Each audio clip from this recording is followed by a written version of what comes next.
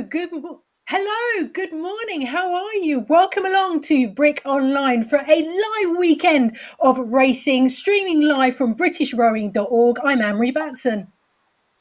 Hello, I'm Jack Dryden, and we're here to guide you through all the action in 2 packed days of racing, with over 2,700 entries from over 40 countries worldwide. But it isn't just about the British Championships. This weekend, we're delighted that certain events have been incorporated, including the European Continental Qualifier for the World Rowing Indoor Championships, and also, in a little drum roll I've got going in my ears, we're going to use the event to crown the European Rowing Indoor Champions, which I'm really excited about, but a bit more on that later.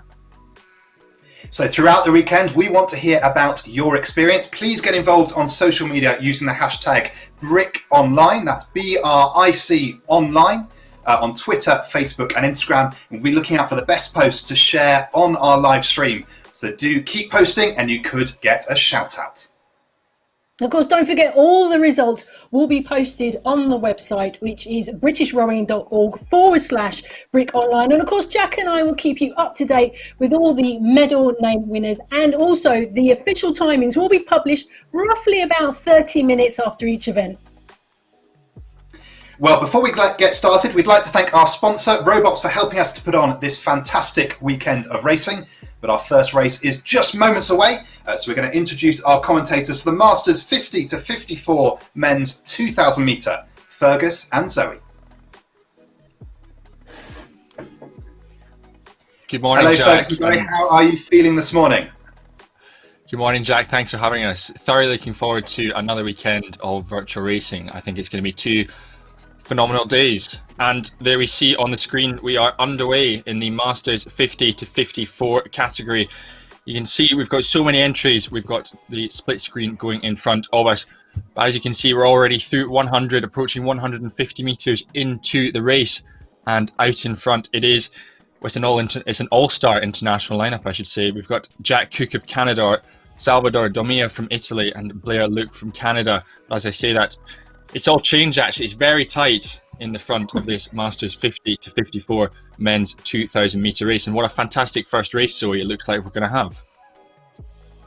Absolutely, they are going for it neck and neck out the blocks, and what a time in the morning as well to be doing your first 2K. But as it looks like there as well, we probably have people in different time zones as well competing, so fair play, there may be some home advantage if you're working in a different time zone for this. But an absolutely great start to this and a great opening race. They are really neck and neck.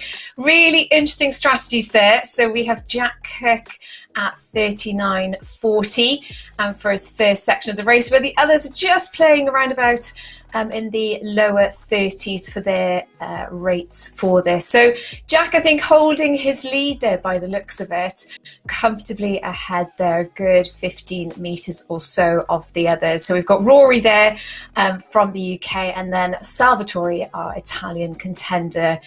And as we go through that first 500 then, Fergus, I don't know, do you think now Jack's going to press out his lead, or will we see Rory nipping at the heels? Well, I think, like you said, Zoe, it's a very bold strategy, going off sitting about 35 strokes a minute. But it looks like Rory and Luke have just found that little bit more consistent rhythm, just sitting there sort of 30, 31 strokes a minute, but just sitting that couple of splits lower, so important as they come into these middle 1,000 metres or so. But I think we've mentioned it already in the race, it's just so tightly packed in sort of this opening 700 metres or so. I really think that anything can happen. And just a couple of big power strokes in the middle of this race could alter the race for anyone. But at the moment, it is just Jack Cook hanging on to first place. But as we can see there, the numbers just starting to tick down. Rory O'Sullivan starting to creep his way back into this race as we approach the 1,200 metre mark. Yeah, absolutely. And just looking down at some of our competitors. So we have Jonathan Carr-Brown there. He's from London Rowing Club. He's actually head coach at Bournemouth University Boat Club. So I hope that the students are logged in and cheering him on at the moment and watching him. And I hope he's taking his own advice. I'm sure he'll have given plenty of advice to the students doing their 2K. So a former London Rowing Club lightweight in his youth. So let's see what what he does going into our last 2,000 meters. And there we see there Jack Cook, Rory O'Sullivan just ticking through that halfway mark. 1,000 meters to go in this opening race, the men's Masters 50 to 54 2,000 meter race. And we see that Rory O'Sullivan just ticking his Bible into first place. That's been a well-paced first 1,000 meters for him. And we've just got to see now how long can Jack Cook hold on to that second place. But as I say that, it looks like Luke Howard is just now, yeah, there we see it. Luke Howard creeping up into second place. But there we see on the screen now, we're joined by Patrick Baumgartner. What a fantastic effort he's putting in. And this is so important. And Patrick's been rowing since the age of 14, and I think we can see some pretty established erg technique there, nice and relaxed in the shoulders, taking his opportunity to recover, nice relaxed body on the recovery, sucking that oxygen in, and then that real nice connection into the drive onto the as he takes the stroke. So I think that's Patrick there doing really great. That's our French contender, and hopefully we'll see now as we go into our final quarter of this race. Yes, Patrick, one of our many international competitors this morning in this race alone. We're welcoming rowers from the United Arab Emirates, the United States of America, France, Australia, Italy, and it's fantastic to have so many people competing across today and tomorrow at the British Rowing Indoor Championships online. But as Zoe said, we are quickly approaching the final 500 metres of this first race, the men's Masters 50 to 54, 2,000 metres. And it's been nip and tuck the entire way through in the top couple of places. It's Rory O'Sullivan just holding on to first place as he comes into the last quarter of his race. But just looking down the rest of the fields, in fourth to eighth, Rob Ward, Jonathan Ralph, Declan Watson, Salvatore Domia, Edward Collis. There's just about 6 metres between all of them. This is going to be a fantastic last couple of 100 metres, Zoe. Yeah, absolutely. And I'm just looking a little further down at the field as well. So we got Edward Eastham from Wingham de Prez Sub-7. So he joined Sub-7 many years ago, and he started training for this event last year, but he couldn't make the event in June. So that's why it's a Wingham of Prez. So he says to wish him luck, and of course we do. And there's Patrick there as well, really stepping it up now. That's some real good technique going through, really positive and looking really consistent, actually. Looking really strong there through the core, very focused. Look at that look in his eyes, absolutely boring down on that screen. He's probably got a really good idea of what his competitors are doing around him as he's now well and truly into that last 250 of the race. He'll know what he'll need to do now in order to just pip ahead of the crew or the person rowing just in front of him. So let's see if he can hold his technique now as we go into the last 100 metres. But looking at that score there, we have got Rory just holding on his lead there. He's rating 31. He's got room to move if he needs now as we approach the line. But Edward there, just a few metres behind him, kicking it on there at 35. But will it be enough just to nip ahead of Rory before the finish line? I don't know. We are just coming into the line there, looking at Rory O'Sullivan, Edmund Noon and Luke Howard. Yeah, what a fantastic showdown this has been in the men's Masters 50 to 54 category. We see everyone just starting to come in, and it's been oh so close, just like we thought the whole way through the race. That mid-pack, so fourth to 12th, it's just a matter of seconds separating them. We see there Jonathan Carr-Brown just finishing up just ahead of Guido Cresto, Mike Grout, Guy Nesbitt and Robert Scott. We see wrapping up now, we've got Justin Cheeto from the United Arab Emirates. As I said, fantastic to welcome so many international competitors this morning. Phil Osborne, Chris Whale, and he's just ahead of David Yates, Sean Richards. And we've seen Patrick Baumgartner on the screen. He just takes his turn finishing up now. And then wrapping up, we will have Nathan Wall, Tim Silito, Simon Crouchman. And I think it's also worth noting this event is such a great opportunity to bring together not just your usual regatta rowers in this race alone. We've got ex-triathletes, Paul Golding. We've also got Atlantic rowers, Jeremy Webb, rowed the Mid-Atlantic in 2014. So a great opportunity to bring together so many people rather than just the usual regatta and head race lot that we're so used to seeing.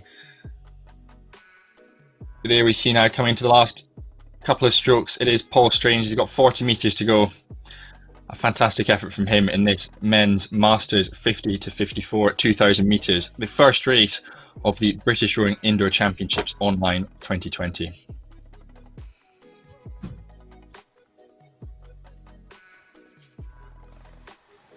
So we mentioned in our intro at the start of this broadcast, some of the races today are forming part of the European Continental Qualifier for the World Rowing Indoor Championships. And this, the Masters 50 to 54 men, is one of them.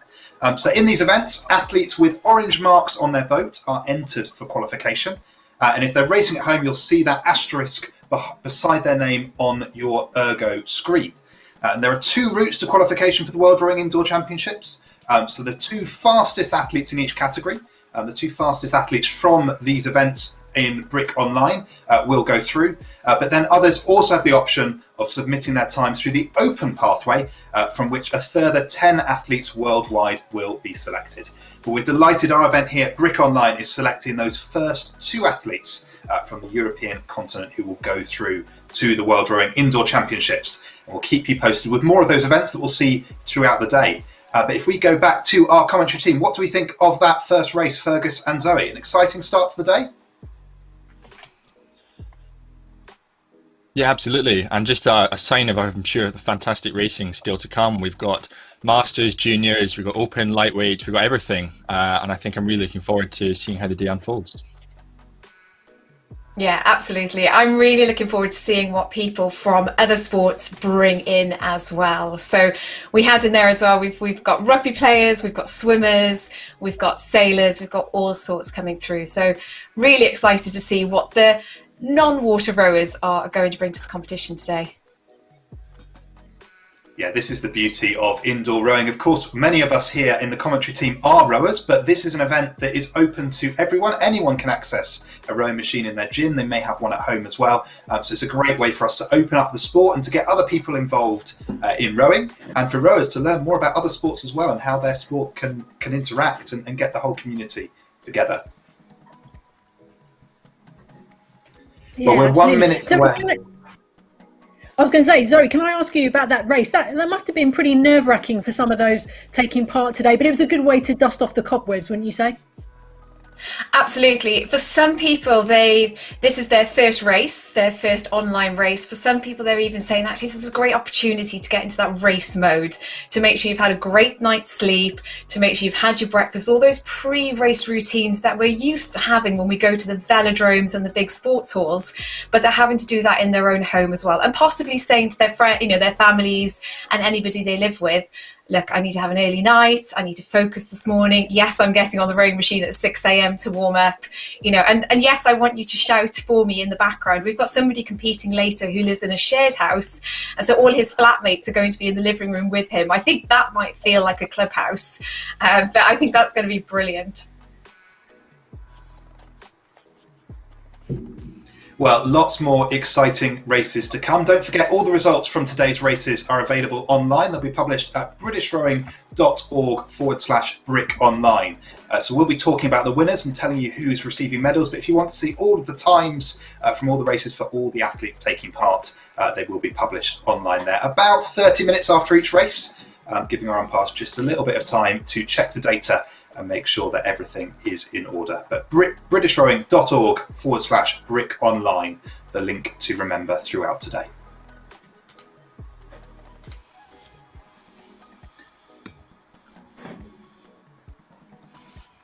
So we're moments away from our next race. I'll pass you back to Fergus and Zoe. This is the second of the Masters 50 to 54 men's 2,000 metres. Thank you, Jack. And we see we've got another packed entry for this men's Masters 50 to 54 category. On the screen there, you can see David Dix, one of the live streams that we'll have operating today. He won the Brick over 50s, then came second. So at 53, he's hoping for a third. He calls himself a born again off the water rower. He rowed for Australia as a junior, but then spent his best years in scrums. But now he's getting more pleasure from rowing than is right for an old bloke. But fantastic to have David competing here today. And Zoe, just a couple of minutes, a nerve-wracking couple of minutes away from the start of this second round of the men's Masters 50 to 54. Yeah, absolutely. They'll have seen what's just happened in the previous race. They'll know what times are up there. They'll have sat there thinking, gosh, that is quite a bit of time to be working at your maximum and working smart and working efficiently. So they've had a little bit more time possibly now just to get their heads in the game, think now back to their race strategy and really focus on what they've got to do now in the next few minutes. Again, I'm always interested to see what strategies people are applying, whether they go and sit up in those high rates and spin it through, or whether they've got a bit more maybe a base training or weights training in the tank there and are going for the lower rates.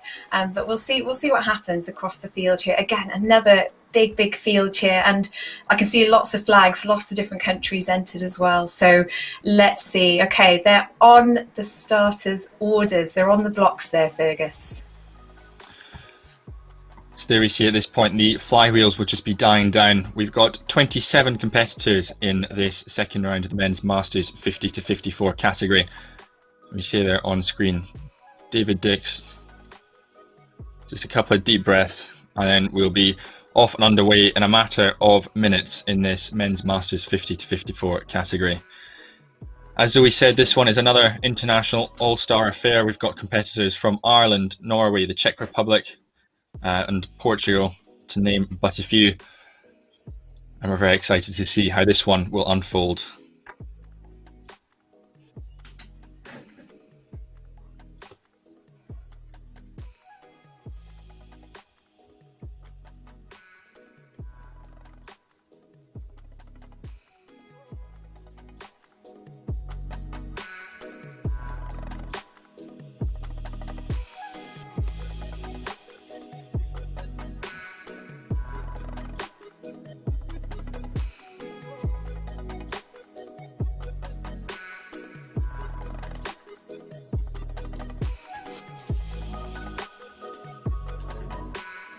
So what those athletes can see now is what you can see on the screen in front of you, a signal asking them to stop rowing.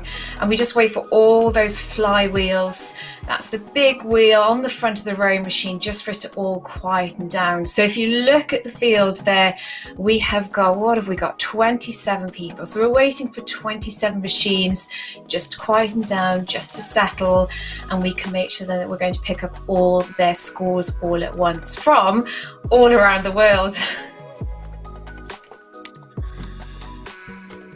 Absolutely, and again in this race we've got a wide range of competitors. We've got ex-cross country skiers, we've got crossfitters, but of course none of that matters. It all matters how quickly these men can cover this 2,000 metre distance, the men's Masters 50 to 54 category. As I said, we'll be joined on screen by David Dix. Through the power of live stream, the power of Zoom, and we're following his crack at this 2,000 metre race in a couple of minutes' time. So you see they're just waiting on 4 or 5 ergos just to reset, just to stop rowing, and then they'll be under starters' orders. Those famous words, attention, go, and we'll be underway.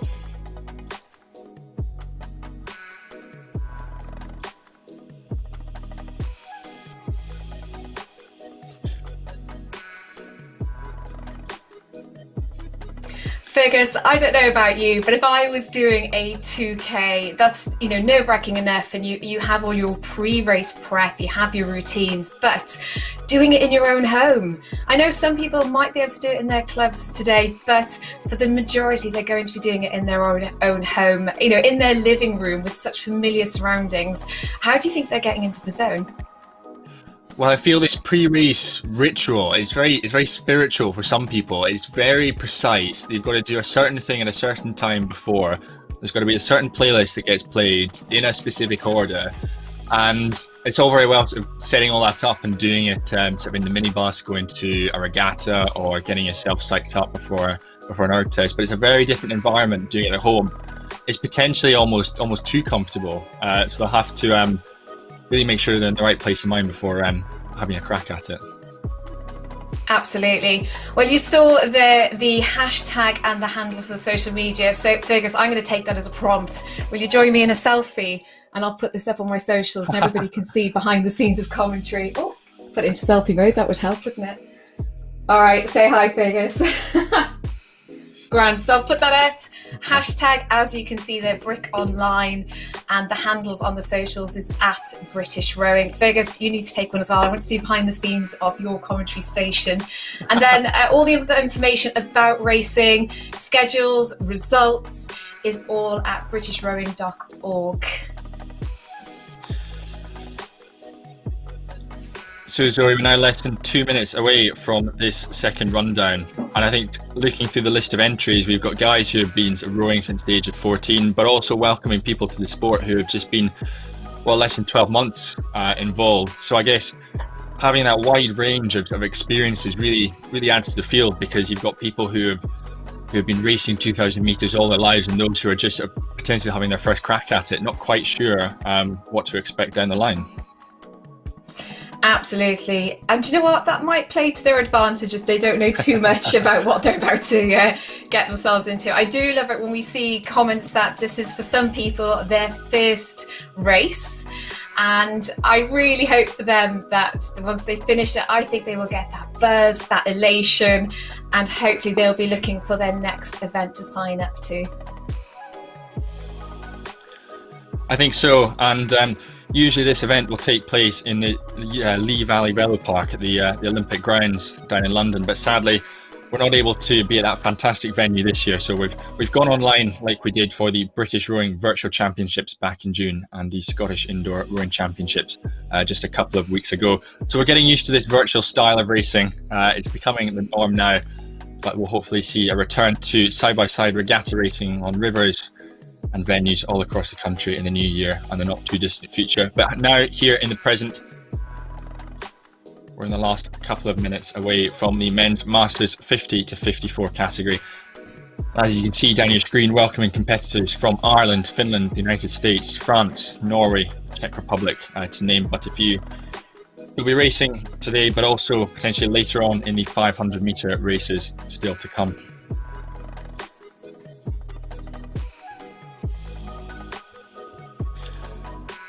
So on your screen at the moment, we've got that split screen, and the leaders will appear on the top right hand side of your screen, and then they'll run down to the left hand side. So the leading boats, as I said, the top right hand side, so they're the ones to keep an eye on for the fastest times coming out of this heat of the men's Masters 50 to 54 category.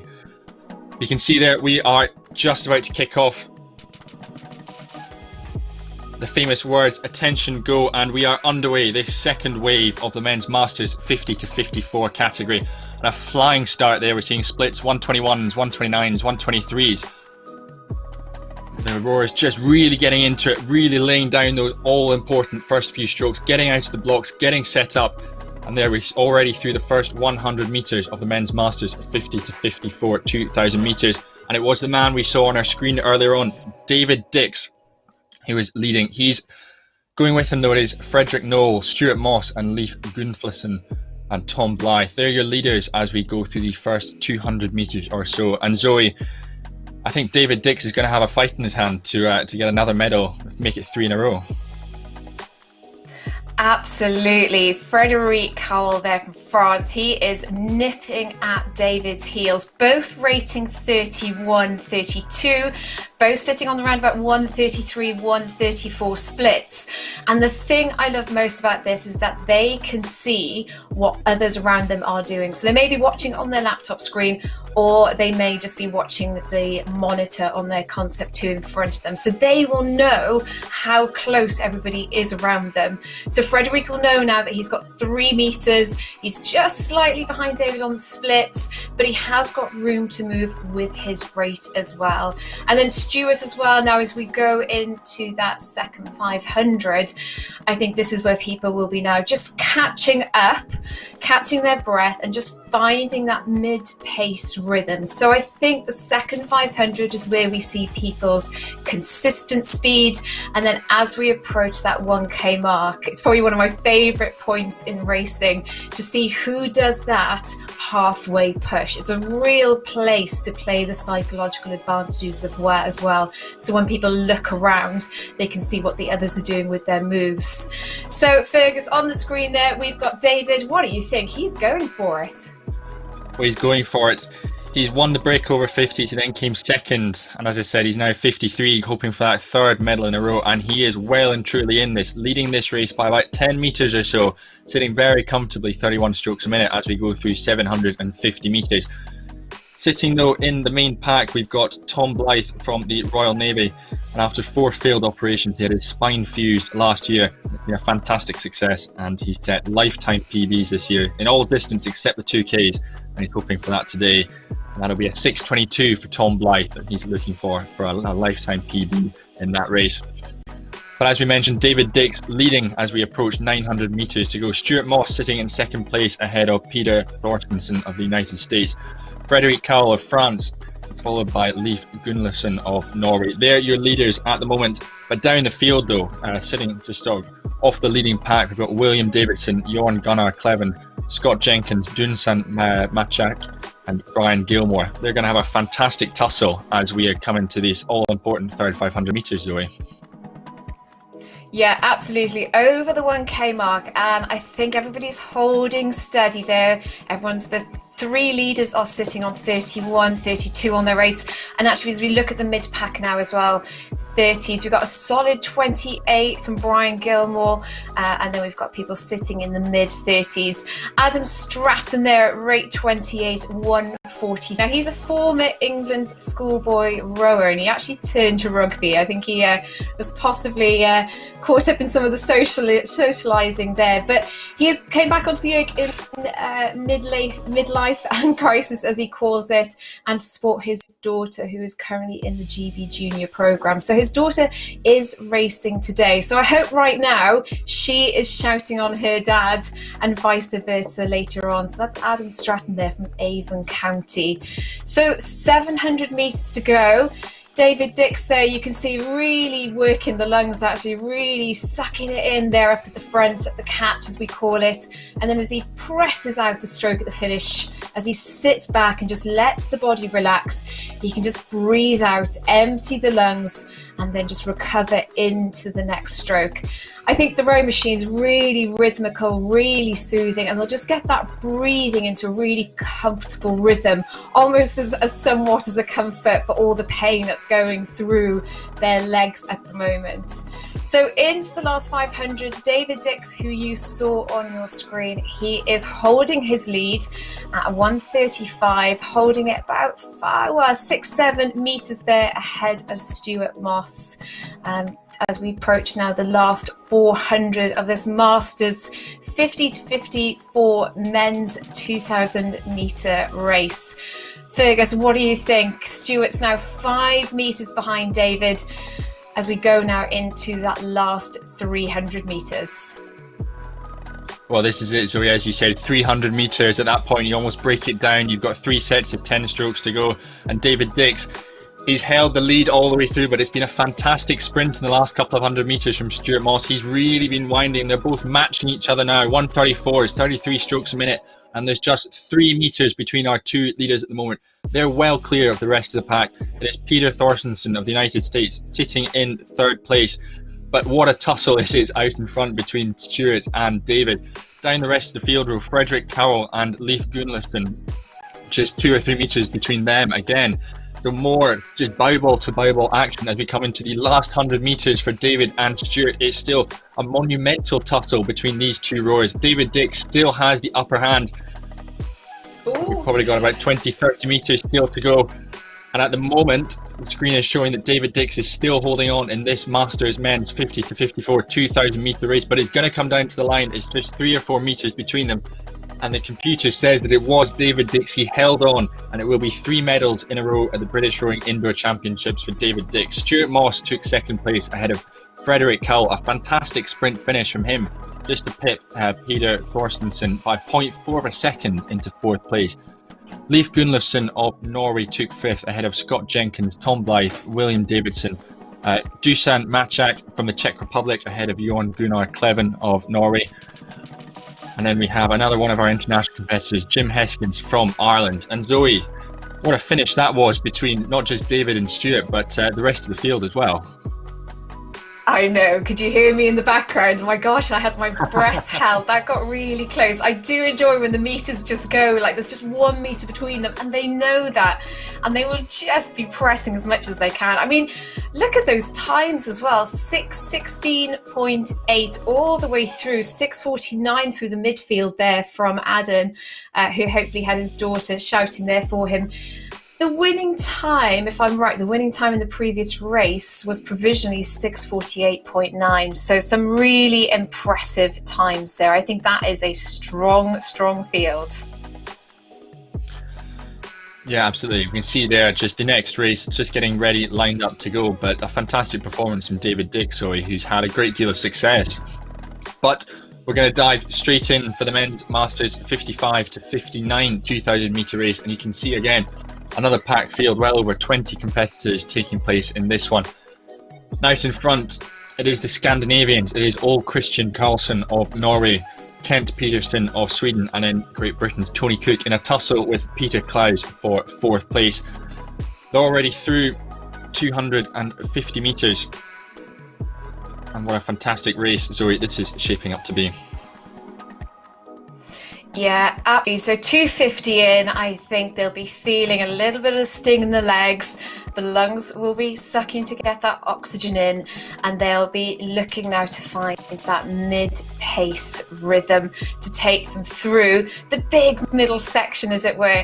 Now, again, we have got people in this field from all different walks of life, all different sports. So Christopher Pym there, who looks like he's about 9th at the moment, 8th. So Christopher is from Kilkenny in Ireland, and actually, so get this, he's a former Leinster rugby captain.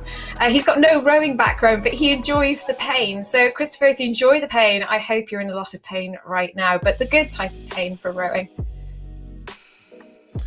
Well, we can see there, we've actually picked this race up at the end of it, and it was the Scandinavians, Kent Peterson, Ole Christian Karlsson, who finished 1st and 2nd. We're sorry we couldn't bring you all the action for this one, but it looked to be a fantastic race that took place under here. Tony Cook in 3rd place ahead of Peter Close, Jari Lamata. On the screen there, we're joined by Matthew Collins. He's got about 40-50 metres left at his crack of the men's Masters 55 to 59 2,000 metre race. And he's going to have a showdown. There he is, Matthew Collins, just finishing up now.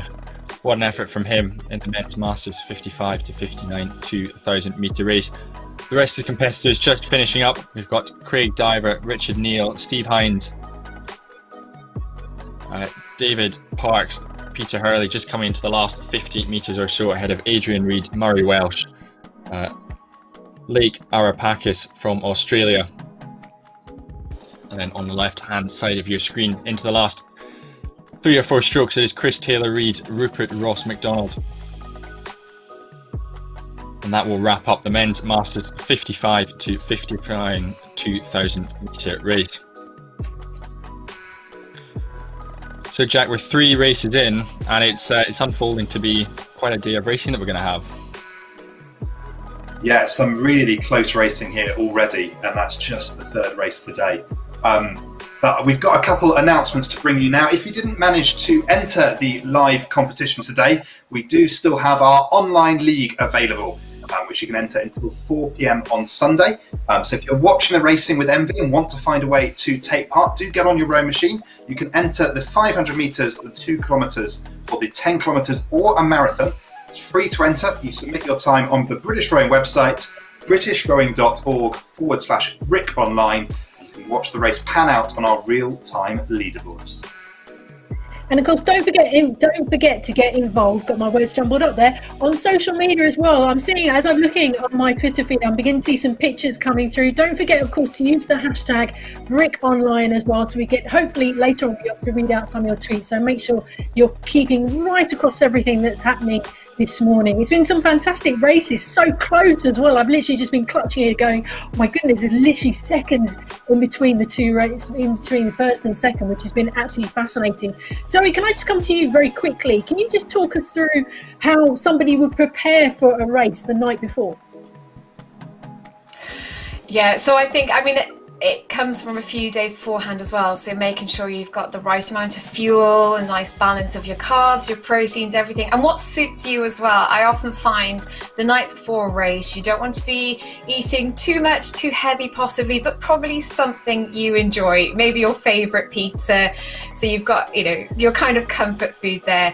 And then I think it's a case of making sure to get your legs up, take your weight off your feet. If you need to stretch out, roll out, definitely be doing that. But just all those relaxing strategies. For some people, they want to focus. They actually want to look back at previous races. You can actually watch your footage from the summer racing if you want to have a look at your race, see what your competitors are doing as well. So I was at Cox, and actually what I would do the night before is research everybody I was racing and just have an idea of what might be happening the next day. So I suspect a lot of these people will have an idea of what their competitors are able to do as well.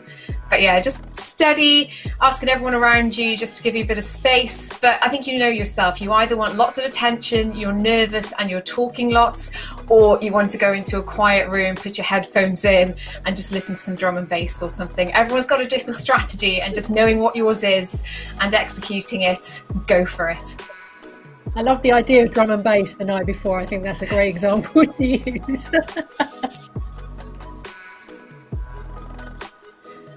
Yeah, so Fergus, maybe some... Do you have any pre-race rituals that you tend to use when you're competing? I know you're president of the boat club at Newcastle. Well, it's been a while since I picked up the oar for a 2,000 meter race or anything like that, but I always had the same pair of socks I had for my J13 years all the way through. So by the time I was racing at university, covered in holes, but the same pair of socks all the way through. Not that I'm superstitious or anything. But to be honest, I think, as Zoe said, I think all the work that you do, all the preparation is done days in advance, but weeks in advance as well. And all you can do is turn up on the day. And I think if you've trained well, you have trained to race effectively. So when you turn up on the day, all you've got to do is go through the motions and trust in the training that you've done, the miles you've put in, and knowing that, well, you can research your competitors as much as you like, but at the end of the day, you can only control the controllables, as my old coach used to say. So go into the race, back yourself, and got to be pleased with the best performance you put out. So the 2,000 metre, a very common distance for rowing. Fergus and Zoe, do you want to talk us through what the kind of stages are for that race and what you're thinking about at each point in that race? I know most rowers tend to break it down into kind of 500 metre segments.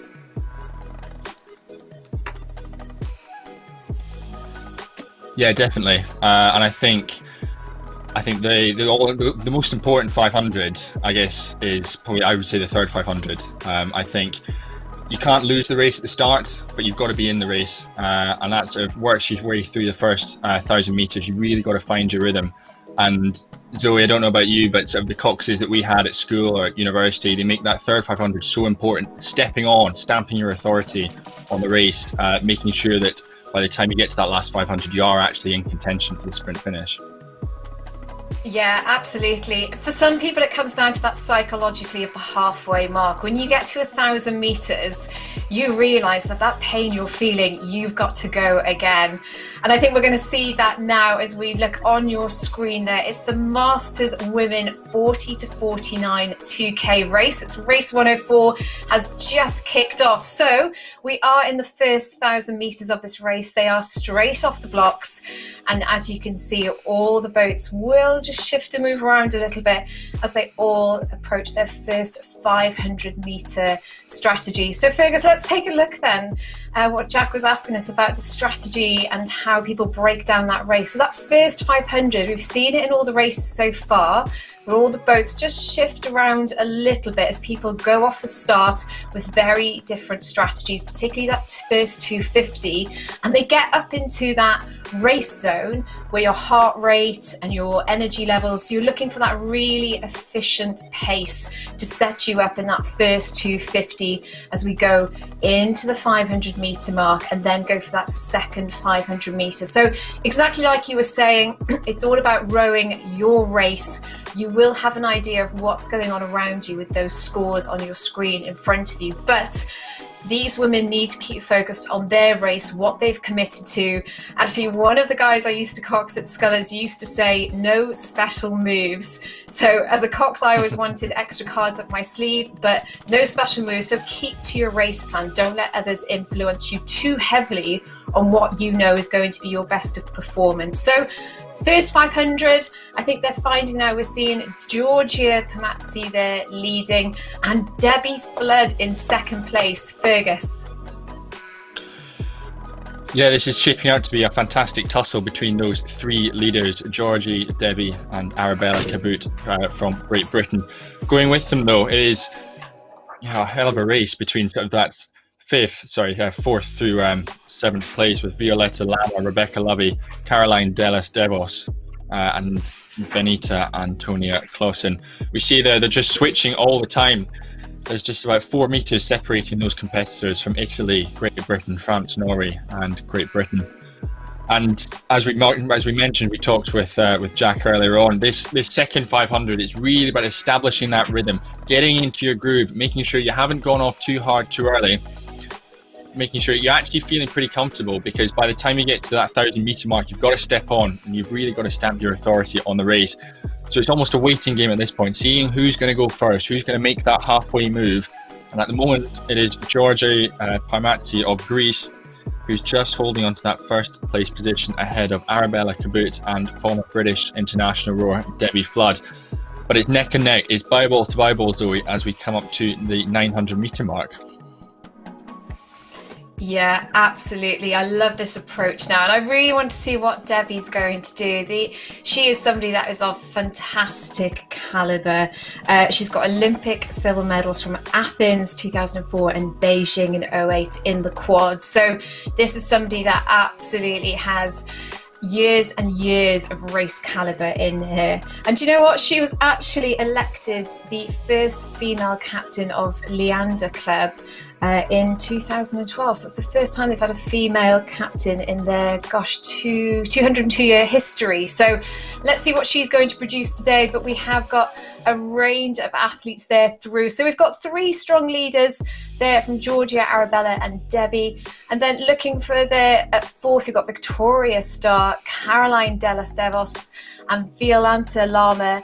And they are within a metre of each other. So I think we're going to have some competition there. And then as we look further through the field, Jenny Muston there, Fiona Duggan, Michelle, they're all within a couple of metres of each other, but sitting up there comfortably, Georgia Pamazzi, rating 28 and just holding a solid there, 147. So we've taken it over the 1K mark.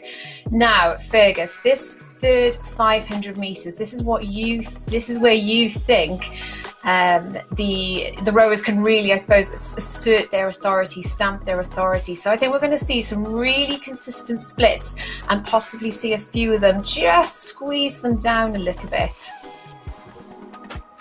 Oh, absolutely.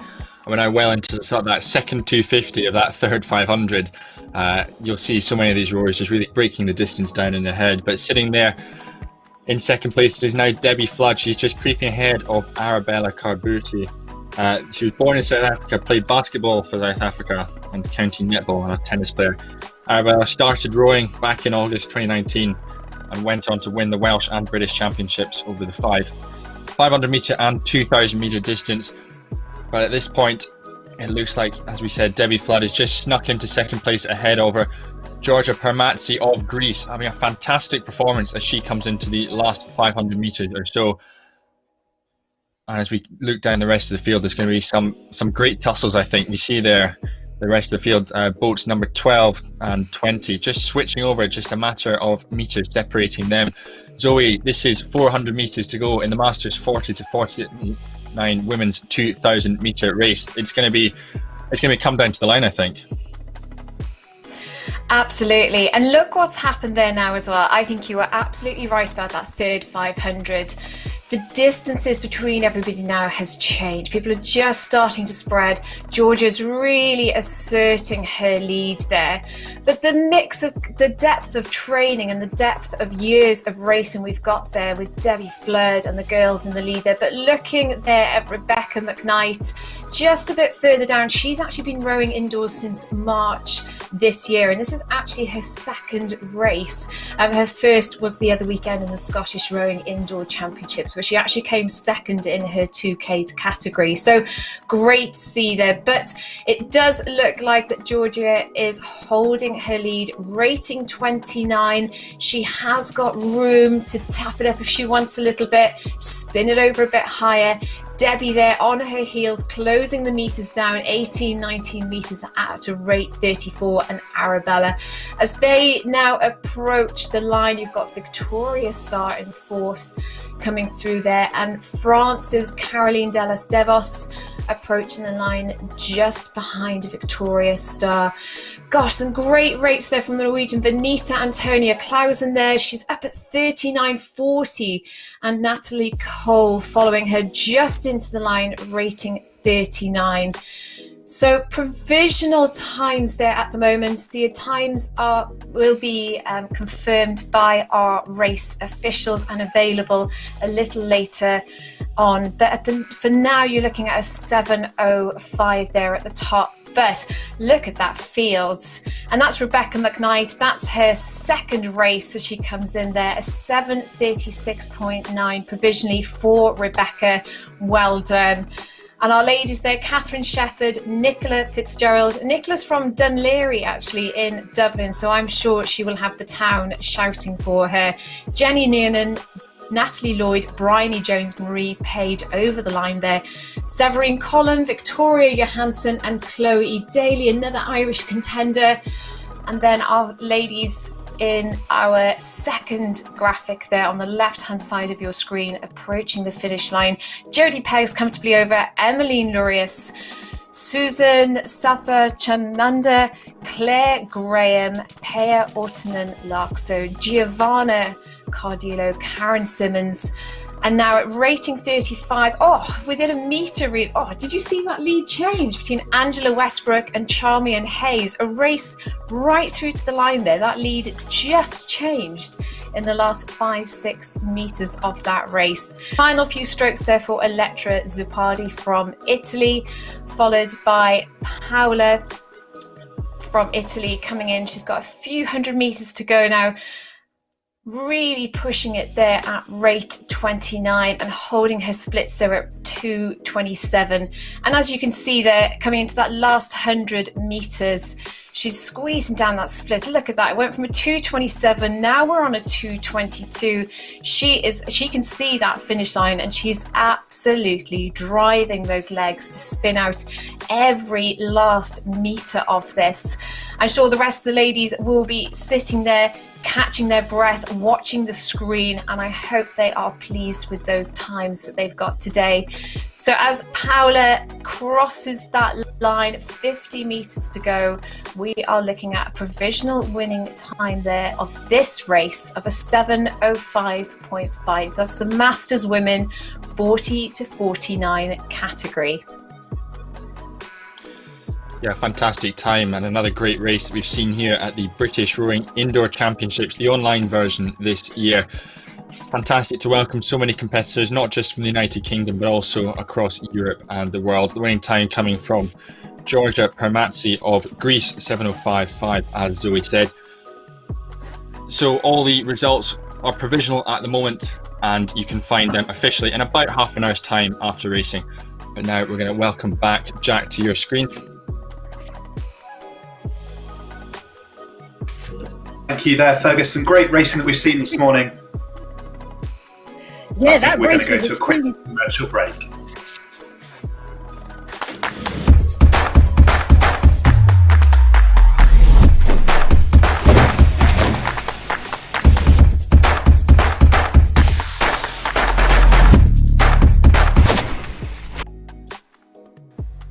Thanks to our event sponsor, Robots, without whom it wouldn't be possible to put on this fantastic event. And as we've already seen this morning, some of the races have been extremely tight at that finish line.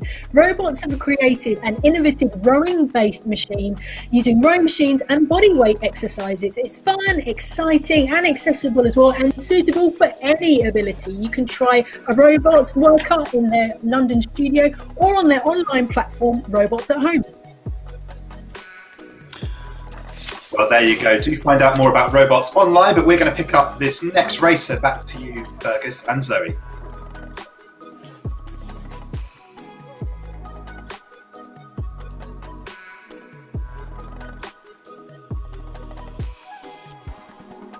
Just be one moment there. We're just refreshing our feed.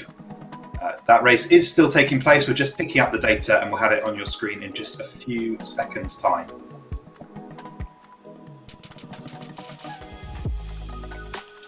There you go. Over to you, Fergus and Zoe. Yes, thank you, Jack. You can see on your screen there, we're 250 metres into this. Race 105, the Masters Women 30 to 39, 2,000 metre race. Welcoming competitors from Germany, Great Britain, Denmark, France, United States, Ireland, to name but a few in this race. But there we go, 300 metres in, and it is the German Anna Mühl ahead of Great Britain's Sally Lancaster and Jess Eddy sitting there in third place. Ellie Wood sits in fourth ahead of Elsa Magnusson in fifth place from Denmark. We're now 400 metres in, and the race leader, as I said, Anna Mühl, sitting very comfortable, 32 strokes a minute, sitting on a 1:44. And in the race, we've got a varying degree of experience from the likes of Jess Eddy, Rio 2016 silver medalist, a historic silver medal for Great Britain's women's 8 there, and she's sitting in third place just behind Sally Lancaster of Great Britain from Body Fix York. So we're into that second 500 metres now, and I think we've got some great tussles that will be taking place as the next 1,000 metres or so unfold. Yeah, absolutely. And ones I want to watch as well. So we've got in this race, we've got sisters Samantha Scott and Juliet Short. So Samantha Scott actually is an indoor rower. She does it for fun and fitness, and I think we know this. The rowing machine is a fantastic workout, and she was persuaded to do this race by her sister Juliet Short. So I'm going to be watching to see how they compare. I'm sure they have a private wager going on between them, but right there in front of us is Juliet Finnis, looking really comfortable, actually, really solid, good rhythm, a nice relaxation in the shoulders, and just focusing on that screen in front of her. Nice long stroke as well, Fergus. We do see that whilst on the rowing machine, we are trained to bring the handle to that kind of middle chest area to replicate what we do on the boat. But when it comes down to indoor racing, where it's just about the score, I think we see techniques where that handle comes further, and you really sit back to push through as much as you can through that stroke. So really good technique there from Juliet, looking really comfortable. So as we now approach that 1K mark, I'll be really keen to see who is going to put in any sneaky pushes, just to see if they can nip ahead of somebody that's just been just half wheeling in front of them for the last few meters. So we are over that 1K mark of the Masters Women 30 to 39 category. In the lead there from Germany is Anna Mühl, 31 on the rate and a solid 1:46. Jessica Eddy from University of London or Tyrian Rowing Club, fellow alumni at 29, 1:45. She is a racer and she knows how to hold that mid section of that race and step it up through the final 2 quarters. So let's see what Jess is going to do. And Sally Lancaster there as well, just a few meters behind, 32, so rating just slightly higher than Jess, but a 1:45. Really, really impressive here. Yeah, absolutely. Deep into that third 500 metres now. Your leaders, Anna Mühl, Jess Eddy, Sally Lancaster, Ellie Wood, Elsa Magnusson, the Dane, Adele Tudor from Great Britain, Johanna Louise from Germany, and Sabrina Brodnik from Cercle Aviron Norgetes in France. But it's been a well-paced last few hundred metres or so from Jess Eddy. She pushed her way into second place, and she's got her sights firmly set on Anna Mühl of Germany. Just 10, 11 metres separating now. But she's got a couple of pips that she can use as she comes into the last 600 metres. Just taking a look down the rest of the field, it is Ellie Wood sitting in fourth place, or the best of the rest at the moment. Elsa Magnusson about 7 or 8 metres behind her. And again, the two of them sitting 27, 28 strokes a minute. They've got a little bit of rate to play with, so they've got some gears to go through as they come into the last 500 metres of this, the Masters 30 to 39 Women's 2,000 metre event. And again, it's so close between the middle of that race, Zoe.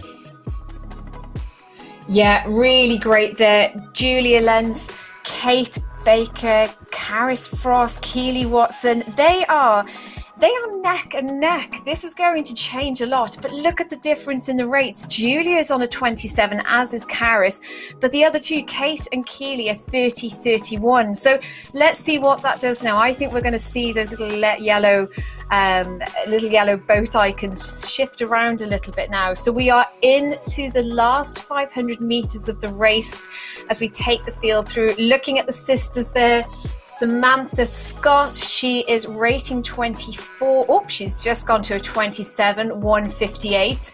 So I think we can see her race really developing out there. And then against her sister, Julia, she's doing brilliantly. So well done to both of those. A great, great challenge. And Juliet Finnis, who you can see on the screen there, really fantastic to watch the technique. I always think it's really important to focus on your technique, particularly when you're feeling it in the legs, your lungs are pushing, but you really are focused, and it's a time to really focus on what you want out of this. So we are now, for our leaders, approaching that last few hundred meters of the race. Can Jess do it? Look at them both. Rating 40 from Anna Mühl. Jess there sitting in second, 42 as well. Wow, can you imagine? 53 we saw as she went over the line. Well done to those girls. So as they start to cross that finish line of this Masters Women 30 to 39 2K race, it looks like first over the line there from Germany was Anna Mühl with a 6:56.1. These are provisional results and you will get them confirmed later on, so keep an eye on the website. But Jess with a 6:58.1, Sally Lancaster on a 7:08.4, goodness me, and Ellie Wood on a 7:20.1. And as we saw the changes through the middle section there, yeah, even as they come over the last few meters of the line, Elsa Magnusson, Johanna Louise Kansvich, Robin Wainwright Tanner, Adele Tudor and Kate Baker and Karis Frost. There was a lot of change in that section of the field, so really brilliant. And on your screen there, you can see Juliet taking the rate up there. She's at 30. She knows she's only got a few strokes to that finish line and it will all be over for her and she can just relax and take a big breath. So there she goes, last few meters into the line, squeezing everything she's got into this race. Really wonderful race in there. Elaine Hunkinson over the finish line, and just coming in now, Sarah Pascal Sorrell, last few meters for her as well at rate 32. Well done.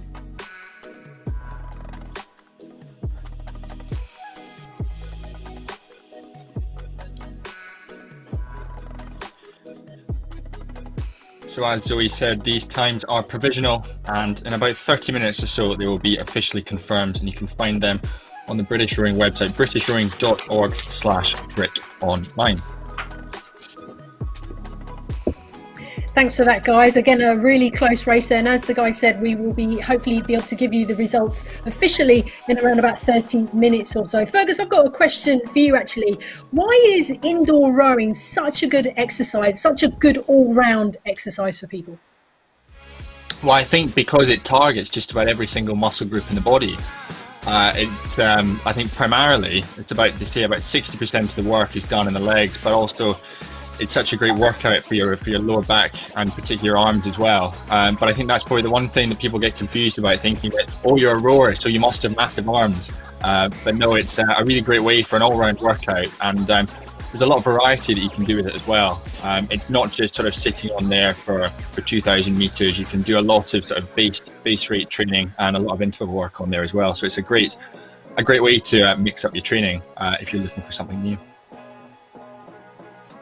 So I used to row when I was at school, and I think the one thing that I always noticed is that with rowing, the effort that you put in is the result that you get out, and I think that's a really exciting thing about the sport. But the athletes we see performing the best here today, they will be the ones who put in the most preparation, don't you think? Yeah, definitely, Jack. I think that's probably the one secret that we were both taught at school, is that you can't cut corners. And if you actually want to win the races come the summer, you are actually going to have to put the winter miles in and sit on that erg for quite a long period of time. And Zoe, I guess because of the way the world is right now with the coronavirus pandemic, no doubt sales of indoor rowing machines probably shot through the roof. How can we encourage people though to keep using those machines over the next few months, particularly in the winter months? Oh my goodness, you see the reward straight away. You're absolutely right. Everybody is shopping hard for the rowing machines, and a lot of my friends, it's like Santa's coming early for them with the machines arriving in the next few weeks. So how to stay motivated? I always think it's great to enter something. So look for a competition and enter it, but get social with it. So there's a lot of kind of collective Zoom sessions. You can get together with your mates, get a Zoom session together and just agree something, whether it's 3 to 10 minutes, a couple of technique sessions, get a coach in to have a look at what you're doing. But there's so much there. But have a look on Twitter. A lot of people are talking the indoor rowing game at the moment, and you can put challenges out as well. So we've had the league running as part of indoors, and that's something you can take part in as well, where you can challenge and have something to achieve. But I think, to what the boys are saying there as well, you've just got to look at your own fitness. The beauty of it shows you on the screen what you're doing, what your output is, what kind of fitness levels you're at, and you can see the rewards straight away. So yeah, I would say get social with it and challenge somebody with maybe a time or a distance. Well, Zoe there mentioned the online league. Do take a look if you want to enter a time this weekend. It's free to enter online at britishrowing.org. We'll pick up that next race now. Back to you, Fergus and Zoe. Yes, thank you, Jack. And on your screen, we've got 2 separate races taking part here. On the left-hand side of your screen, we've got the Masters Women 50 to 54 2,000 metre race. That's on your left in blue, and on the right-hand side, it will be in yellow, the Masters Men 60 to 64 2,000 metre race. So we're going to have both eyes on both sides of the screens.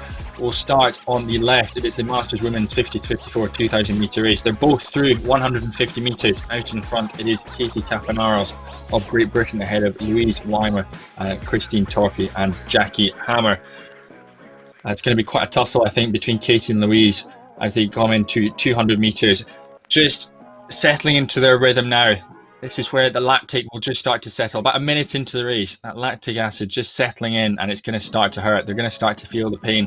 Louise Weimer, though, sitting 28 strokes a minute, just setting into that more established rhythm, that powerful rhythm, just a couple of splits lower than Katie Kapanaris. But on the right-hand side of your screen with the men's race, it is Pierre Clement of France getting better of Massimo Galetti of Italy, and they're just moving up into 3rd place. It is Tim Roberts of Great Britain ahead of Spain's Joseba Saez Aluza. And Zoe, I think looking down that men's field, I think there's going to be sort of bow ball to bow ball action in this first 1,000 metres or so. Yeah, absolutely. I mean, that's the lead there. They are neck and neck between Pierre and Massimo. Our French contendant there just in the lead, and Italian contendant. Oh, and there we go. Massimo just nips in front of Pierre there, with Richard Cheeseman from GB just there in 3rd place. Now, Andrew Townsend, you can see a little further down the field, just a few metres behind Tristan Costa from France. But Andrew Townsend from Nottingham Rowing Club, he has just retired as a policeman, or as a policeman has just retired. So I'm sure there'll be years and years of base fitness there in Andrew Townsend. So let's see what he does now as the race develops. So we are now into the second 500 metres. And these are 2 races that you see on the screen. On your right-hand side is the men's Masters 60 to 64 age group. 2K, and on the left is the women's. So Louise there, she is still holding her lead. She has won this in, I think it's 2019 and 2018, another Wallingford Rowing Club member. So I think she's going to be putting the pressure on herself. I think once you get used to winning, you really enjoy it. It's a wonderful feeling. So Louise really asserting her lead there, rating a solid 28 with 1:52 on the split. But Katie Kavranas just behind her there, rating 27, 1:57. So they will now be approaching that 1K mark, and this is where we start to see people either shift into that second half race rhythm, or that realization hits that they've got that second amount of what they've just done to go. The lactic acid will have flushed through, and let's see, they'll be breathing hard, but starting to think now about that third 500 meters of this race. And I think this is where you start to look at your technique as well. You make sure that you are doing what you planned. You said it earlier on, Fergus, trust the training. It's something I would probably say to nearly all my crews before we spin and start a race. Trust the training. So hopefully they have got years of training in them, not just in rowing, but from all their different sports. So Denise McCabe from the PT Factory in the women's race there on the left-hand side, she is new to indoor rowing, and she's doing fantastically there. Yes, so we are riding with two races here on the right-hand side of your screen, approaching 750 meters to go. It is the Masters men's 60 to 64. Leading that is Massimo Galletti of Italy, ahead of Richard Cheeseman from the UK, just 2 meters ahead of Pierre Clement from France. That's quite a race they've got between the two of them. It is Richard Cheeseman pushing on in this third 500, that all-important third 500, and I'm sure he's got his sights set on that lead. He's now equal with Massimo Galletti. They're going at the same speed, and it looks like Richard Cheeseman just putting another push on there to see if he can rein in Massimo Galletti with about 650 meters or so to go in the men's race. On the women's side of things though, Louise Weimer, the all-conquering Louise Weimer, winner, as Zoe said, in 2019 and the year before, 2018, out in front. She looks unstoppable at this point as they come through 700 metres. But it's a three-way battle between Jenny Taylor, Margaret Greenhall and Katie Capaneros. Just 10 metres separating those three rowers. And at the moment, it is Jenny Taylor putting a push on, getting the better of the three of them, Zoe, as they come up to about 600 metres or so to go in the women's race. But that men's race, it's into the last 500 metres. It's getting to the business end of the Masters men's 60 to 64 2,000 metres. Yeah, absolutely. Here we go. So the last 500 metres, this is a great feeling. So you know you have done the majority of this, and everything that you've been focused on, all those hours of training, all that mileage, you really now, in a way, you've only got 500 metres to deliver everything you wanted to today. So Massimo Galletti there from Italy leading by only a couple of metres. Richard Cheeseman there from the UK pushing there at 30, so he's rating 30, Massimo at 32, so Richard's got room to move, and we've just seen him shift now to a rate 32, and there we go, that's worked for him. And Richard now going into the last 250 metres of this Masters men's 60 to 64. Richard has just peaked in front of Massimo and actually now is starting to extend his lead. So as you can see there next to Massimo's boat, 8 metres, 9 metres. Richard is there up at 34, 38, and Massimo looks like he's trying to respond with rate 36. We saw some 38s there as well. So a great race going on there between those two into their last few hundred metres to the line.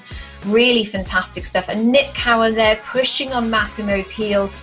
But as they come into the line, I think it looks like we are going to see first across the line with a 6:39.3 provisional time from Richard Cheeseman.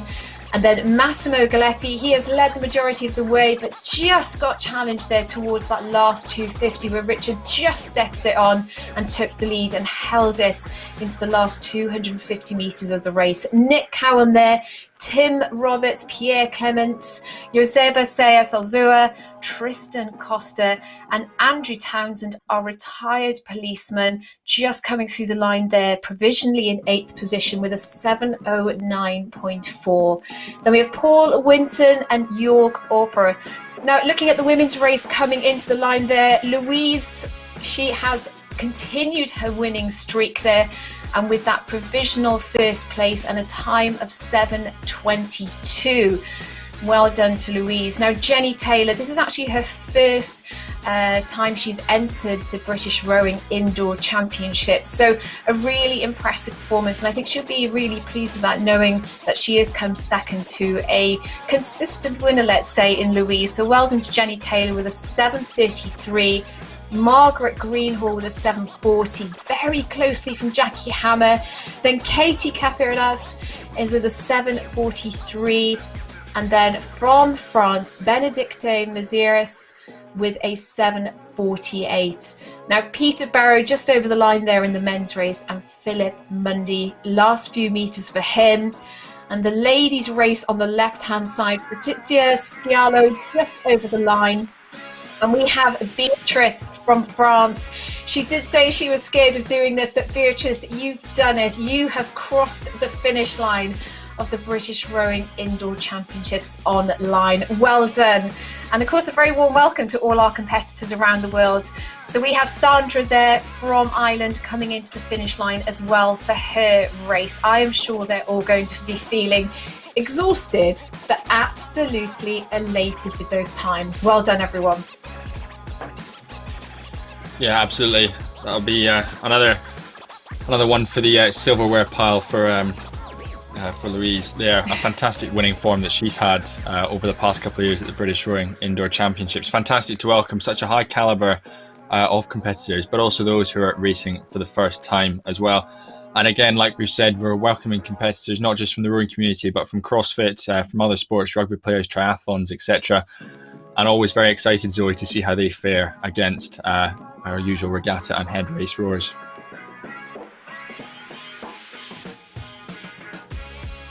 And of course, throughout the day, we are asking you to get involved in the conversation, involved in the races as well, by using the hashtag BrickOnline, so we can get the opportunity to read out some of your messages throughout the day, and also for tomorrow as well. So do make sure you post pictures. I'm already seeing pictures of people with their setups in their living rooms and in their lounges, or wherever in the spare room, and they're using the hashtag BrickOnline. So do keep sending us your comments, your questions, your pictures as well, and any videos as well, actually, using that hashtag. That'll be brilliant, absolutely fantastic. And of course, we've got to come sum up today. So race day, always grateful to see that. Is that a poppy blend to start the day? Which looks pretty amazing. I like the look of that very much. Thank you for that. Well, here we go. Camilla Hadland, one of our commentators, not commentating today, but will be joining us again tomorrow after her birthday breakfast today.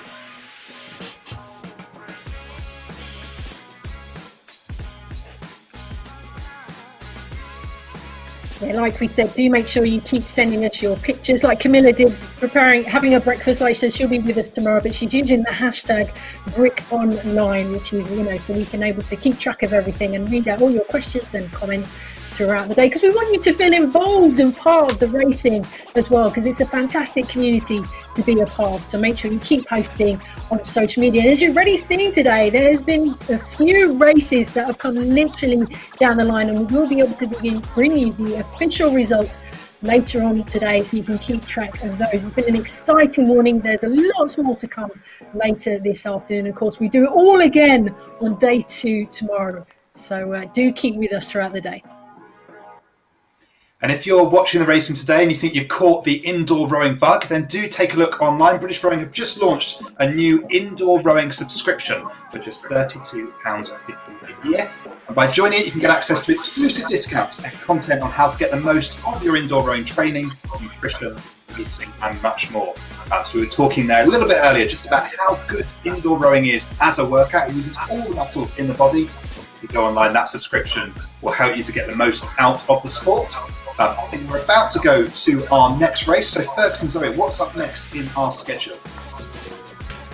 So next up, we're going to be riding with race 107, the Masters Men's 40 to 49 2,000 metre. Another packed affair, this one. You can see there on your screen, 29 competitors taking place in this Masters 40 to 49 2,000 metre race. We're off, we're underway.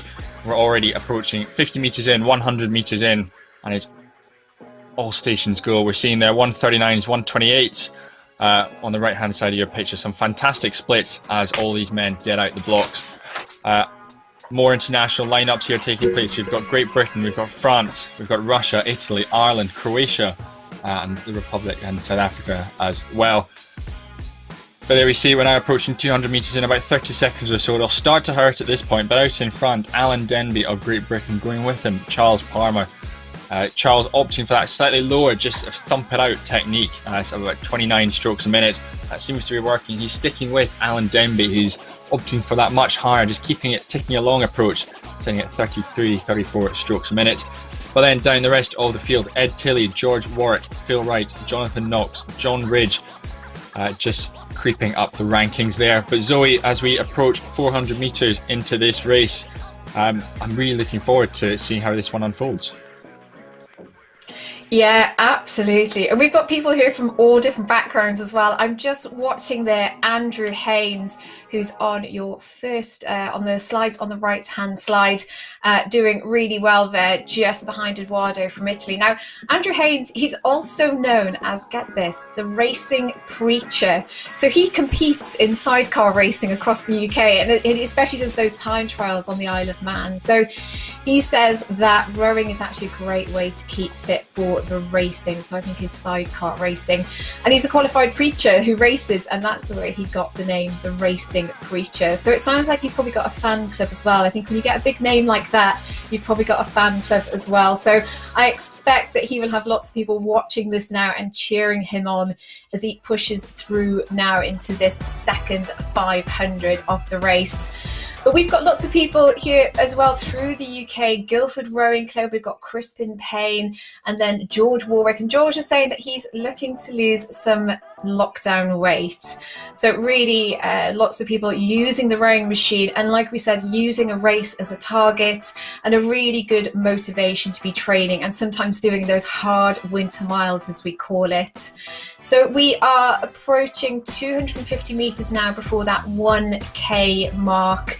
We also have Simon McFarlane. Now, his son is also racing today. So we do have a few parent and children races going on. So I'm sure they'll be comparing times later on. So his son is racing later on. So let's see how Simon does as we approach now that 1,000 metre mark.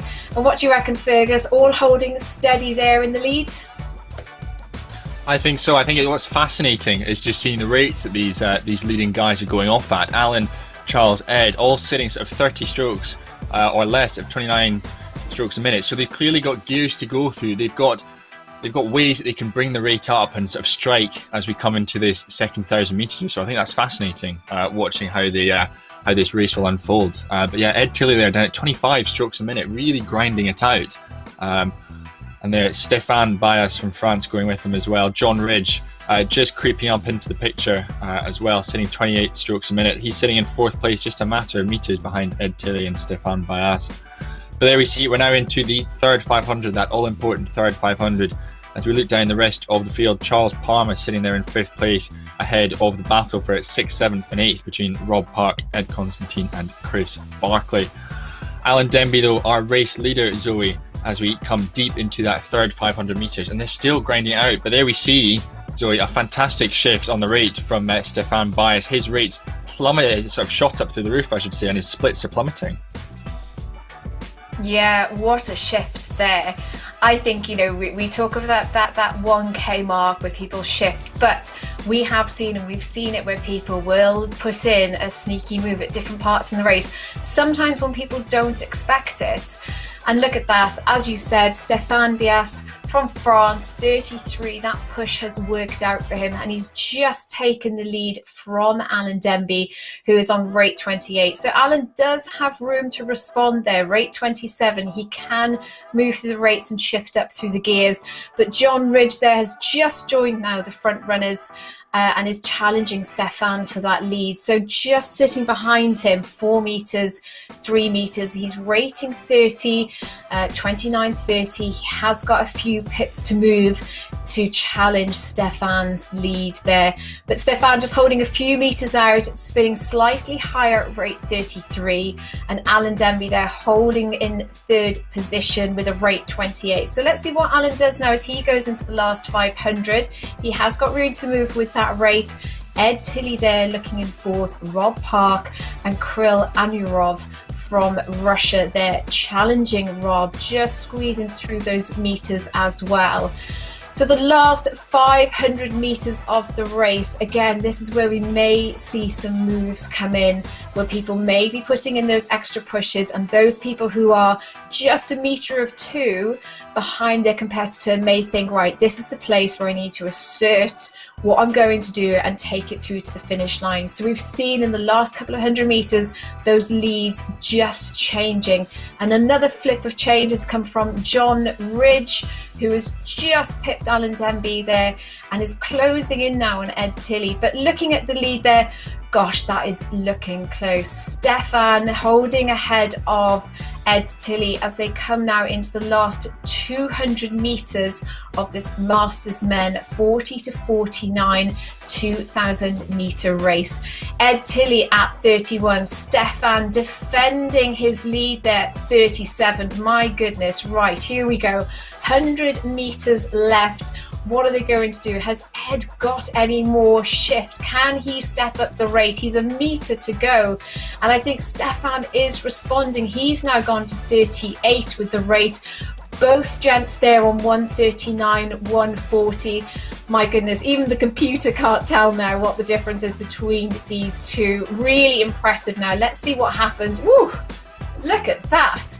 Just on the line. So provisionally, oh my gosh, I need to catch my breath like they do probably. So we are looking at first over the line from Ed Tilley there with a 6:53.7. So we should keep a note of that, 6:53.7, because this is the first of, I think it's 3 or 4 of these races in this category. So 6:53.7 from Ed. Stefan just behind him, 6:53.8. And then Alan Denby, well done. He was just there at 4th and regained that 3rd position. And looking through the field there, we have Andrea Sorardi from Italy coming through the line. And then we have Zach Veitch from GB. Couple of meters left for him now, rate 31 through that line. And then David Moores from South Africa coming through there, rating 28, 146. He can see that finish line, final stroke, just spin that wheel over and he is done. Well done. So 6:53.7 is the time to watch as we go into the next set of heats. Yeah, fantastic sprint finish there from Ed Tilley, really hanging on there in the last couple of 100 meters, and all set up when Stefan Bias de France just set off. He just went for it. In that sort of 3rd 500 meters, he was chilling down sort of 27, 28, or chilling. That's probably probably the wrong word to use there. But then he just stepped on. He stepped on ahead of sort of Alan, John, and Ed up to about 33, 34 strokes per minute. That was the defining move of this race from Stefan Bias. But he just wasn't quite able to hold on. He didn't quite have the beans to hold off the charge from Ed Tilley. A phenomenal sprint finish there, timing that to absolute perfection.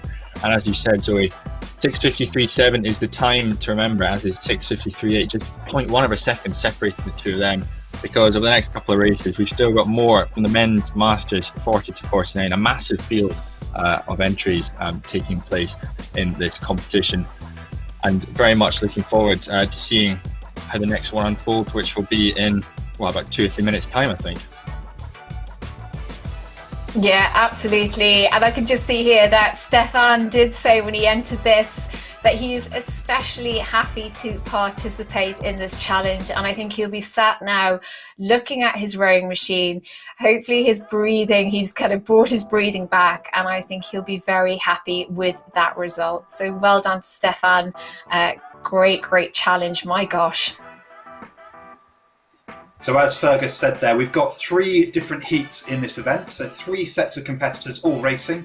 We'll be looking for the fastest times to crown the winners for Brick Online, but also this is one of our qualifier events for the World Rowing Indoor Championship. So the 2 fastest times from the boats that have the orange markers will go through, pending verification of course, to the World Rowing Indoor Championships in 2021. There's some exciting races to see. What were the top times that we saw in that last heat, Zoe and Fergus? What's the time to beat?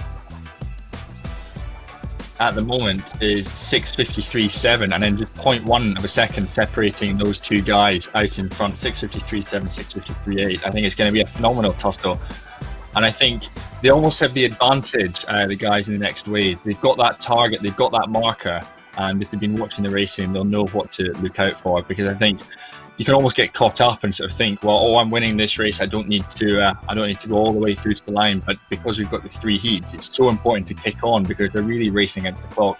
As you said, they were vying for qualification for the World Indoor Championships in the new year. And certainly having those qualifications provides that extra edge to the race, doesn't it, Zoe?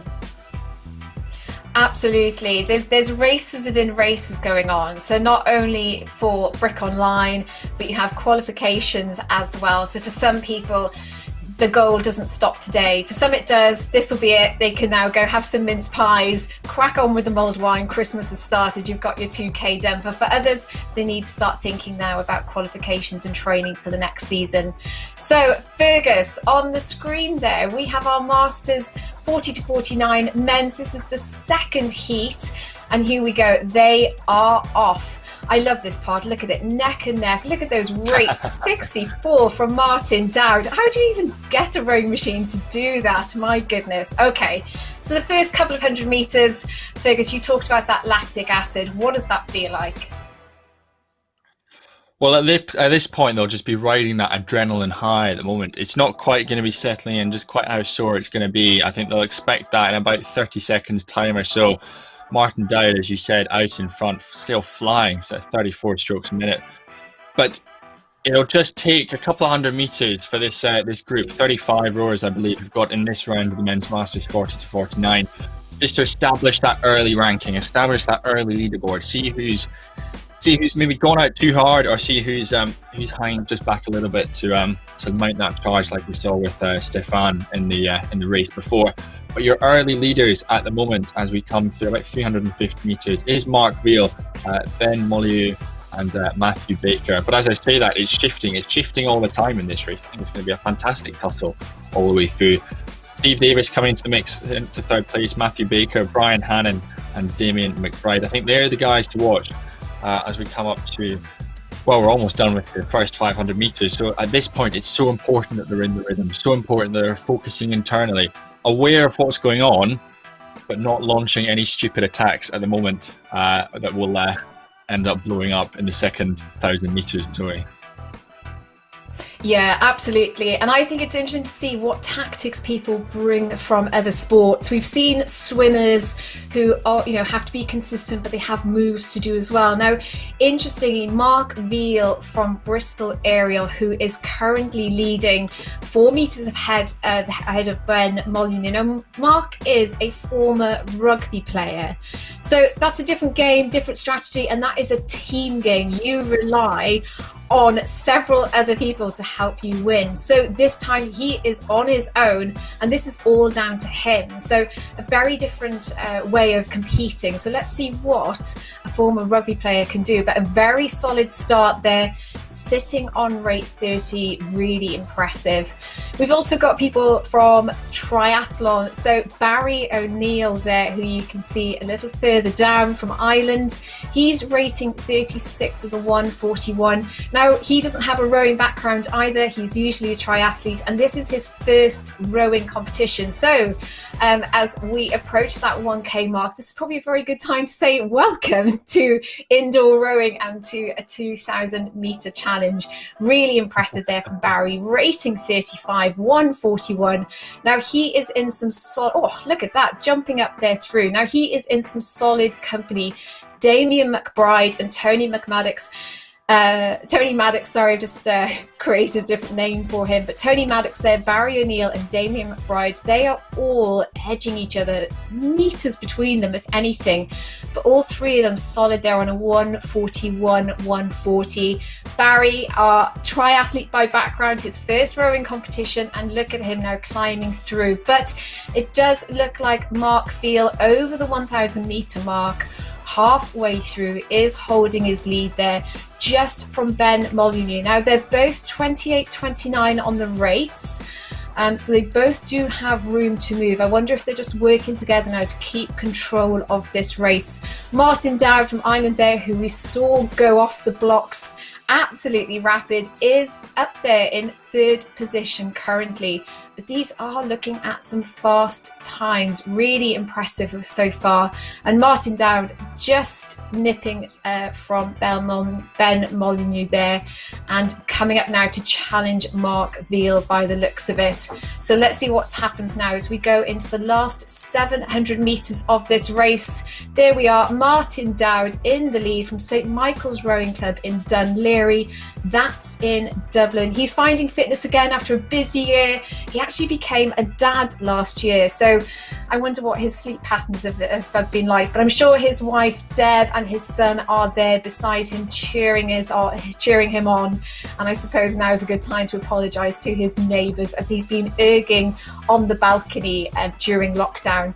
So it looks like all those ergs on the balcony during lockdown are paying off, as Martin Dowd retains the lead there as we go into this final 500 metres of this race, Fergus.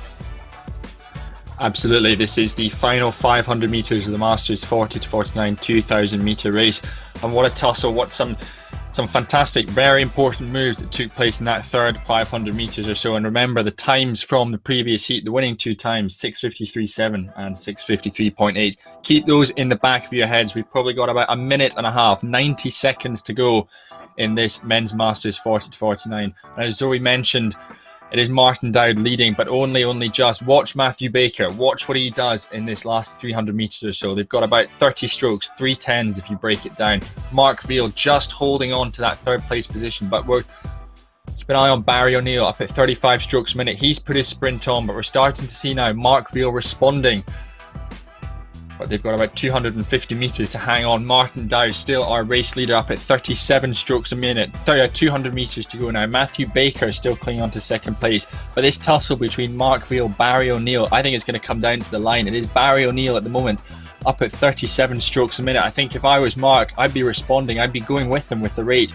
Really bringing it up, really sprinting for the line, because as you can see there, Barry O'Neill has snuck into third place in this heat of the Masters 40 to 49 2K. 100 metres to go, and it is Matthew Baker just hanging on to that lead at the moment. About 50 metres or so to go, and it's still, what a tussle between Barry, Mark and Paul. Paul Cooper coming into the race here is at 1:34. What a fantastic sprint from him in the last 100 metres or so. He's taken Mark Veal. Arno Schmidt-Egger coming into the mix as well. This has been a fantastic last 200 metres or so of this Masters 40 to 49 men's 2,000 metres. And if we look on the right hand side, it was Matthew Baker who held on for first place. We've got a new quickest time in the men's Masters 40 to 49, 6:31.2 ahead of Martin Dowd of Ireland's 6:34.8. Then what a fantastic sprint finish from Arno Schmidt out of nowhere in that last 250 metres to take third place out of Paul Cooper, Barry O'Neill, Mark Veal in 6th, Damien McBride in 7th. Taco Lutsma of the Netherlands. Fantastic to see more international competitors taking place.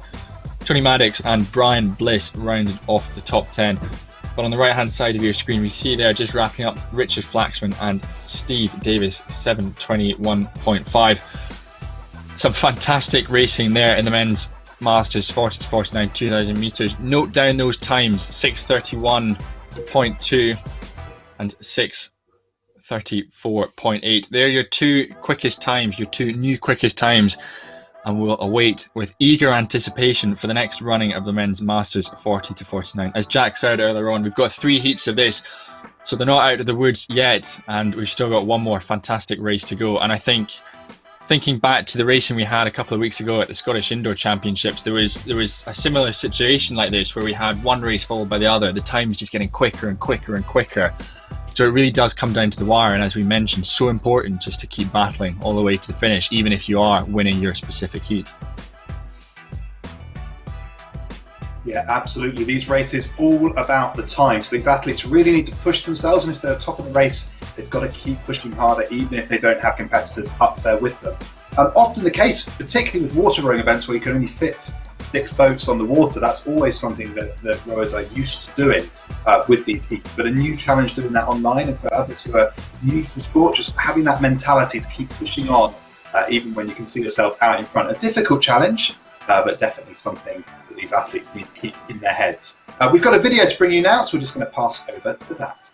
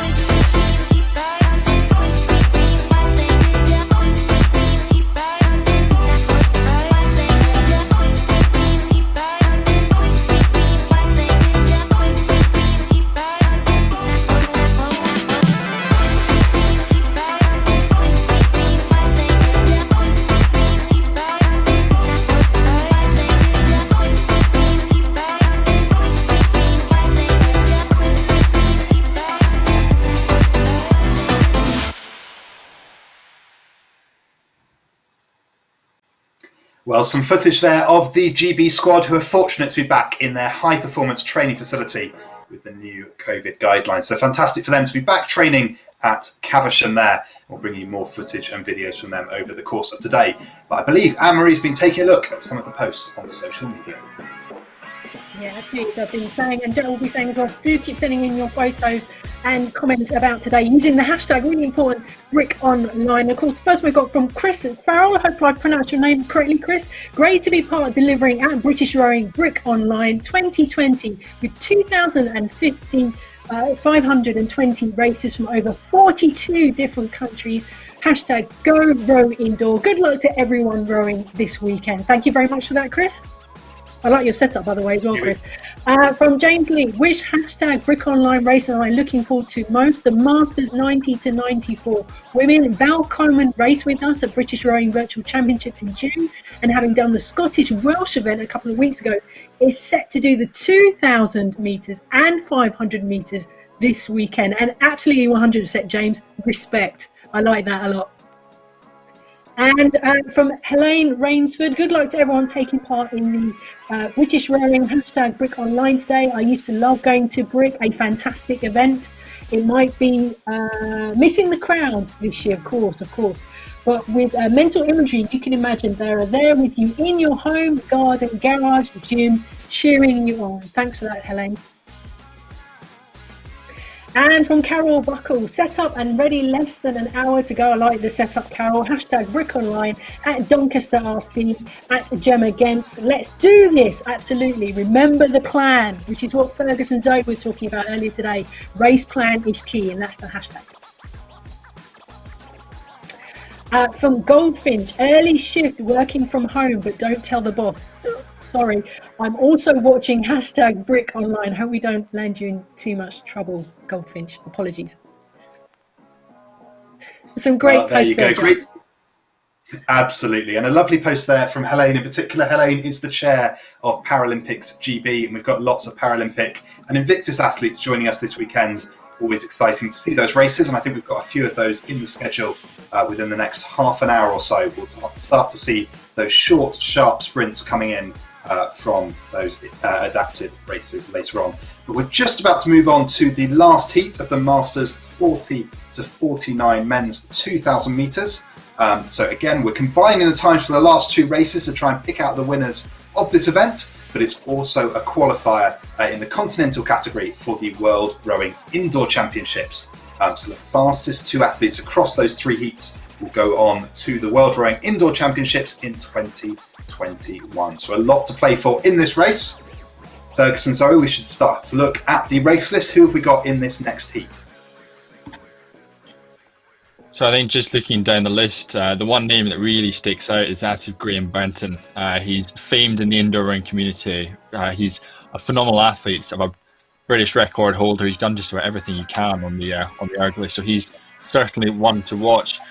On another international all-star lineup here, competitors from Croatia, the Netherlands, Poland, Ireland. Zoe, I think this is going to be a fantastic tussle all the way down the course.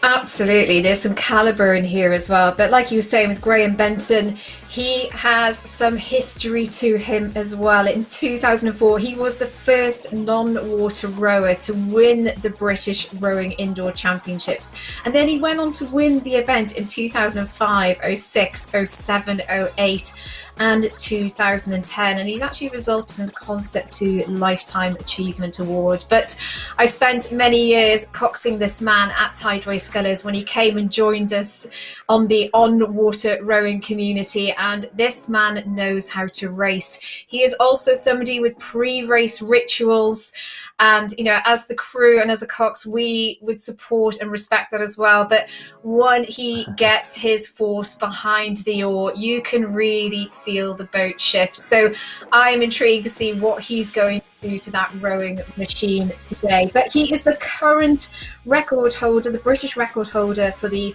40 to 49 men's group. He got that in 2016. He still holds it at a 5:48.3. So that's about a 1:27 split. So this Masters 40 to 49 age group men, Graham there, of course, as we go into that first 250 metres of that race, absolutely flying through, rating 32 on a 1:31, followed closely behind by Frédéric Lurius from France on a 35 and a 1:33. Now the psychology here as well is that Graham knows he's, what he's got, where he's at, and he's got years and years of experience, not just winning, but going out and delivering and performing with the pressure of being a known winner. And that can be tough, but can also really add to the adrenaline and your excitement. And then every other person in this field, they will probably know who he is. He is known not just in the on-water field. I think he's finaled at 3 times at Henley Royal Regatta. So on-water rowers will know him, but also the CrossFit and indoor rowing community will know him as well. So the target's there, but this man knows what to do. So into the second 500 metres of this 2,000 metre race. Fergus, how's our field looking? How are they settling out now? Well, I think, as you mentioned, I think we're going to have a very tightly packed field, particularly there. You can see Chris Herron, Frédéric Lurie, Kate Stringer, Bruno Lemos Silva, Danny Graham and Martin Evans. They're your chasing pack in the moment, and that pack is chasing down Graham Benton, our race leader. 32 strokes a minute, sitting comfortable on a 1:32. Already a lead of about 13-14 metres over the rest of the field. Chris Herron is the next competitor back. But when you've got Graham Benton out in front, sitting on those lower splits, those 1:32s, 1:33s, it makes it very difficult to come back and chase down. But it's all to play for. We've got about 1,200 metres still to play, and we still haven't hit the third 500 or so. But looking down the rest of the field, we've got about 7 or 8 guys within about 15 metres of each other. Matthew West, Ian Wilde, Ryan Corcoran, Paul Brimrose, I should say. All battling, all tussling, just taking turns of who's going to have that bow ball in front of that chasing pack every so often. And it's going to be fascinating to see actually who kicks on as we come up to that 1,000 metre mark, who goes early, who sort of stamps their authority on the race to bring themselves back into contention or to move themselves out in front of those who are around them. But Graham Benton at the moment, Zoe, leading with about 950 metres to go or so. He's looking consistent. He's staying consistent with his rate. His splits 1:32s, 1:33s that we've seen for the past couple of 100 metres or so, etching out ahead of Kane Stringer, who's just creeping up ahead of Danny Graham and Frédéric Lurie, just struggling to match the pace at the moment. We'll wait and see what sort of a sprint finish he can muster. But out in front, Zoe, deep in that third 500, it's still Graham Benton. Oh yeah, that man knows exactly what he's doing. This is his gig, this is his stage, and he knows exactly what he's doing every single stroke. He will have a race plan absolutely refined, and I tell you that when that man gets the blinkers on, there is nothing coming between him and the goal that he wants. But looking through, like you said, where else do you get to race against names like that? Looking here for Harry Armstrong, so he's on the screen on the left-hand side there. He's from Real Fitness Gym. Now he's been rowing for 1 year, so he's cycled for the last 20 years. So that man there, he knows how to race and he does know how to compete, but he is 1 year rowing. So where else do you get to row against people like this? What a mix of caliber. Paul Bimrose there as well. This is his first competition and he started rowing on the Concept 2 just over a year ago. So doing really fantastically there now as we start approaching that last 500 metres. So a 1:32 there from Graham, and look at that from Kane as well. He is matching Graham's split. Now 24 metres behind with 400 or so metres to go. Graham will be in control and he'll know how to manage this race. He knows what time he has to beat. We've got the 6:31 fastest time so far, 6:31.2 from Matthew Baker in the previous heat of this race. So these gents know if they want to be in a chance of picking up some silverware, that's the time to beat. But Graham there just stepping up to 35s, Kane going with him as well. We're now approaching that last 200 metres of this race.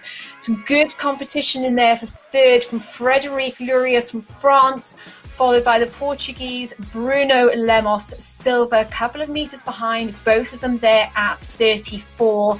And approaching the line, I think Graham's got this tied up. Kane really pushing hard there to hold, but Graham's going to take that through to the line. Looking there, Chris Herron challenging Bruno, David Kelly just behind him, but look at that midfield, all within meters of each other. But let's see what time comes up for Graham now. Woof. Almost sub 6. That he knows exactly what he needed to do there. A 6:00.6 for Graham Bentham. And then Kane just there behind, 6:10. Frederic Lurius from France, 6:13.6. And David Kelly from Ireland, 6:15.3. 6:15.7 for the Portuguese Bruno Lemos Silva, Chris Herron there. And as the field come through, Ben Yago, Ian Wild, and all of them just coming through now. So we have James Hyde from GB coming into the finish line, rating 35 there. My gosh, that's going to be a bit of a lung burner later. And then we can see more of our international athletes now approaching the last 100 metres of this 2,000 metre race.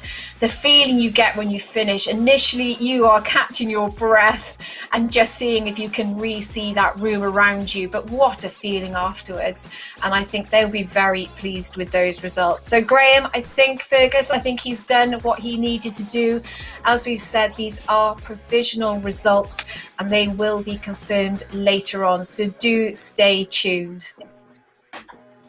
I think so, and I think, as we mentioned before the start of this race, are very much looking forward to see if this third heat would go quicker again, and it absolutely has. Of the top, well, it's almost the top 20 times from this race, so the 20 fastest that we've seen over all 3 heats for the men's masters, 40 to 49, 2,000 metres. A fantastic effort from all of these men, and so brilliant to have, well, 3 waves competing just to start with in this event. Fantastic participation numbers, and great to see so many people getting involved despite not being able to race in person at the Lee Valley Velo Park on the Olympic site. But hopefully we'll be back next year for BRIC in person, so that's certainly one to look forward to.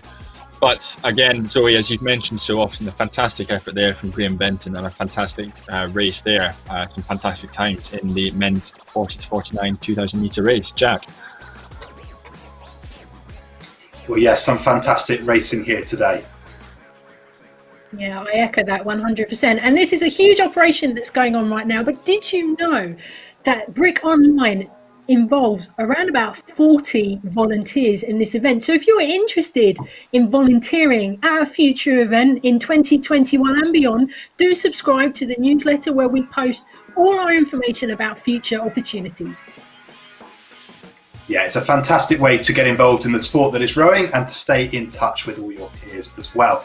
If you want something to remember this event by, we do have lots of t-shirts and other merchandise available on the British Rowing shop. That's also online at britishrowing.org, and there you can also find all the information about everything that's happening this weekend, including all the results. So lots of stuff on there, online at britishrowing.org. But let's bring back in Fergus and Zoe. We've had some really exciting races there, but we're just about to switch into a new mode. We're going to be looking forward to some of the adaptive races, numbers 110 through to 112. And these are actually the first races that will also be part of the European Championships.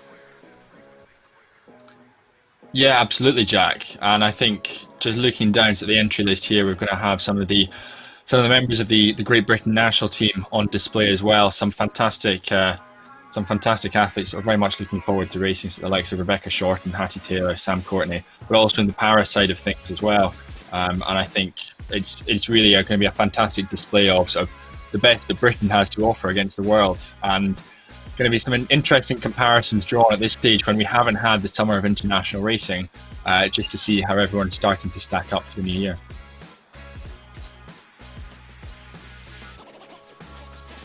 Absolutely. Well, that first race.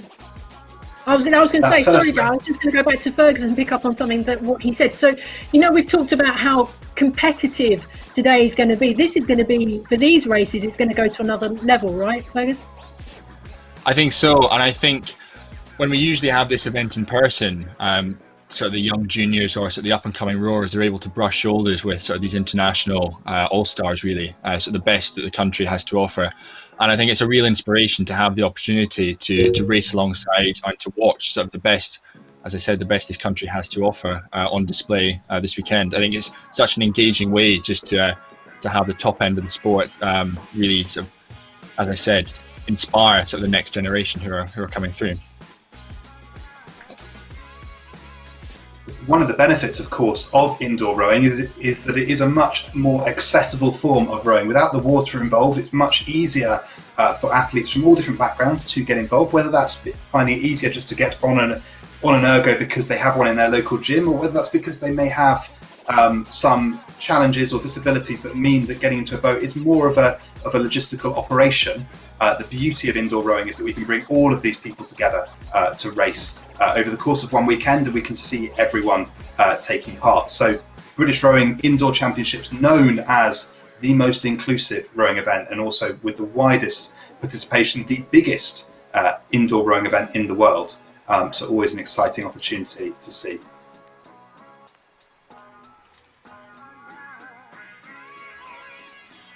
So we're just waiting for that next race. We should have it with you in a couple of moments' time. So Fergus and Zoe, what do you think has been your highlight of the morning so far?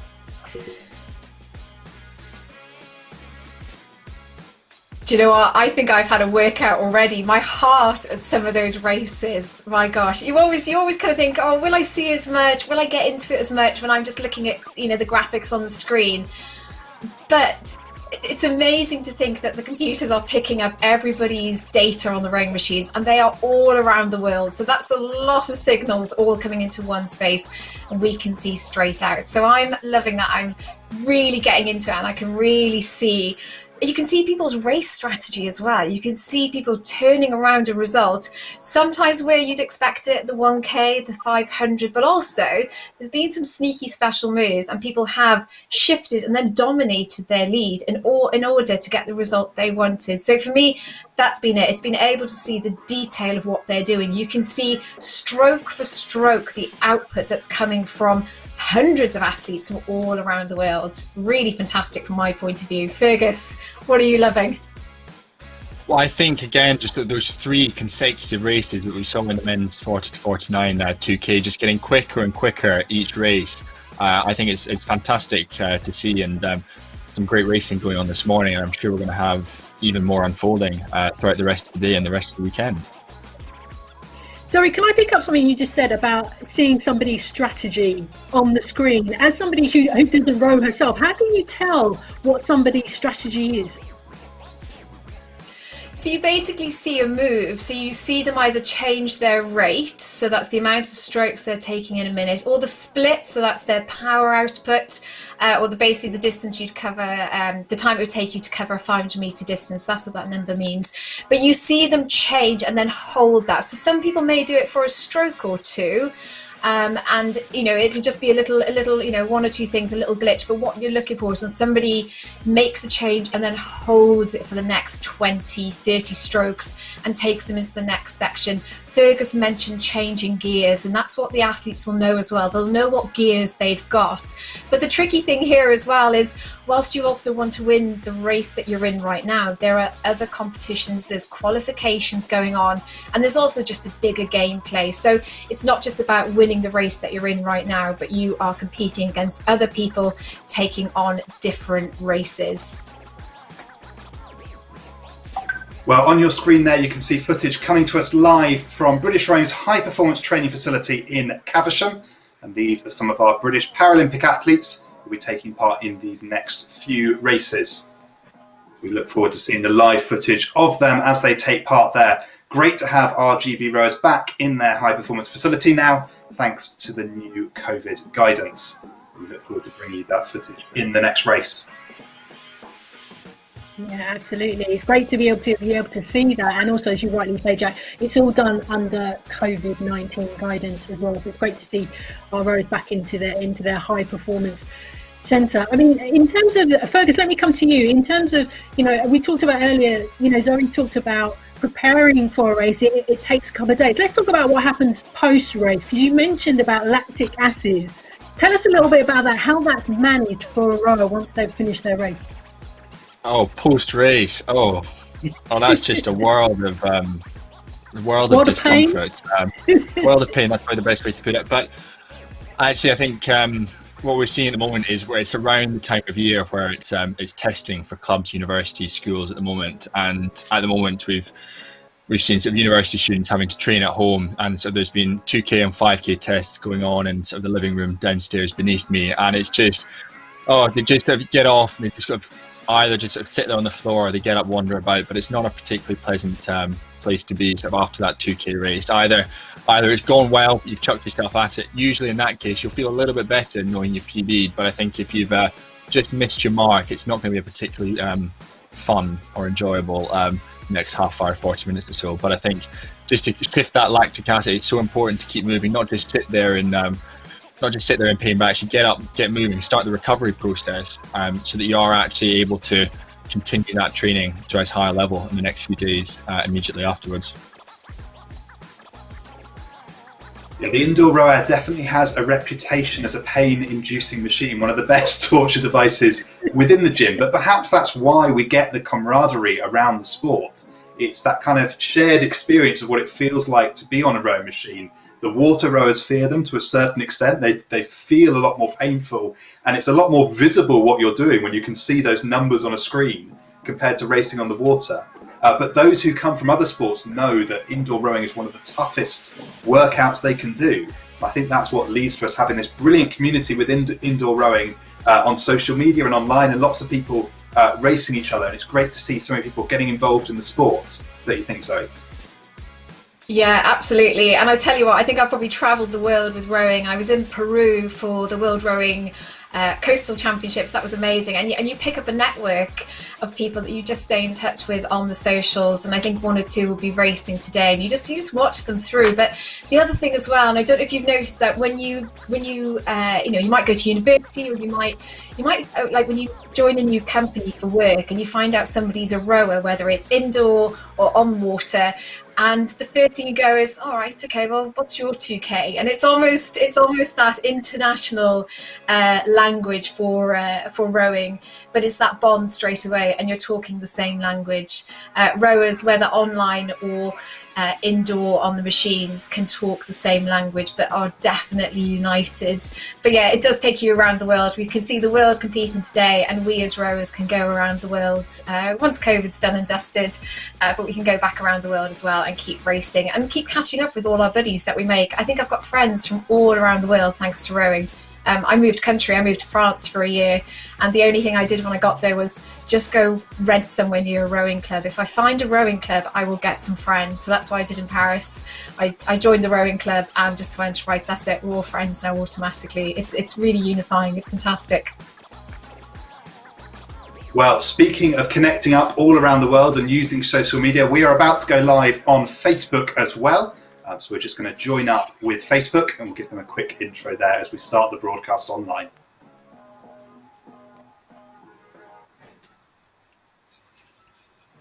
Well, thank you to those viewers watching us on Facebook. Welcome to the British Rowing Indoor Championships online.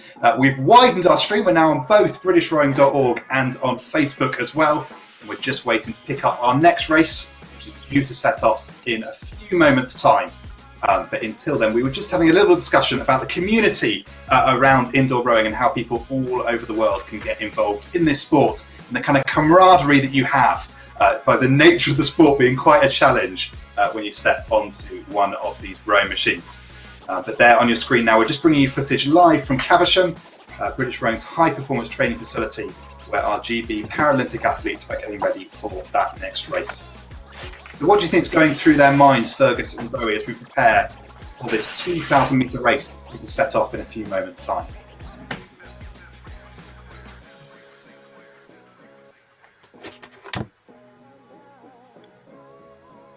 Well, I think, Jack, at the moment, they'll just be in that last couple of minutes, they've maybe just got their last couple of songs playing in their headphones, just very much psyching themselves up, getting themselves in the room. But I think there's a really unique opportunity for them, getting to do these 2K tests.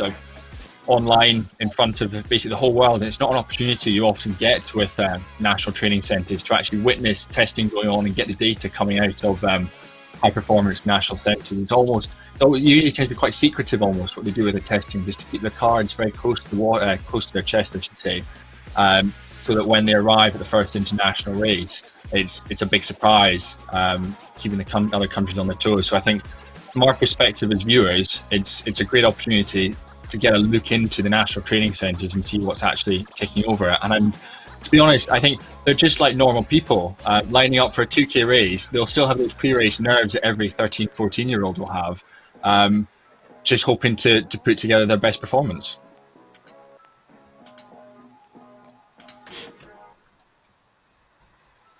Zoe, is there anything you want to add to that? I think he's spot on there. I do think sometimes you do think, oh gosh, why am I doing this? This is going to hurt. I know this is going to hurt. And while 7, 8, 9 minutes, gosh, we couldn't even make a dinner in that time. But once you start that, once the race starts, it feels like a very, very long time. So I think they'll be, like we said, trust the training. I think they'll be reminding themselves of a few key features that they want to look at in their race. Some people even stick notes on the screen in front of them so they can see exactly what they want to do and be reminded that when the going gets tough, that they keep really focused on the race. So Fergus, here we go, on to the start.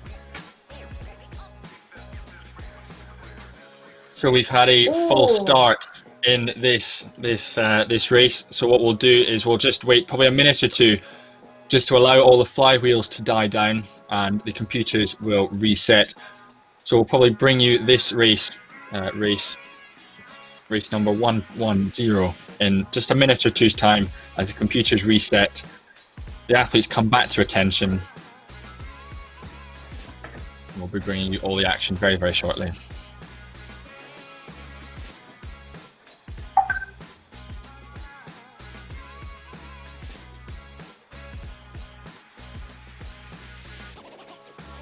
So we should tell you as well that this race that is about to start, that the athletes racing in the PR1, the PR2 and the PR3 categories, they are also in races. So they are happening simultaneously in the European Indoor Rowing Championship. So we mentioned earlier on that there isn't just a race between you and the person around you, but there are other races going on, and you can see the demarcations with the little bits of orange on their boats, but lots of races within races here as well. And like you said, Fergus, this is a good opportunity to see what everybody has been doing over the winter.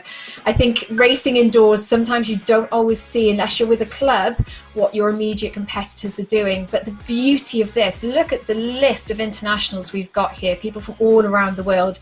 A great chance, Fergus, for people to see how they compare against others in different countries at this time of year. Absolutely. I think we're going to be kept on our toes here. When we get underway, we'll be able to explain just a little bit more about those para rowing classifications. But as you can see, we've got loads of different colours on our screen, so we've got plenty of races within races, as Zoe said. And we'll also be following all the action from Caversham at the Great Britain High Performance Training Centre as well.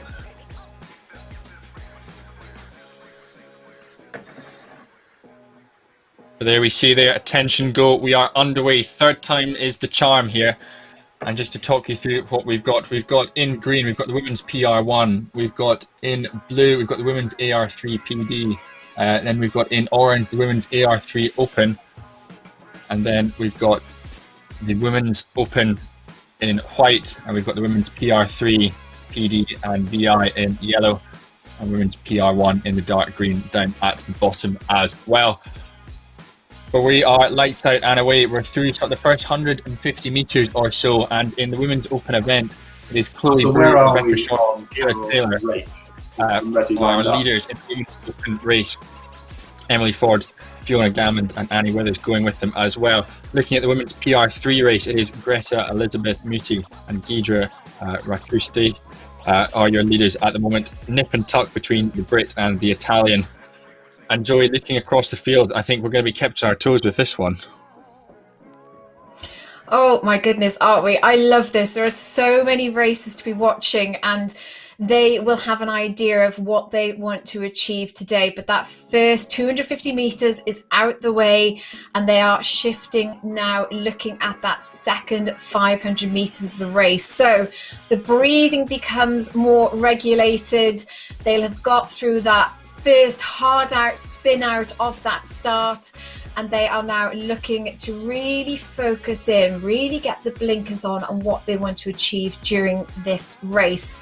So look at the women there, the GB women in the Open Women's 2K. 142s there from Chloe Brew, rating 32.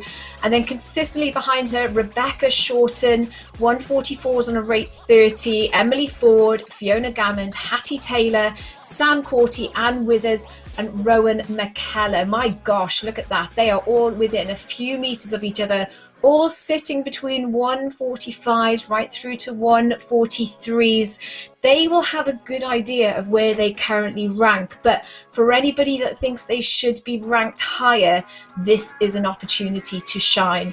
Like we said, when it comes down to the rowing machine, it is just you. It's not like rugby or other sports where you have people to rely on. It is just you. And that footage that you can see there, that is the British Rowing Facilities. Look at that technique, really sitting back into it, nice and relaxed into the shoulders. And look at that contact on the foot plate. The heels go down and they remain down all the way through, so that you're not wasting any effort through. And I know some rowers even prefer to race in their weightlifting shoes, so there's not even any wastage going into the squishy soles of a trainers. So Chloe Brew sitting comfortably there. And as we look into the women's PR3, which is PD and VI, then you have got Deirdre, or G, as she's more familiarly known, leading the team there. And then I think she's holding a comfortable lead. So she's at 34 on a 149. That's solid. And Greta there, a few meters behind. So G doing really well, sitting really comfortably there and really commanding that lead. Okay, Fergus, here we go. 1K down for the Women's Open. Our PRs and AR race is now coming into the 1,000 metre mark. Chloe Brew still there in the Open. G still at the Women's PR3. How are we looking, Fergus, in our other races? Well, it's shaping up to be quite a tussle across the board here. We've got so many different races going on, and just looking down there, Lauren Rolls in the dark blue boat leading comfortably ahead of the Latvian rower as well. Lauren Rolls, obviously the world record holder in this event, I should say. So we'll be keeping a very close eye on the times as we come towards the end of her race. But just to give you a little bit more explanation as to some of these para rowing qualifications, the internationally recognised ones are PR1, 2, 3, and it ranges from PR1 with the use of arms and shoulders only to the use of trunk and arms, and PR3 which has the use of legs, trunks and arms. And that differs slightly to the adaptive rowing, the nationally recognised classifications, which is AR1, the use of arms and shoulders, up to AR2, the use of trunk and arms, and AR3, which have the use of leg, trunk, arms, and they may have a physical or visual impairment as well. So that's just a little bit more of an explanation about these para classifications that you're seeing in front of you.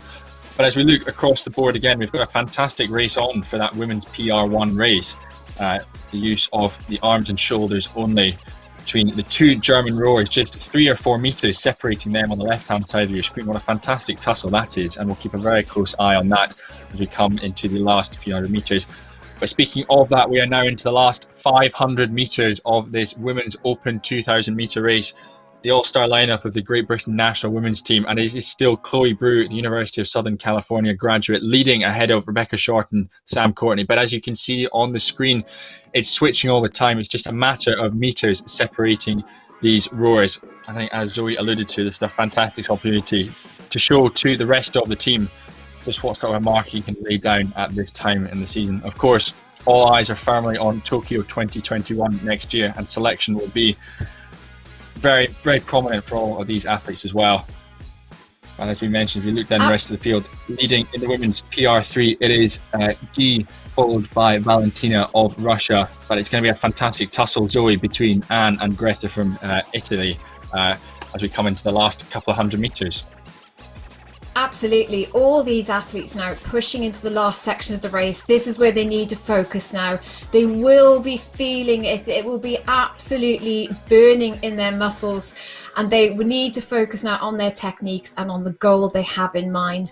Asking the questions, they will come in, but they will have answers. Now, for some of these athletes, you've got Olivia Cornick in the blue boat there in the women's AR3 PD. Now, she actually started rowing in July. So fantastic for her now to be up on the screen as we watch the Women's Open come through. Chloe Brew there approaching the line, holding a little bit of a lead there on Sam Corty, rating 35, 1:43 as she comes through the line. We'll have to have a look at some of those records as well. Sam Corty there, and then Rebecca Shorten, a 6:51.7 as she comes through. Hattie Taylor, Fiona Gammond, Emily Ford, Rowan McKellar and Annie Withers. Phenomenal efforts there. And G just over the line there. She had a commanding lead. So G takes the first position over the line for the women's PR3 PD and VI. A significant lead over Valentina from Russia. Really significant there. And watching those crews who come through from Annie Caddick, Greta Elizabeth Muti and Simona Gorin-Shotuk. Really close there as they come through in that women's PR3, PD and VI. Now just keep an eye a little further down. We've got our Lauren Rolls coming through. An absolute blinder of a racer. I absolutely love watching her race. She really is another one that really switches it on. And she has a comfortable lead there. But my God, this is not stopping her. She's throwing everything into that line. Rating 47, my gosh, and an 8:02.9. Let's see how she is off her own record. And then she has that comfortable lead, but as Jolanta Mojak from Poland coming through, and then Zana as well following through. So Fergus, as this race finishes out, I think we are going to take a look at the next race with the infamous Commentary Carol.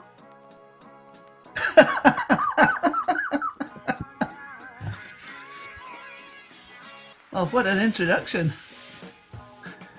This is just, thank you very much, Fergus and Zoe, for this last few races. I've been enjoying watching and hearing what's been happening, but this race is well underway. Halfway down the course, 1,000 metres gone, 1,000 metres still to go for these PR3 athletes at the top of the screen in the yellow boats. Some of them also competing for the European Championships, but fantastic performance from Lorenzo there. Rachel? I think it's an amazing race. It's great to see so many different categories come together in one event, and yeah, it surely is inspiring just to watch all these athletes together. It really is. Just looking at some of the splits from Lorenzo and Edward there, 137, 138, both rating 32. That is some power output that these athletes are putting down. And then Mark and Oliver not far behind them, also doing a fantastic job there. But it's Lorenzo in the PR3 category, just and Edward neck and neck as they come up to 500 metres. But there's more than one race in this, well, more than one category in this race, shall we say. We've got men's PR2 in the red and men's PR1 in the green. And leading the PR2 race, we have Gian Mirabelli with Lawrence Whittle just after him. And we've got an eye view of the athletes at Caversham there, just out doing their race. And it's nice when you're racing like this to have an athlete beside you, because that gives you that extra push on, doesn't it, Rach? It really does. It's so much better when you've got that company, especially since lockdown, and trying to train on your own and trying to motivate, where if you're next to someone in the same room, same building, it really can just motivate you just to keep pushing, keep your pace going, and knowing that you are where we race each other as well as compete against everybody else in their own locations as well. So just looking at the times here, the world record for the PR3 is 6:11. Some of these athletes could be impinging on this time with less than 250 metres to go. Edward now in the lead, the split of 1:31. Lorenzo in that second place, both of them pushing really, really hard just to try and hit on this record. The British record 6:20, I think they're going to make that. But boy, that is a great achievement there from Edward and Lorenzo. Just really, really great. Finishing here, so it'll be come up on the screen shortly as to what they can do. 6:14, just outside the world record, but I think that is possibly a new British record for Edward Fuller. Of course, these are provisional results still to be confirmed by the umpires and the adjudicator sitting in the background. Mark just coming up to finish now from Germany in the European event as well. And then we've got Oliver Stanhope and just coming up, all these athletes putting in a huge push there. The Italian Carlo just less than 250 metres to go. Some phenomenal performances for these para athletes. Just looking at the splits and the times they are pushing in, this is fantastic.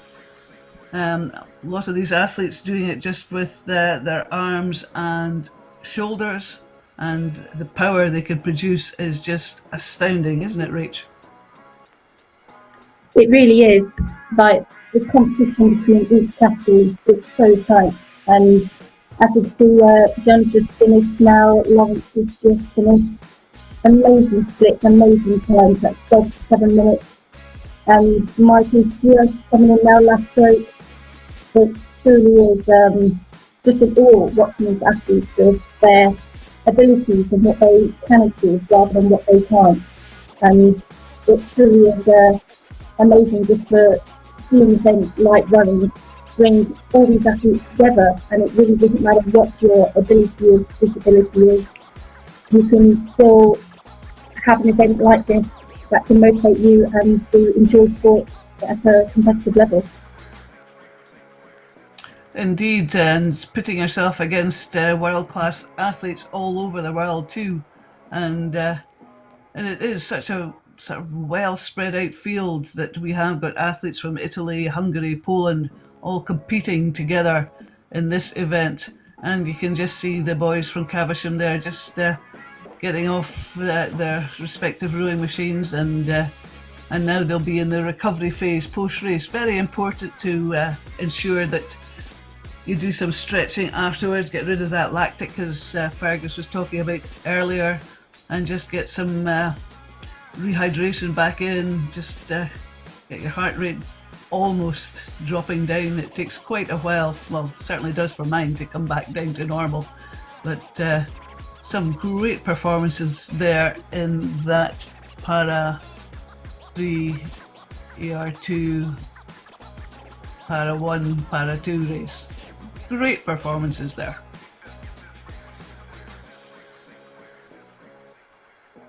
And just see that Achia has just got a few more strokes to pull. Achia Klein of Israel just in the international class. Just his last few strokes. And just watching that happening, and he's just going to be finishing. There he goes. Great performances from all these para athletes in this event.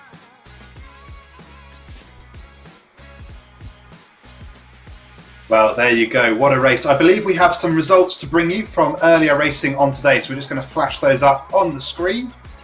Just one moment while we load those for you. Okay, I'm being told in my ear it'll be one moment for that.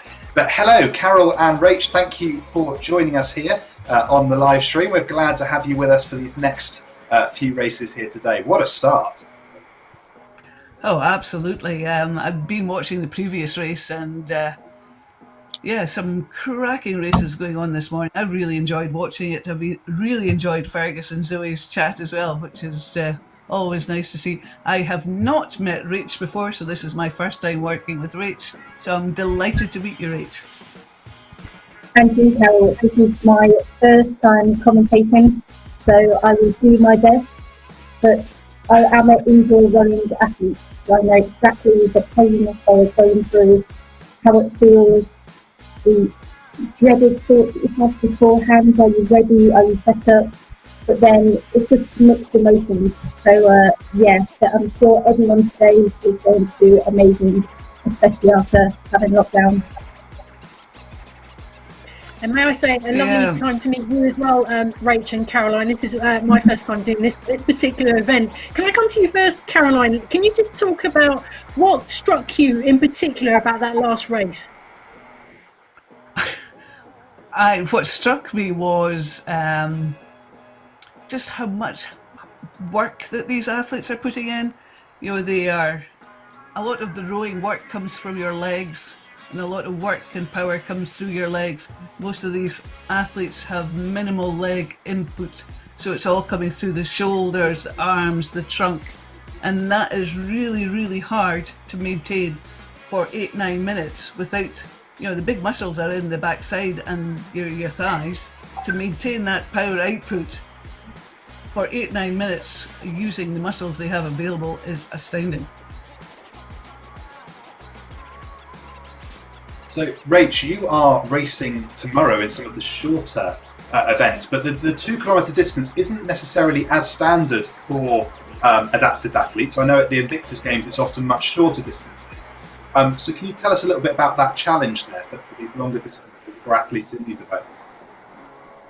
Yes, of course. So this is a great distraction today from my race tomorrow. It's helped me forget about it for a little while. But the events that we have in the Invictus Games is primarily 4 minutes and 1 minute. We don't always have a competitive nature about us, but we do have a military background where all the athletes within the Invictus Games are wounded into the sick, and they're using sport as a way of a recovery tool to help them find a new hobby, find a new distraction, just believe in themselves a little bit more. And indoor running is very popular. For different ways you can adapt the machine, doesn't matter what your ability is, what you can and can't do, you can always do everything on a rowing machine, which brings all the teams around the world together within the Invictus community. Actually, I'm just going to do a quick parish notice to remind everybody, particularly those who joined us from Facebook earlier, that if you didn't manage to enter the live competition, you can still join our online league until 4 p.m. this afternoon. So you've just got about 4 hours and 5 minutes left. Actually, tell a lie, 4 p.m. on Sunday. So you've got a good few hours yet. You can enter 500, a 2 kilometre, 10 kilometre or a marathon, and it's all free. Head over to the British Rowing website, which is britishrowing.org/Brick Online, and watch your race pan out on real-time leaderboards, which is very exciting. Well, there you go. We're ready for our next race. It's over to the men, so I'll pass you back to Carol and Rach to pick this one up off the start in just a few moments' time. Do you want to take us through some of the competitors in this race?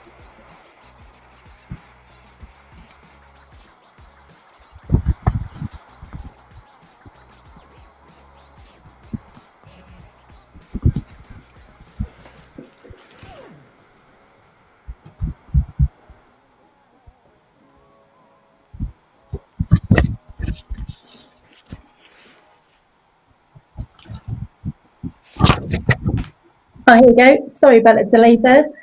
Always a technical glitch, just means we are live.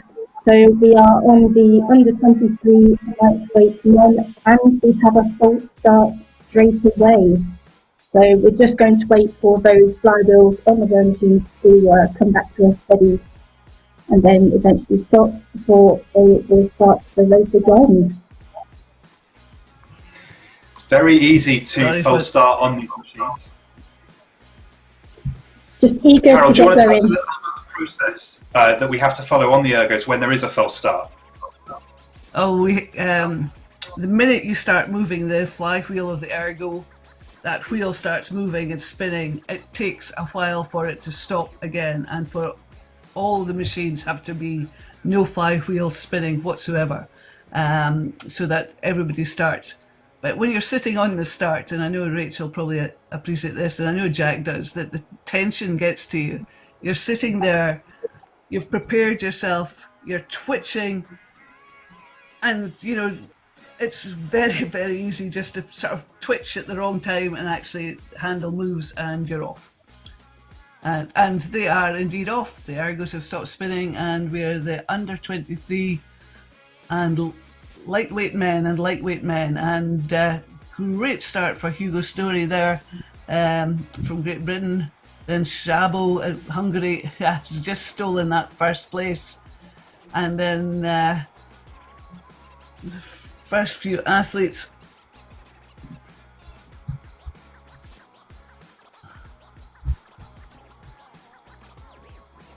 Oh, sorry, I seem to have got my screen all very confused here. Lightweight men and lightweight women, I do apologise. And under 23 lightweight men, I do apologise for that. It does get a bit confusing on the screen. But what a performance. Look at Martino Gueretti there. Just 250 metres in, he has stolen that lead there. And this is very impressive indeed. Hugo Story now and Bench and Robert all very much tying for that second, third and fourth place, Rachel.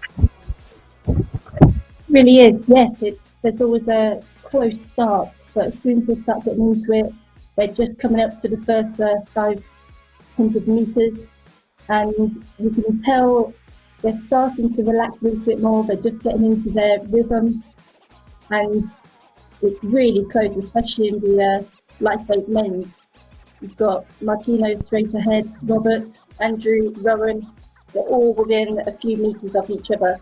So I think this is going to be another tight race again. Oh, absolutely.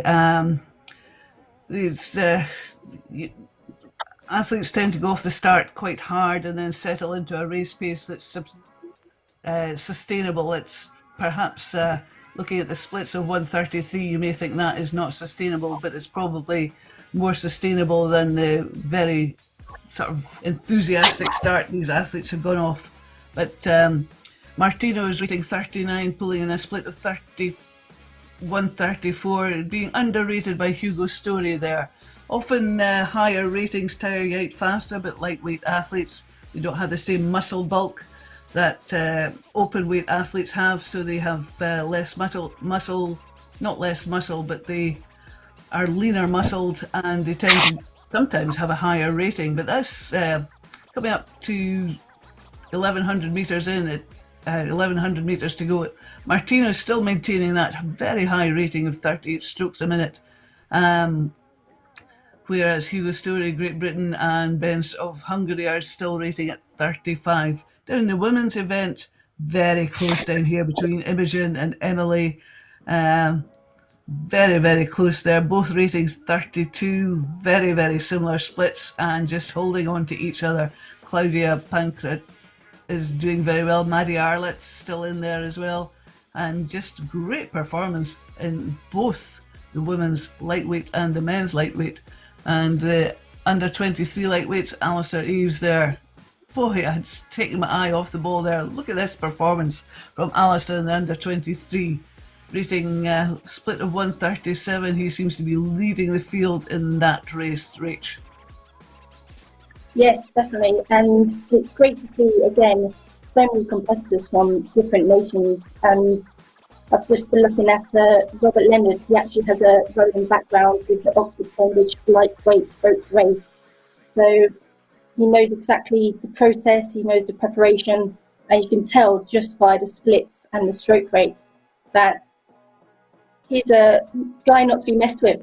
I think it's especially with just on the tail of Martino there, and it really is tight. You can tell actually Robert's slowly picking up a little bit, and don't get further down. You do have Imogen, Emily, Claudia in the women's race, and they are neck and neck within 1-2 strokes of each other. So once again, another race, and it's very exciting. Anything can happen. It really is going to be close end. What do you reckon, Carol?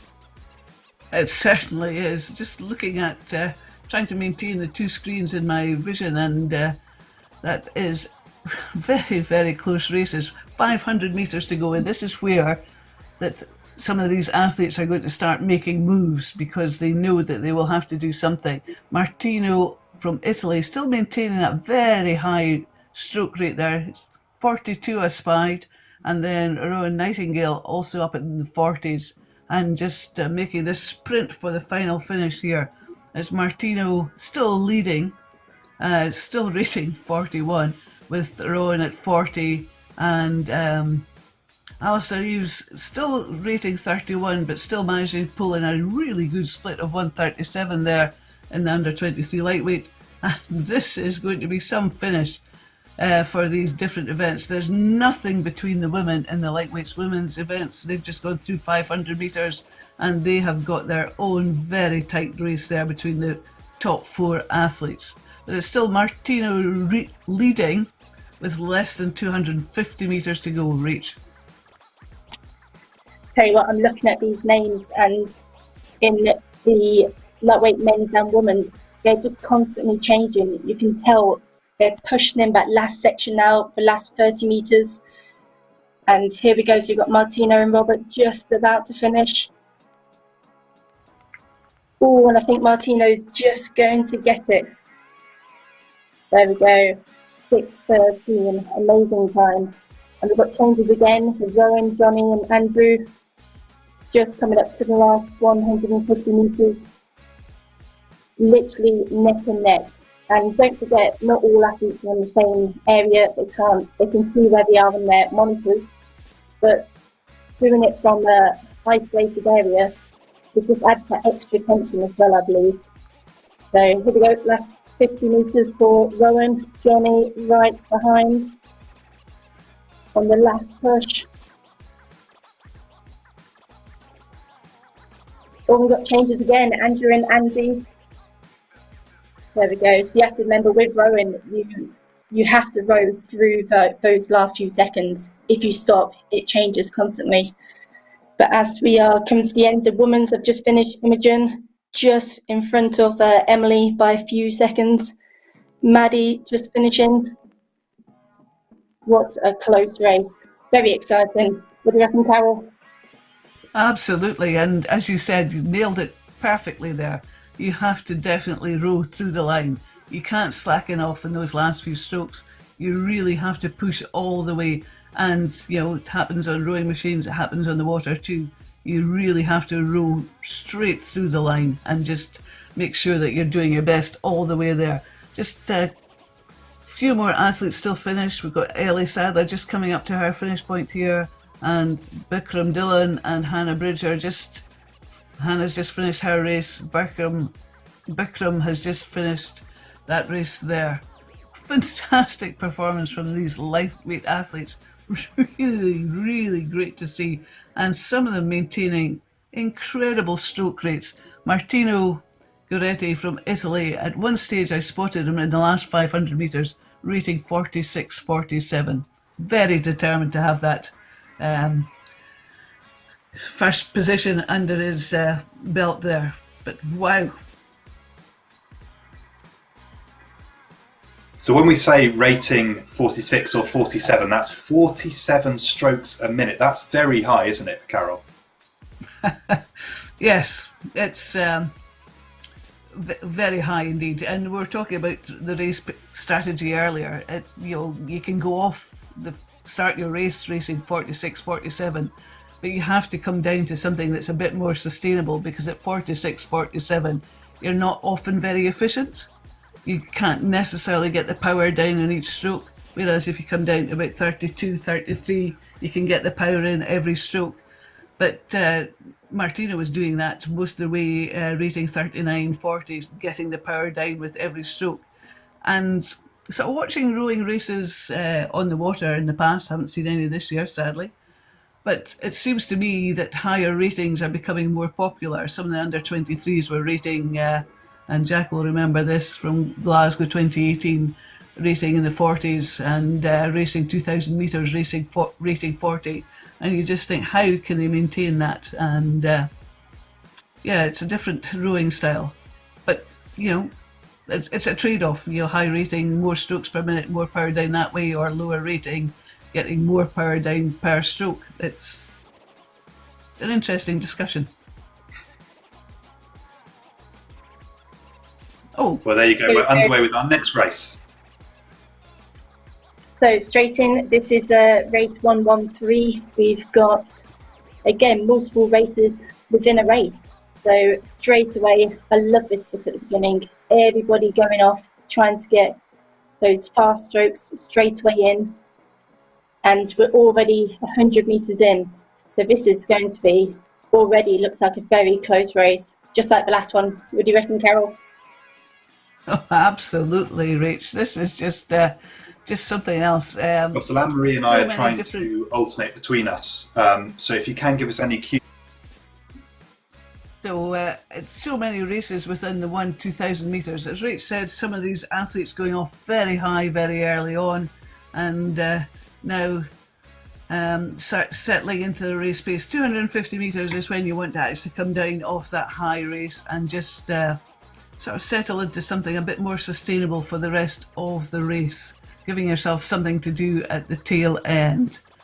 But we have Giulia Fabrizi leading the women's 50 to 55s, Nikki Glenn, the women's 60, and then Marjorie Room, women's 65. So many different races. Merete Bolt of Denmark doing very well, the 70 plus category, and we've Frances Lester, Val Coleman, I saw at the Scottish Indoors a few weeks ago, over 90, only took up rowing this summer. And then we've got the lightweight under 23 women as well. Just great, what a cracking set of races to keep your eye on. And just so many things happening that it's just very hard to keep track of who's doing what. Rach? Yes, definitely. I'm looking at one race and then next minute the race below. It just constantly changes. You really have to keep on top of it, and you need sort of two pairs of eyes for each side, really. But it's great, especially the amount of competitors here from Great Britain, which is great. And I am looking at the lightweight under 23s where I do wonder if they train together when they have similar stroke rates, going at the same speed with similar tactics. I think we may have some rivalry going on here. But one person who I have been looking at is Giulia Fabrizi, who is currently going really strong in the women's 55 category. She's actually already a current British and world champion for her age category. So she definitely knows her strategy, her plan. She knows right now she can stay at her stroke rate, which is around that 31, 32 mark. And it really is amazing just to see how strong these athletes can go. And it just proves that age doesn't mean anything to the sport. You know, it's rowing is a sport that you can take part of however old you are, whatever your background is. And it's just amazing just to see all these competitors from around the world, different ages, all join in this event at the same time. Oh, absolutely, Rach. One of the biggest regattas in the world is the World Masters, which is held every year. Should have been in Austria this year. But there are so many athletes, and they keep increasing the age categories at which people can race because rowers don't seem to want to retire. And what we can see in front of us is that rowers don't retire, they just keep on doing it. And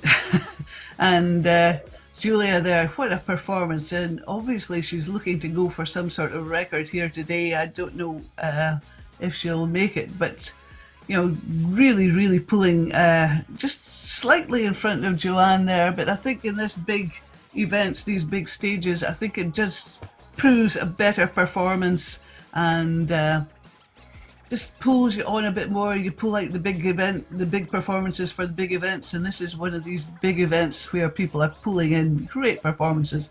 Giulia still leading that women's 55 category, Nikki Glenn still in the women's 60 category, and Marjorie Room in the women's 75s, but Merete Bolt of Denmark's putting a great performance there in her age category. And in the under 23s, these athletes, nothing to choose between them. There are very, very little between these athletes with less than 750 metres to go. Definitely, Merete is, well, she looks like, and I'm sure she is, a machine. I wish that when I'm 70, I could still keep up this rowing and continue to enjoy these indoor championships. But we're just coming up to the last 600 metres now. We've got, in the women's, we've got Julia still just ahead of Joanne, with Mandy not that far behind. In the women's 60 category, not a lot's changed so far. It might all change at the end. We never know. Anything can happen with these races, but it really is going to be a close one. And let's not forget, we've still got the lightweight under 23 category. They're just into their last 500 metres now. And again, not much has changed, but they've all been sticking to their pace, sticking to their plan. You can tell by those splits they've been practicing hard. And I think their ending of this race is going to be a really good one to watch. But as we come up, we have Julia is still just ahead. She's starting to pick up her stroke rate now. We're on 34, 35. She was doing low 30s. So I think it's time they're starting to go ahead in their next stage. They're starting to up to this last 250, 300 metres for all of them. And I think the fields are slowly breaking away, especially in that women's 55 category. And Carol. Absolutely. I was just watching this, just watching Julia, and as you say, the stroke rate's gone up, the split's coming down, and she has obviously kept something in the tank for this last 250 metres. Great way to finish a race on a high when you know that you've got that extra burst just to put in the sprint. And looking at the under 23s, the lightweight under 23s, that seems to be happening as well. They're starting to ramp up a bit of rating increase. Hazel Wake there, slightly behind Amy and Leonie, but just ramping up our stroke rate just to try and make up some of the disadvantage she has. But just coming up towards the line now is Giulia Fabrizi, rating 44, just as I said, ramping up that rate, dropping the split and just going for her time. What a performance there in her age category. Joanne Blundell just looking to take that second place in that age category. Amy managing to hold on to the lead over Leonie with Hazel, and Eden just finishing pretty much neck and neck. Nothing between these lightweight athletes as they finished. And Joanne's just finished her race. Nikki Glenn just racing for the women's, as is Merete Bolt of Denmark in her category. And wow, this is such close finishes, Rach, for all these age category groups. It's so close and so competitive. It really is, Carol. The women's 60, they're all finishing almost right on top of each other now. Amazing times. We've got Nikki, Kathy, Sheila, Helen, all within 15 seconds of each other. And then just about to finish now is Linda on the last stroke. And Pilchers is not that far behind, last couple of strokes. And even down in the women's 65, Marjorie Rooms, she's finished. And even women's 70 category Merete, she's had an amazing time, 8:13 with a 2:03 split, which is purely incredible. And we've still got a few last finishes just happening now. Women's 60, Susan's almost finishing now. That stroke rate almost at 50, which is, I think she's just emptying her tank, just getting it all out there at the moment. And we just went for the last few, just starting to ramp up the last 100, 200 metres now. In the women's 60 from the USA, we've got Jill Barker just finishing. From Great Britain, we have Yasmin just on the last 100 metres, so she's starting to come to that last 10 strokes now, just really trying to give it everything she has. It really is, I can feel the pain just watching. I know they've given it absolutely everything, and it's amazing just to watch. So well done to everybody in this event. And here we go. So Rupert just finishing now in the women's 70 category. 42 rate. She's definitely picking up on that last bit. She's finishing really hard, really strong, right through to the last meter. Oh, absolutely. Some amazing finishes there. Some amazing times these athletes are putting in these age categories where, you know, best will in the world, a lot of people think that you're too old for sport, that you should hang up your trainers or your rowing machines, but some of these athletes just showing that, you know, no matter the age, you can still do it. With the number. I think that's one of the beauties of rowing as a sport, is that people do really take part in it all the way through their life and often stay in touch with the sport in those veteran categories. And we have all of those races at events across the country, whether it's online at events like this or when we can get back on the water at national events as well. There are all these different race categories you can race in. There is always a race for you within rowing, and it's fantastic that people can stay in touch with the sport that way. Jack, can I just pull you up there? I'm sorry, we've had this discussion before. It's masters, not veteran. My apologies. Thank you. I've learned something new today. Thanks for that as well. Full potential. Masters, not veteran. Okay, duly noted. Fully Thank noted. Fully noted. Some really some well, fantastic races, I was going to say, Jack, already today, and we're into the second half now. Absolutely, into the second half of the day. But all of those results from races earlier on today are available on the British Rowing website, britishrowing.org/BrickOnline. We'll bring you some of the medal winners now. So here for the Masters 40 to 49 men's 2,000 metres, the bronze went to Frederick Lurius in a time of 6 minutes 13 seconds 0.6. In silver, it was Kane Stringer of Great Britain in a time of 6 minutes and 10 seconds. But it was Graham Benton, well known within the indoor rowing sphere, who won this event in a time of 6 minutes 0.6. Well, I'll give this one to you, Anne-Marie. Yeah, absolutely. Thank you. In receiving the bronze medal, it's Frederick Carwile. I hope I pronounced that correctly. 6 minutes and 24. In the silver position, Stuart Moss from Great Britain, 6 minutes and 17 seconds. But the winner taking the gold from Great Britain is David Dix. Congratulations, David, with his winning time of 6 minutes and 16 seconds in the Masters 50 to 54 men 2000. Well, in the Masters 55 to 59 men's 2,000 metres, it was Tony Cook who took the bronze in a time of 6 minutes 37.7. Earl Kiston Clarkson took the silver in a time of 6 minutes 22.8. But just a second faster was Kent Peterson of Sweden in a time of 6 minutes 21.6 to take the gold. And in the Masters 60 to 64 men in the 2000, taking the bronze, Nick Cowan from Great Britain, 6 minutes 52 and 5, taking the silver. Congratulations, Massimo Galetti from Italy, 6 minutes and 45. And then taking the gold, Richard Cheeseman from Great Britain, 6 minutes and 39 seconds. Congratulations to you all. Well, there you go. Some fantastic results from today's racing. But we're now going to pass to a short commercial break, and we'll be back with you in about 5 minutes' time.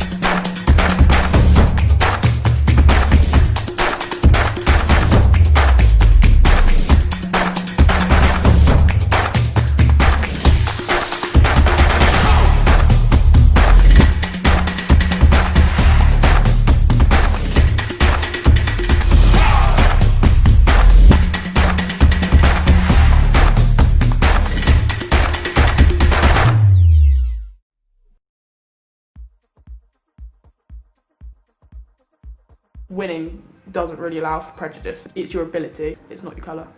If you're the fastest, you're the fastest. I'm not slow because I'm black.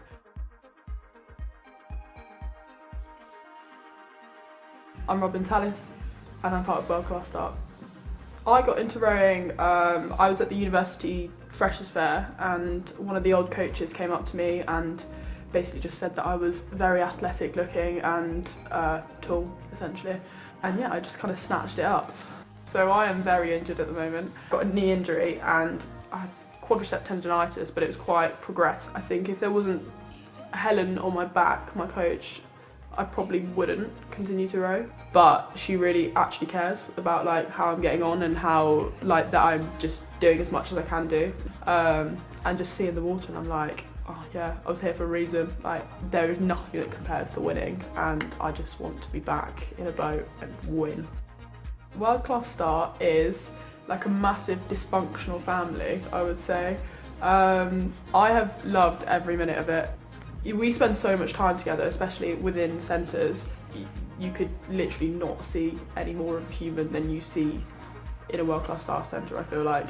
The amount of struggles I've gone through whilst I've been here, like personal life, uni life, and like they've just stuck by me throughout the whole thing and kind of pushed me on, and I've achieved a lot.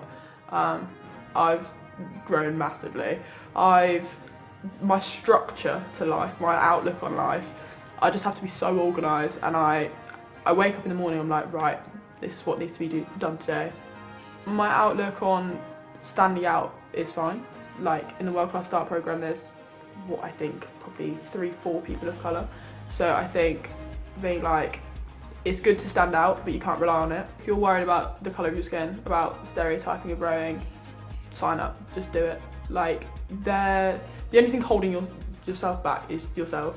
I'd use it to your advantage. Like you stand out more, you get noticed as soon as you walk on the programme because you're black of colour, bam. Although there's not that many black people up there, there's like no limit to how much you can push that potential.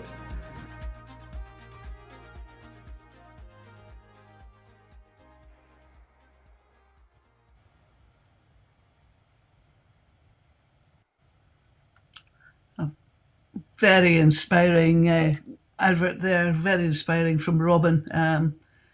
Yes, no limitations, but we'll now come on to the open women's race. I can honestly say I've been looking forward to this race since I looked at the programme, looked at when I was commentating, and I thought, oh boy, Jack must like me. He's put me on for this one.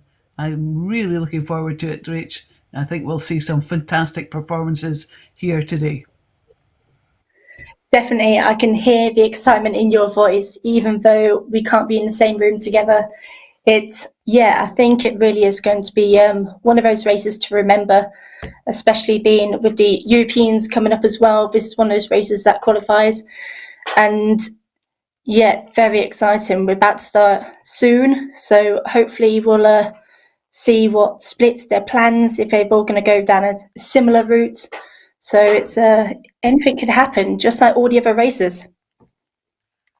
Yeah, it'll come down to strategy as well, and it'll be interesting. It's quite a lot of big names here to keep an eye on all of them at the same time. So as you said earlier, it's going to be handy to have both of us keeping an eye on what's happening and just to see what's going to happen. So we're just waiting for the start.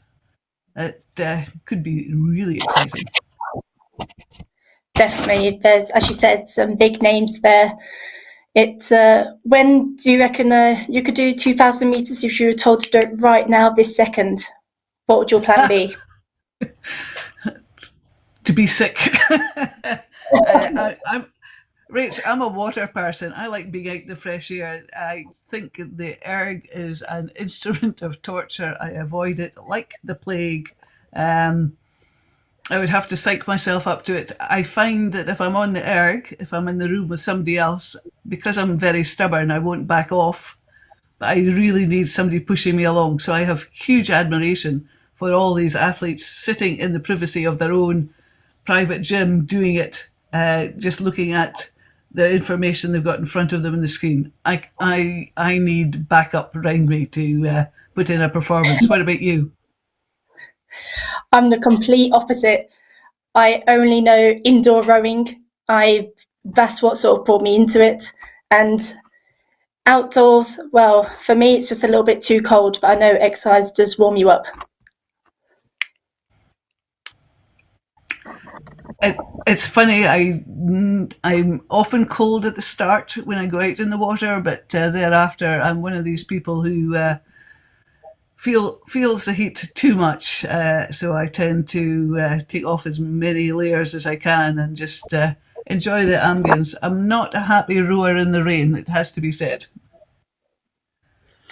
Yeah, as long as you can get a tan, I think. And as you can see there, we do have Antoinette on the screen. We're going to see her do her, there we go, smiling. So she's must be excited but nervous at the same time. And I'm sure she's looking forward to doing this event, ready for it.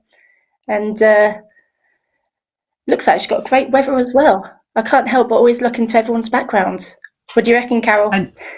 I know, and I'm a bit of a flag geek, and I can't make up my mind if that's Norfolk Islands or it's the other one that's got a cedar in it. I can't remember now. It's just, yes, I do love looking at other people's backgrounds, but yes, but just sitting there on the ergo now, just waiting for all those flywheels to stop spinning, just to get the start. It's all you want. You want to get hands on the handles, get the legs just ready to go, and you just want to do it.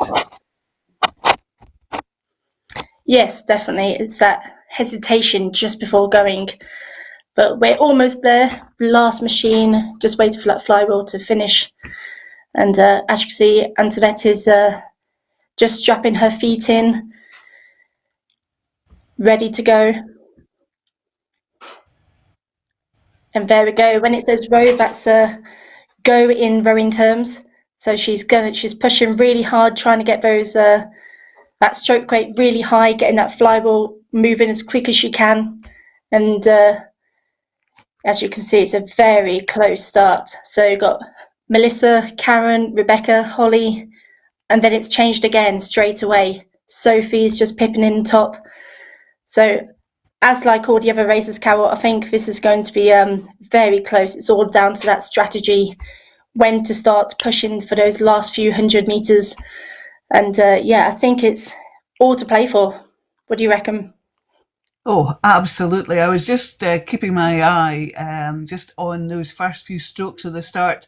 I saw some 50s out there. What you want to do on the start, as you know very well, Rach, is to get that flywheel spinning. Just get it up and moving as fast as you can, and then try and get, just it's spinning and just get that into your rhythm. And once you're into that rhythm, you can drop down the pace and just work on those legs, the big muscle groups, get the power on.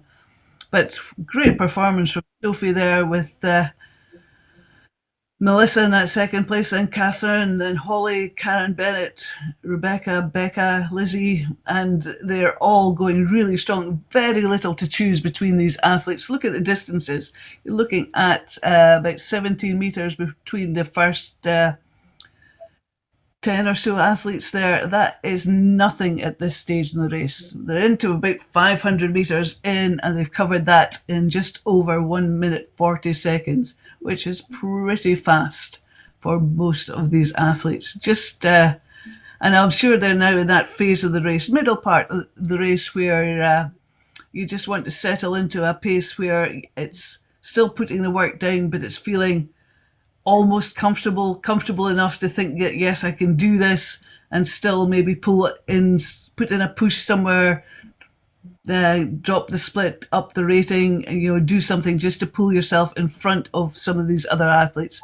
Still Sophie leading the field there, but not by much. The following pack very, very close together there, Rach.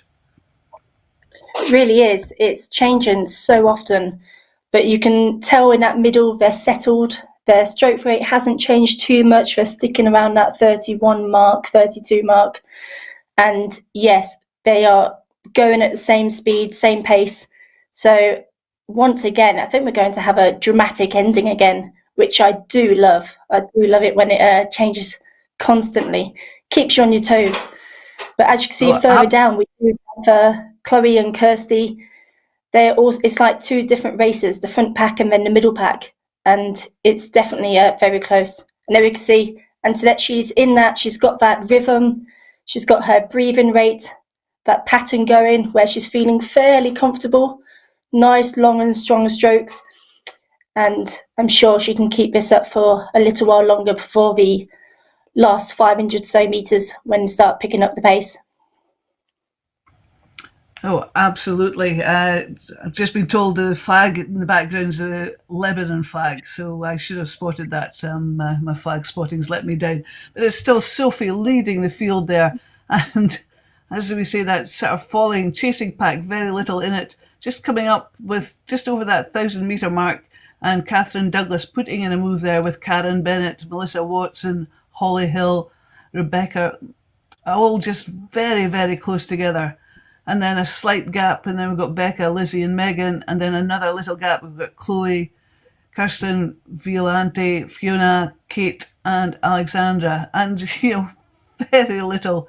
As I keep saying, it's really, really close, and it's very close for all these athletes. And, as Rach has been saying, the lead keeps changing, it keeps swapping round, and it just shows you how much work they're putting in. I'm sure these athletes will be doing 2Ks against each other. Some of the squad athletes, most of the time, they'll all know what each other can do. It's Catherine Douglas now pulled herself into the lead there, and Karen Bennett and Sophie neck and neck. Melissa's still in there. What a race this is turning out to be. Coming up to 600 metres to go. And this is where it's starting to hurt. This is where you're going to have to really dig deep into these reserves, because you know what's at stake here and you can see how close it is. You can't lose that concentration for a second, Rach. You really can't. They, as you said, they most likely all know each other. They know their plans. They know what splits they've done in previous events. And it's going to be a blend. There we go, just coming into the last 500 metres now. You can see those stroke rates starting to pick up. Sophie's now on a high 30s, almost 40 on her stroke rate just here. So she's really starting to pick up that last little bit. And she's actually getting closer to Karen. So it's just getting tighter and tighter, very dramatic. And at the bottom there, you can see Fiona, she is just holding on in front and starting to pick up that pace for the last few hundred metres. And don't forget on the left side of the screen, Rosie, Naomi and Rebecca and Ellie, very close on top of each other as well. It's coming down to that last wire. They're going to be feeling the lactic acid, like Fergus said earlier today. They're feeling that tension. They're giving everything they can into the last 20 strokes. It's all about getting that rate up, putting whatever power they have left in their bodies and trying to breathe at the same time, which is always difficult. But once you're in that sort of pain cave atmosphere, it's very tough. So now we're into the last 100 metres now, last 10 strokes. Catherine just ahead of Karen. There we go. Or is she? I think that's changing. Sorry, Rach, to interrupt, but that was a fantastic performance from Karen Bennett there, just overhauling Catherine just in those last few strokes. Very, very close times there. 0.05 of a second separating them on the line. And these top athletes, they are finishing top four within 4 seconds of each other. That is a phenomenal performance from these athletes there. And still we have the chasing pack, and they are pulling in just slightly over 7 minutes for 2,000 metres in this open women's race. What a fantastic performance. And can just see on the other side of the screen that the Masters 30 to 39 races started, and they are 500 metres in. And we're just got the last few of the open women to finish their race. Chloe Trigg just finishing her, Rosie Mason, Alexandra Robinson, Ellie Stevens, Rebecca Sulkin, Naomi, and Ellie and Antoinette just to finish their race just as they're coming up towards the line. Some great performances from the open women there. We knew it would be a great race, and indeed it was. It really was. While you're summarising the women's, I've been watching the Masters 30 to 39 men, and they've had such a close start to their race. They're all right on top of each other. And Tobias, he had a strong start, strong one. And as you can see, he's just starting to settle a little bit into his pattern in his rowing, but it constantly changes. So here we go. So we've got Tobias leading at the moment. You've got Lee just behind. Matek literally on top of Lee's, just gone in front. So it's once again, these athletes, they know their plan, they know exactly what they're doing. You can tell by the numbers, and the constant changes as well just shows how strong they're pushing and how their plan is going at the moment. So as you can see, we've got Alfondo, Sean, Philip, Simon from, obviously Alfondo from Hungary, the rest from Great Britain.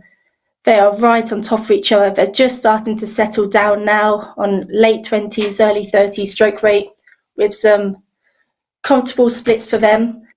And once again, I think these races, I didn't think we can get any closer, but I really do think these races are getting closer and closer. What do you reckon, Carol? Oh, absolutely. I'm just looking at some of these splits that these athletes are putting down. But the splits and the ratings, rating 26 with a split of 145. There's a 24, 147 there. These are really low ratings, but managing to put down enough power to pull these splits down. 144, 142. This is what the average split looks like. Some of them, Tobias rating 34, but being seriously underrated by a lot of the athletes further down the pack. But of course, Tobias is rating higher because the adrenaline's probably surging through his body because he knows he's leading the rest of the field. Very little between all these athletes. What a fantastic race yet again to commentate on, Rach. But Tobias leading, rating 33, but Matai rating 29, slightly behind there, with Lee in that third place at present. This is just these athletes coming up, 600 metres to go.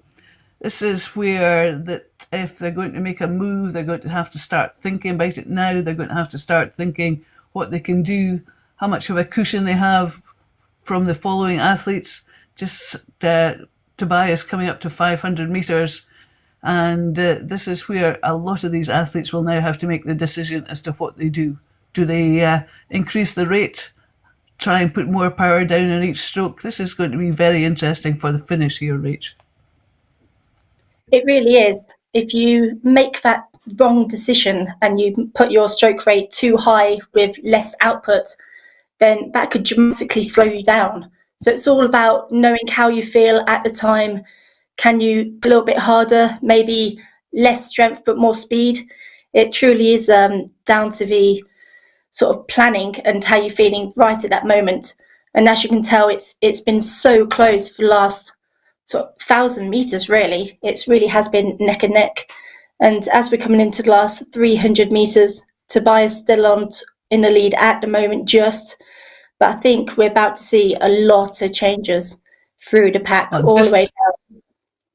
Just as you spoke, Rach, Matai just overhauled Tobias there. Just as you said that we'll see some changes. And lo and behold, the change happened. It's Matai from Slovakia just leading now, just pulling slightly away from Tobias.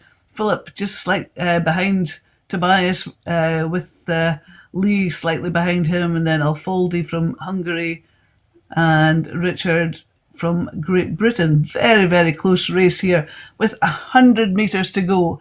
And these athletes are ramping their rating up. I see a 39, I see a 34, 35, 36. Richard Purdy just ramping this rating up just to sort of try and overhaul the athletes are sitting around him in the field. Zoltan just putting in a huge push there, and it's Matai just finishing that race in first place, slightly in front of Tobias. And look how fast they're all finishing. That shows how close these athletes were together during this part of the race. They all did something drastic in the last 500 metres just to finish so close together. Look at them now. The first 17 finishing within 20 seconds of each other. That is awesome, Rach. really is. It's blink and they've all finished.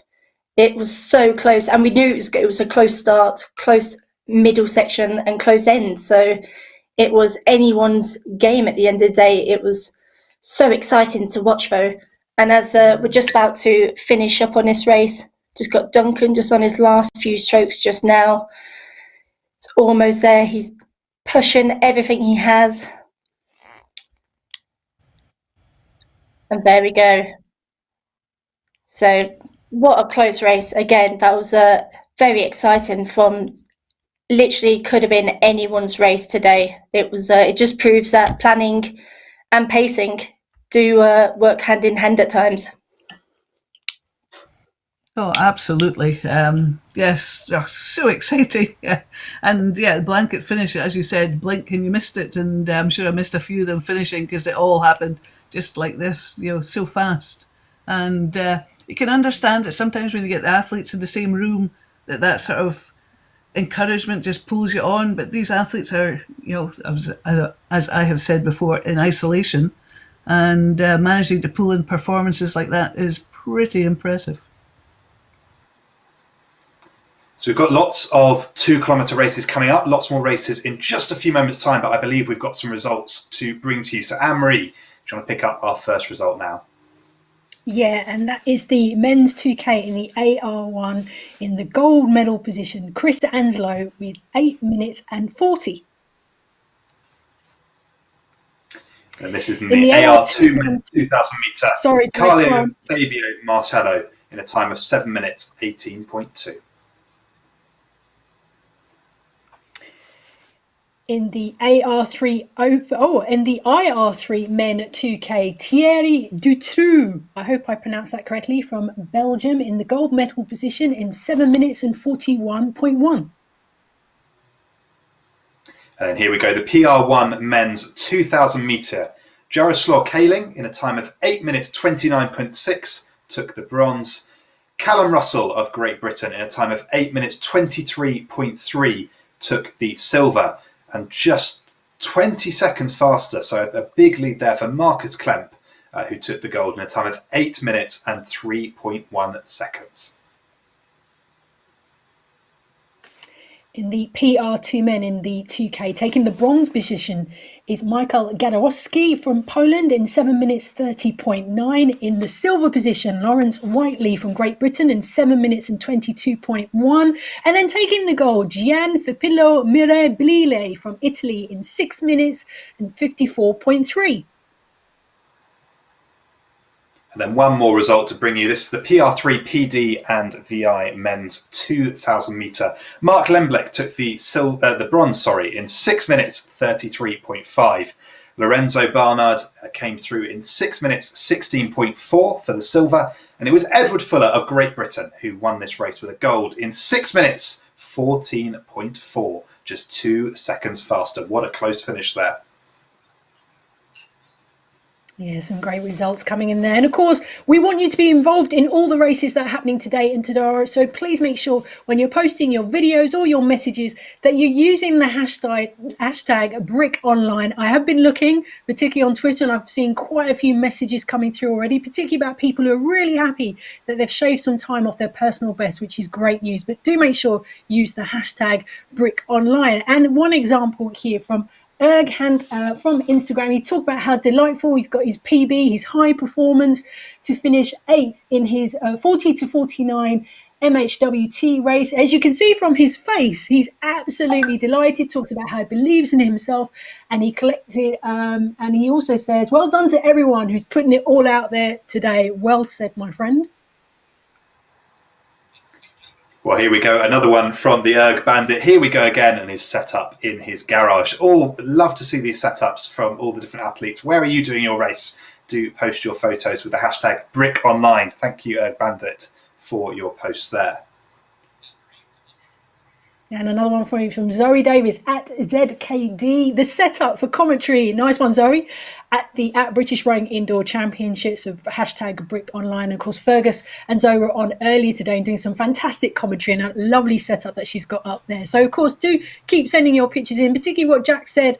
If you've got a setup in your garage, in your lounge, in your living room, spare room, wherever you're doing your races today, please do send us your pictures, your videos, even family members and friends cheering you on, and we'll get them read out later today. But remember to use the #BrickOnline. Well, it's worth saying a huge thank you to all the volunteers who make this event possible. All of our commentators here today are volunteer members of the team, and indeed there are over 40 volunteers working on Brick Online. If you're interested in volunteering with British Rowing and getting involved in events like this and maybe trying out commentary, do take a look at our newsletter. You can sign up on the British Rowing website to find out about all the opportunities for other events coming up. Do you know what, Jack? What's been really fascinating for me as somebody who loves rowing, but watches it occasionally as a casual fan, if you like, how close some of these timings have been. And I just want to pick up something that Caroline said towards the end of the last race. She talked about the difference in the fact that a lot of people are doing this in isolation, of course, because of the coronavirus pandemic. And what's been startling for me is that the competitive nature is still there, particularly in that last race when the first, second and third kept swapping quite quickly. I think it's been brilliant to see that people are really stepping up, getting involved, but that competitive nature is also kicking in too. Oh, absolutely. The one thing about something like indoor rowing, you've got all of that data in front of you on your screen. So when these athletes are rowing at home on their rowing machine, they can see a leaderboard on that ergo monitor of how far they are behind the athletes in front of them. So where a lot of their training during this lockdown period would have been in isolation, this is a real chance to race against other people and to really push on. So it's fantastic to see these athletes getting together. But another thing that is helping to widen participation in the sport is Love Rowing, which is British Rowing's new charitable foundation. We've got a video to tell you a little bit more about what they've been doing.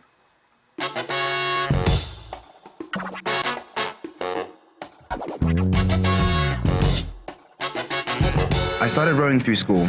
I had first experienced it with indoor rowing, and through Fulham Reach we would then go onto water through our PE lessons. Rowing on the water was a new and interesting experience, but after getting into it, it just felt right. I had tried many sports before, like rugby, table tennis, athletics, but when I tried rowing, it just clicked. I could apply the challenges I had encountered in rowing to real life. If I can get through a 2K, I could definitely get through a 2-hour exam.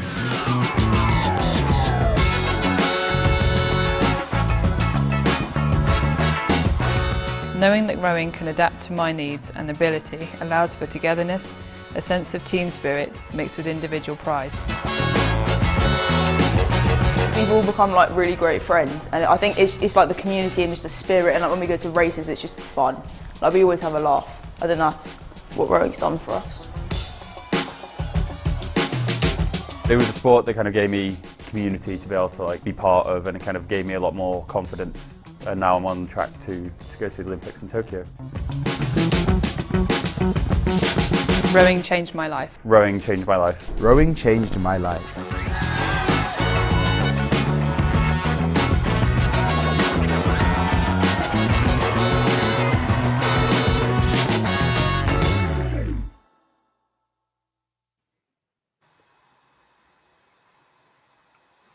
Well, welcome back. This is Brick Online, our live weekend of racing, 2 days packed with action. Over 2,700 entries from over 40 countries worldwide. So lots of races to continue to look forward to this afternoon and into Sunday. But we've got more results from this morning's racing. I'll let Anne-Marie pick up the first of those. Thanks very much, Jack. So in the Masters, 30 to 39 women in the 2K, taking the bronze position, Sally Lancaster from Great Britain in 7 minutes and 8 seconds. Taking the silver medal is Jessica Eddy, also from Great Britain in 6 minutes 58.1. But taking the bronze medal, Anna Müller from Germany, 6 minutes and 56 seconds. Very close.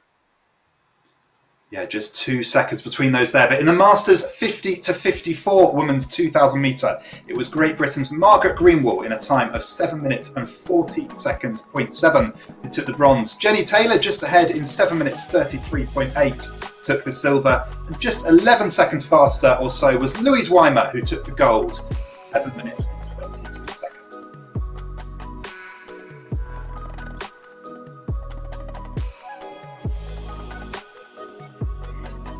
And of course, we will continue bringing you results throughout the rest of the afternoon. We're hoping they roughly come through around about 30-40 minutes, and they just need to get confirmed, and then we're able to put them up on our screens and tell you. But of course, you can also check them out on the website as well, which is britishrowing.org/BrickOnline, Jack. Absolutely. We'll be announcing the medal winners here, but if you want to see the times for all the athletes taking part and have a look at those splits and see some cool graphs of their performance, all of the information like that is available through the britishrowing.org website. And I'm sure lots of athletes will be going on there to try and download their data so they can see how they perform this weekend and work and get ready for future indoor rowing events. And we look forward to seeing them again at future events too, and perhaps here racing again on Sunday. Okay, we're heading over to our next race now, so I'm going to hand over to our commentators, Rach and Caroline. Aye, thank you for that. It's another heat of the Masters men's 30 to 39. Just looking ahead at some of the names, and I can recognise some of them, but in fact the race has started, and as in the previous heat of this event, it was incredibly close, and it is incredibly close. Sort of 150 metres in and less than about 30 metres separating these athletes. Cathal up there, rating 42, still 200 metres in. He's put in a huge push. His split is 127. That is incredibly fast, incredibly unsustainable for the long term, but he's maintaining it a lot longer than I thought he could. But these splits from these athletes, very, very impressive here. Caroline, Rach, carried away here. I was going to say, haven't got a different name at weekend. But no, thank you. It's very close start, very close. It's just starting to spread out just a little bit across the board. But Attica at the top, still on the mid-30s, Cathal on a 133 split. They're still going fairly strong, just starting to relax now and getting into their pace and their rhythm and their breathing. And they'll hold that as long as they can before they push right at the end again. So going down the list, as it changes once again, James Wade, Great Britain, has just gone in front now and is very steady. It's one of those races, it's just so exciting. And as we see on screen, we have Stuart Elvin, who's in that rhythm now. He's looking really strong. He's got that breathing technique going, nice long and strong strokes. And don't forget the reserve being right next to him, so you can tell how much effort these are pushing to the max for these events. I thought Stuart, just looking at him, he looked very relaxed till I saw the grimace there, just the last few strokes. But yes, really nice long strokes there, just pulling that handle as high as he can on every stroke, but still maintaining that nice race pace of 32 strokes a minute. But it's as Rach was speaking there, the lead is changing again. It always seems to be changing in these events. James now just marginally in front of Tim. Stuart, who we can see on our screens, in that third place. Then Aid, Chris, Cathal, after his phenomenally fast start, has dropped down the field slightly. Then we have Ezra, Yarrick, Liam, all very close together. Yes, just nothing between these athletes. They've gone through 1,000 metres. This is where it's starting to hurt, and this is where they're going to have to dig really deep to maintain this race pace that they've set up.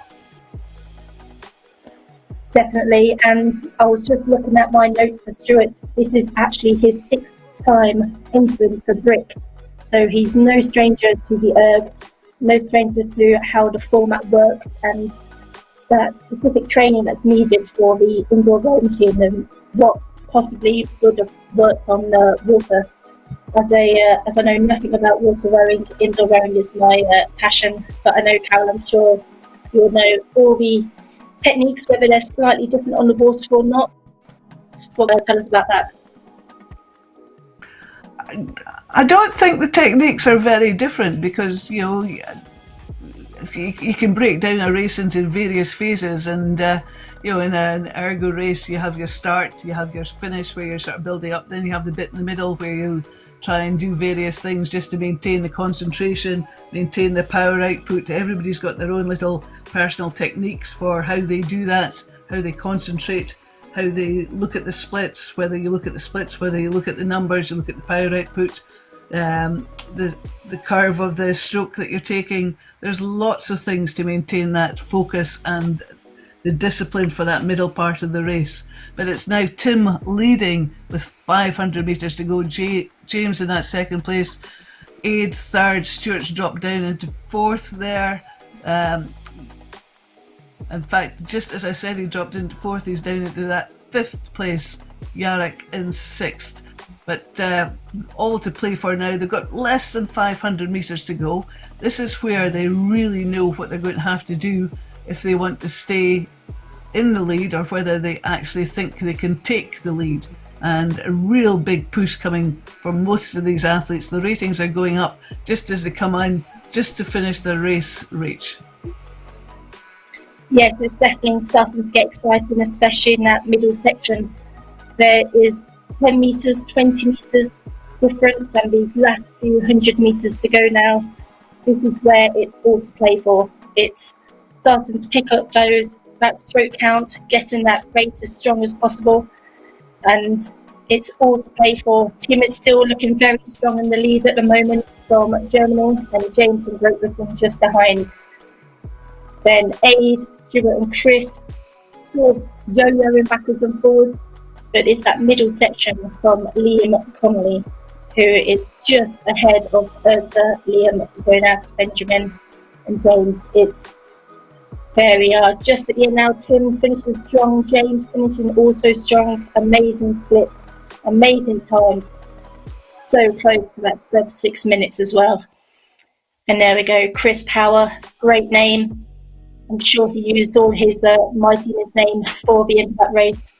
And it's just changing right on the end. And this is what we were on about earlier, about making through the time, through those meters. Because it can all come down to that split second and those last few meters. And we're just coming to the end of the race now. We've got the last 4 rowers just coming through the end. Nice and strong. There we go. And through it looking, looks like he's got quite a bit of energy to there we go. Stuart looking quite relaxed there just as he's finished it. He'd obviously done what he wanted to do. He'd obviously gone through his race plan and thought he'd done as much. Just trying to get the air back into these lungs, and sometimes to cool down it's best to keep on rowing, keep these muscles moving just at a light pace, just to slacken them off, because take it from me, his legs will be hurting. I think he heard you just as you said that. He picked up that rowing handle, thought he'd just move a little bit. So that was a great advice to pass on to him there, Carol. It's not the thing that you often think you want to do, but just keeping moving. And it's the same after you do a race on the water. You're supposed to go off and do a big warm down, and a lot of the big athletes will go and do a warm down, and it does help sort of just move some of the lactate out of the muscles, so it gets your breathing back to normal, gets the heart rate down. It's a bit more relaxing and gives you a bit more time before you actually have to step out the boat or off the ergo and support your weight. Definitely. And it's that remembering to breathe, because I find at the end, I know for myself, you tend to hold your breath because you want to get all that power out and just go as hard and strong as possible. And then, reality hits in. You need to breathe, you need to start loosening up, starting to move, because the bombs will get you later, believe me. Definitely.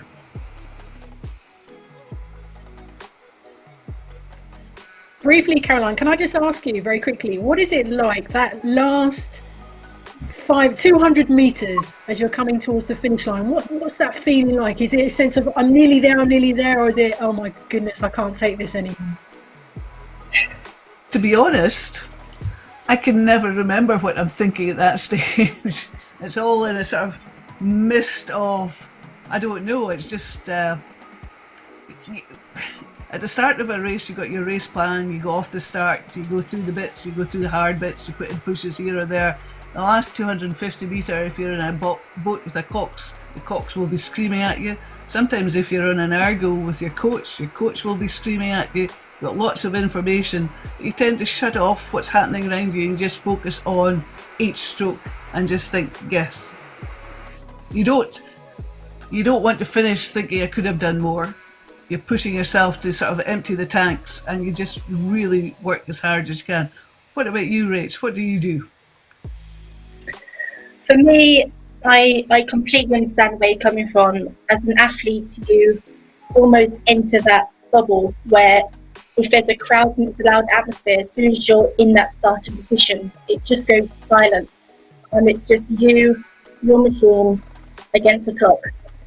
And it's given the strongest possible plan, and you've practiced, you've put everything into it. But I know those last few hundred metres, it sounds like a lot, but when you're rowing, it really can catch you out towards the end. So you have to go all out and give it everything. Try not to regret any potential mistakes that you may have done. You've just got to keep going, keep battling, and have a nice, strong finish. Well, I'm going to jump in there quickly because I believe we have Karen Bennett from the GB team on the line to talk to us about her race earlier today. Karen, how are you feeling after that win in the Open Women's 2K? How am I feeling with that? Yes. Yeah, it was a tough race, and I'm now really kind of short of breath, and my legs are really quite tired. I'm just kind of walking about very slowly to try and flush the lactic acid out. But yeah, it was a good race. How have your preparations been like, Karen, for this week?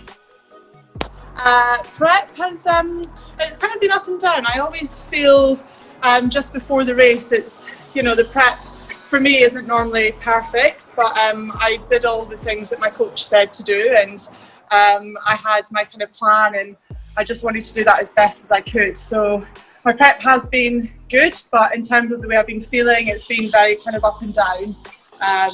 But you kind of have just got to ignore that going into the race and just trust that you've done the training, and it'll be there on the day.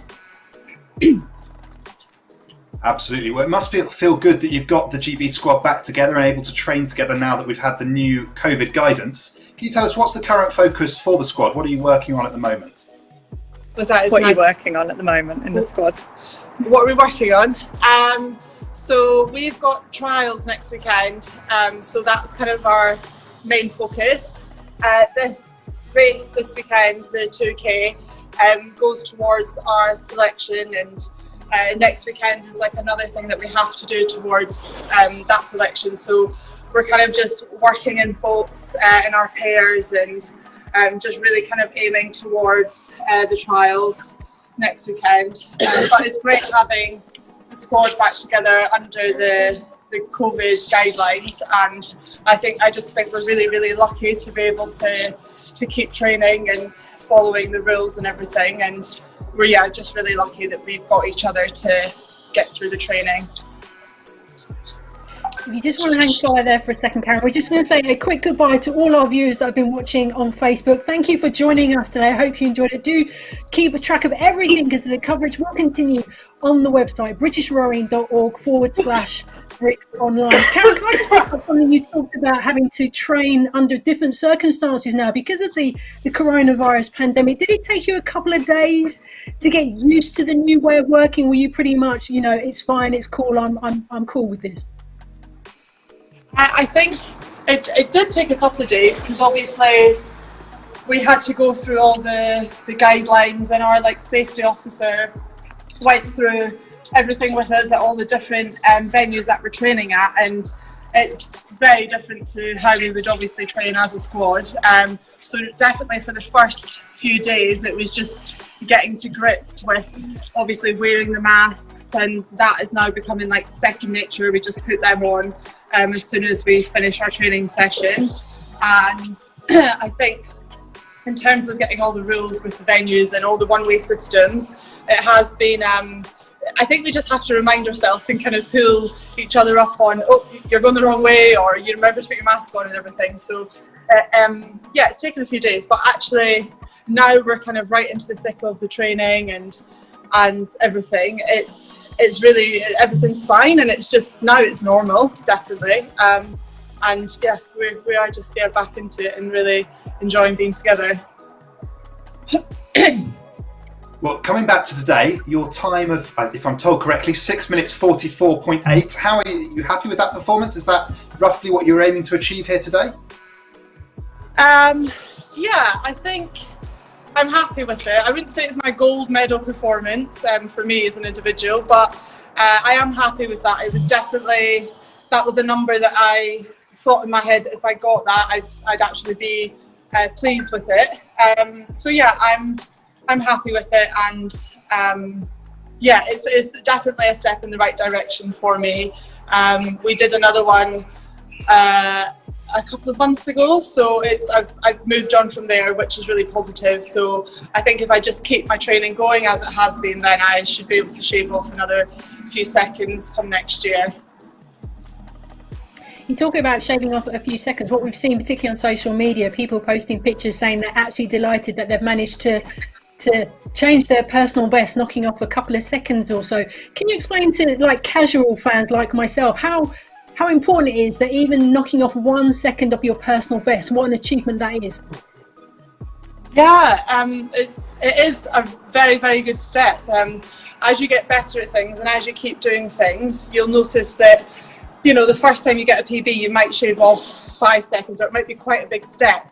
But as you get better and better and more consistent, actually the tiny little margins are the ones that are very good, and you should really be pleased with just shaving off a little bit here and there, because you're still making those really good steps, and it's better than you've ever gone before. So I think you really need to kind of celebrate the little wins and the little kind of shaving off, not even the seconds, like the milliseconds as well. Well, I think we're a couple seconds away from our next race, but can I ask you one last question, Karen? The beauty of events like this is that you and the GB squad get to race against members of the public at home. How does that feel, to be racing publicly and having people from all around the country racing against you live on a screen? Yeah, I think it's brilliant. Obviously, it's like a bit nerve-wracking because we're seen to be in the British rowing team, and you know we should be knocking out those scores and they should be really good. But I'm always thinking, like, what happens if somebody comes along and doesn't train as much as I do, and yet they can still be there, which is great. But obviously, it's a bit nerve-wracking because there's a bit of pressure. But actually, I think it's brilliant that we can all race together and we all do the same thing. And yeah, I loved kind of joining in with the members of the public, and I think if we can, we should definitely do it more regularly. Thanks so much for your time, Karen. We'll let you go because you're a busy person, so thanks so much for your time. We really appreciate it, and congratulations for today and taking part. Thank you. And we're going to move to the next race. I'm going to hand over to our commentators, Rach and Caroline. Thank you very much, Anne-Marie. Yes, we are straight into the next 2,000 metre event. We have different races going on in this one. We've got the open men, the men's 70 age category, men's 75, men's 80, and men's 65. So plenty to be looking at. And as we can see, we are already coming up to the first 500 metre mark, where splits and everything's looking really strong at the moment. We're starting to spread a little more than what we have seen in our previous races, but it's looking very strong. So in the open men's, there's quite a lot of change at the moment. You've got Marco from Italy in a strong lead at the moment, with Liam from Great Britain not far behind. And that middle section, Carol, once again, you know we like drama, and it's constantly changing. It's indeed it is. I've just been watching it, how often it's changing, and it is so close. As you said before, that middle section of that open men's race, very, very tight indeed. That it's Marco up in the top leading that field. Just very nice low rating there, but a nice steady split there. And over in the other half of our screen, we're watching the Adaptive rowers doing really well. Really mixed field there, very international field with Derek McDonald of Canada leading that race, Philip Fong of the United States, and then Ben Gallagher and Francesco of Italy. You know, it's like a global experience. And then we've got the men's 65 plus down further in the field, and that is indeed an incredibly close race. Very little to choose between those first 5-6 athletes. And then we've got the men's 70s, the 75s, and the men's 80 plus category. But what a fantastic races we've got going on here. Just so much to see, so much to do, really hard to keep your eye on it. I would say that that men's 65 plus race is going to be very, very close as it progresses. 1,000 metres in and very little to choose between those top 4 or 5 athletes. The open men's field certainly starting to spread out a bit more now, but is it Alessandro just putting in a huge push there? Matthew Crampton just coming back on Thomas McBride. Rach? Yes, exactly. That open men's, I've just been watching that middle pack sort of spread out a little more, and Dimitri and James, they've just put in a nice little strong middle section just there. And as we're coming into that last 1,000 metres, now it's that time we just have to keep going for another 500 metres, trying to trust your planning, trust your breathing technique and how you're doing those long, strong strokes to be able to keep going until those last few hundred metres. And then if we go across to the men's 65, I don't think that's changed at all. I think they are all doing the same rate, the same stroke length, the same power. So I think that race in particular is going to be our closest one yet.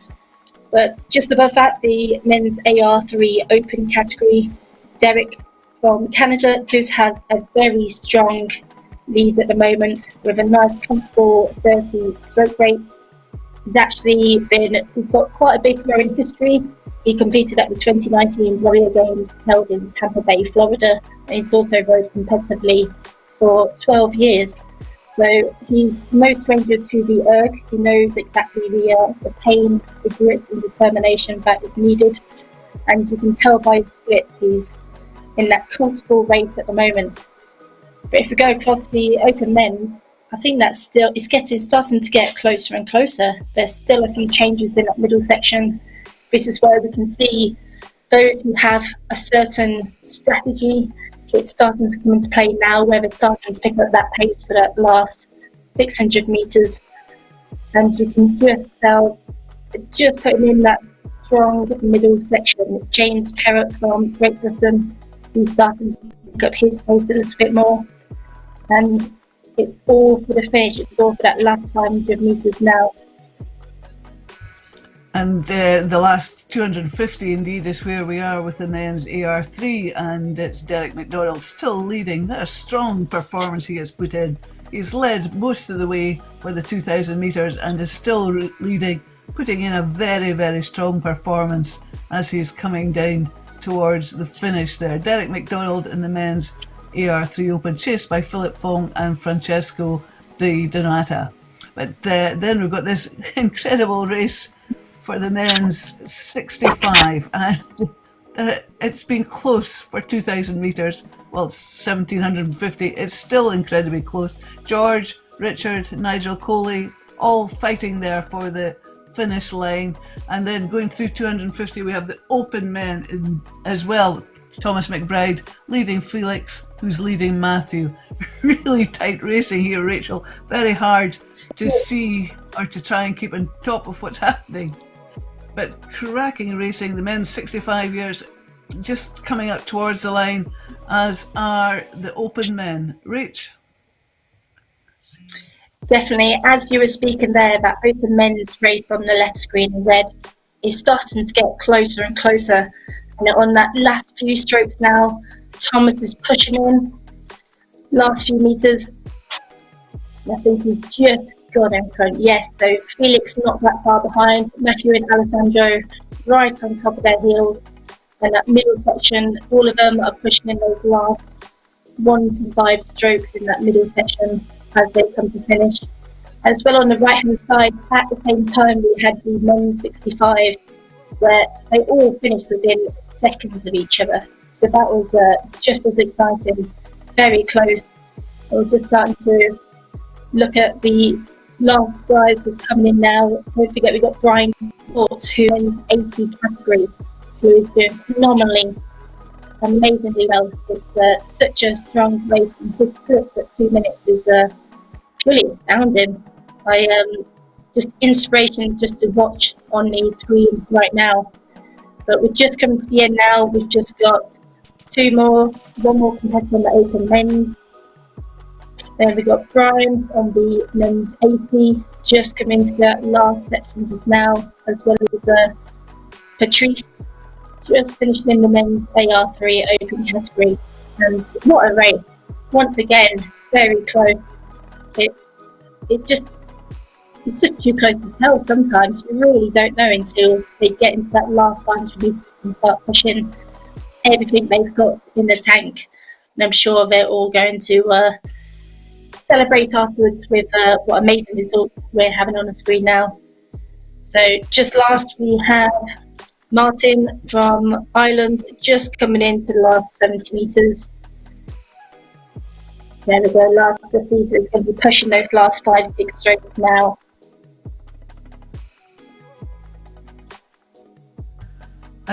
Just looking at the older categories, Rach, some of these performances from these older athletes were just astounding, looking at their finish times and the splits they were producing, and some cracking performances from the open men here too. Some very fast times indeed.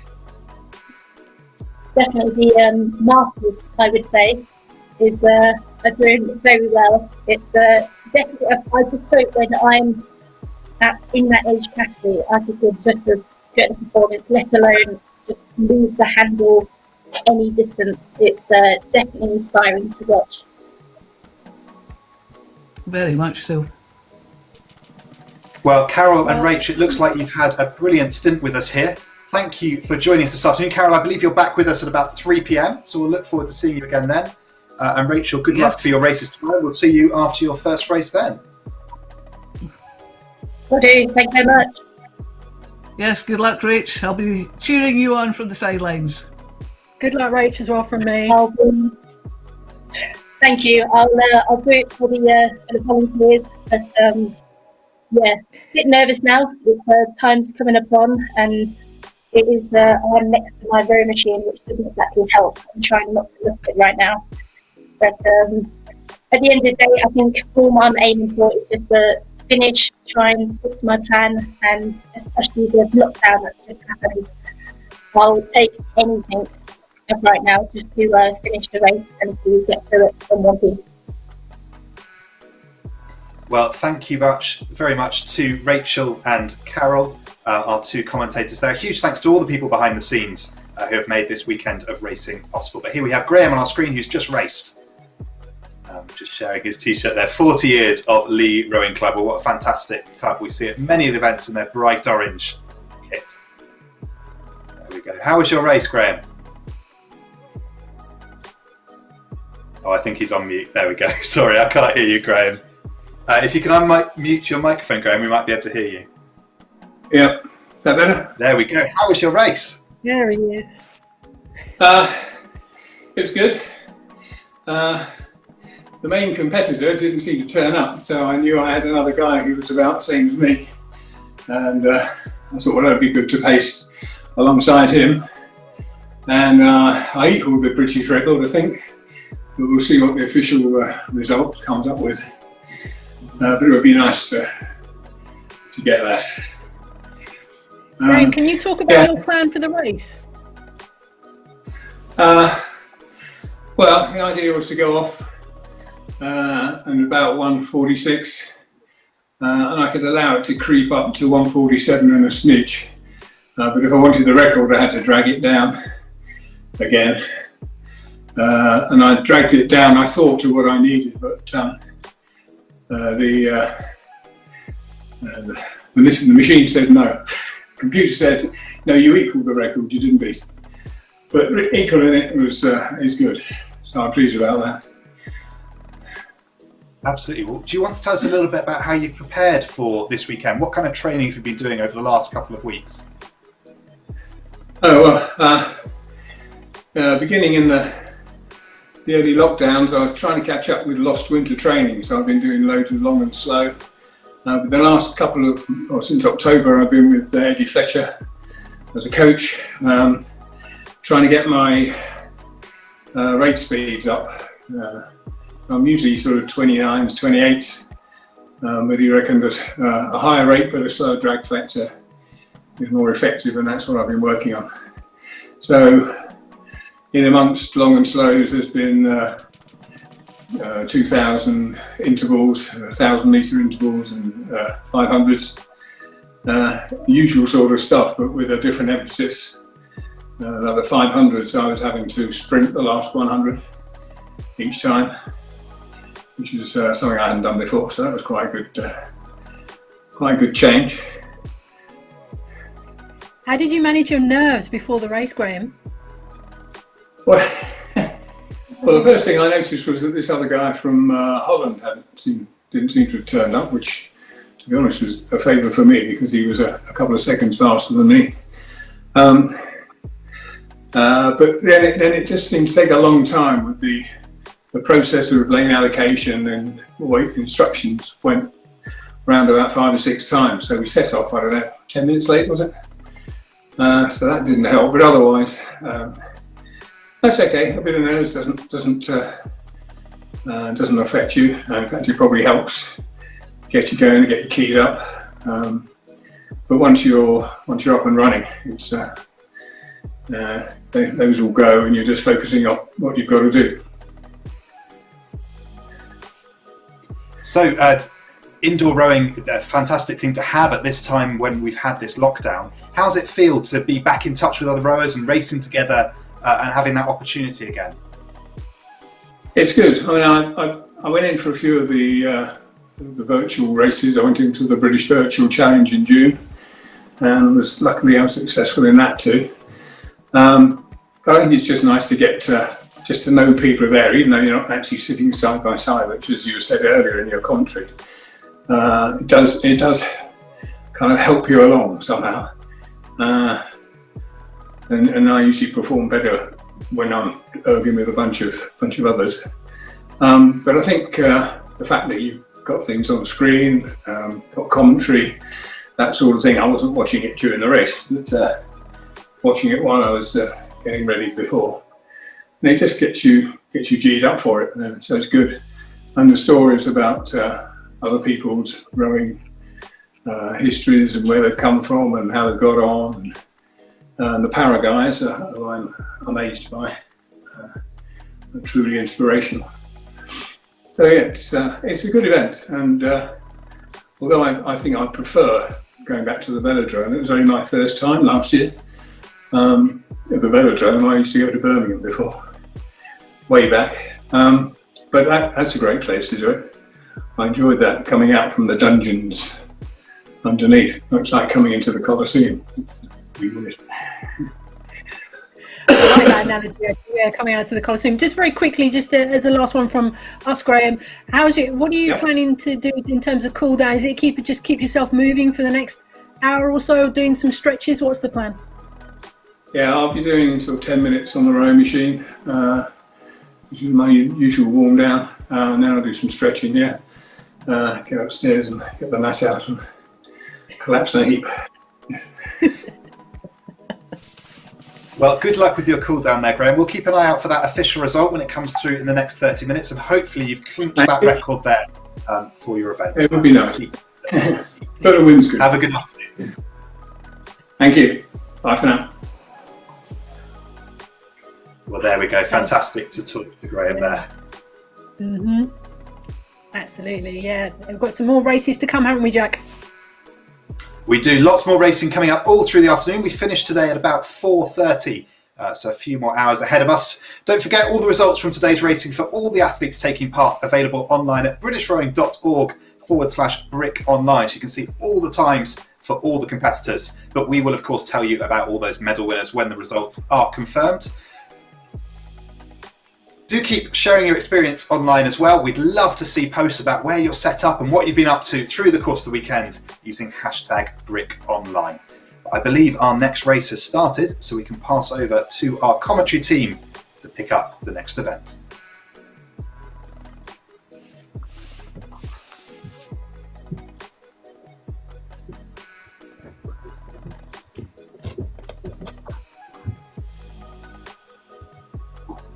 Right, okay, so this is the second heat of the men's open. We've got Anton from Ukraine, he's leading the way at the moment. Pulling 127 splits, he is not hanging about here clearly. 33 strokes a minute. You've got Vincent in second place from France. You've got Bartosz Sablok, I can never get his name right. He raced at Crashby 3 years ago and he pulled around a 5:45. Now he's pulling 127. Again, he could be one to watch because he's got quite a good sprint in the latter stages. You've got Ward in fourth place, pulling 127. So you're effectively looking at about the top 6 or 7 who are in these early stages are potentially threatening to break the 6-minute barrier, because that's the one benchmark we always look for in the Open. How many guys are going to break the 6 minutes? We've got a whole range of athletes all the way down the field, but Anton, he's still leading the way, pulling 129s and 130s, and he's keeping that going at sub 130 pace and 31 strokes a minute. So he's just gone through the 500-meter barrier, looking solid. But Vincent is keeping it honest, just 3 meters behind. So you've got a 4-way scrap for the lead at the moment.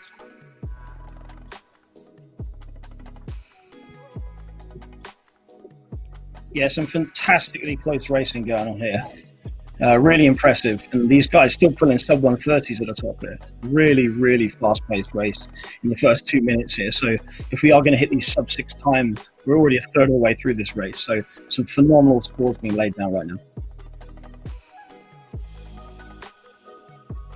Okay, well, this actually is the last race of the day that's part of the European qualifiers for the World Championships. And as we said earlier with Bartosz, he's a former Crashby winner, and now he has moved his way to the front. And going into the second half of the race, it looks like he's going to try and take command of this. And now he's pulling 127s. What do you think, Alex? Pretty impressive performance. Yeah, I'd say these guys are just not letting off the pace. I've seen loads of people go off on ergs pulling sub 130 using that adrenaline, but it's a really elite kind of athlete that can sustain this through here and not blow up too early. But obviously the top is somewhere to look at, but through the middle it's really tight as well. So if we're looking from Vincent Matz down to George Bourne, it's like 10 meter spread between 6 athletes there, and they're all pulling around the 130s, 129s. As they go through into the second half. So way into the second half now. Really impressive pacing. One of the names you'll see there, Matt Brigham, the Kingslayer, beat Mahe Drysdale.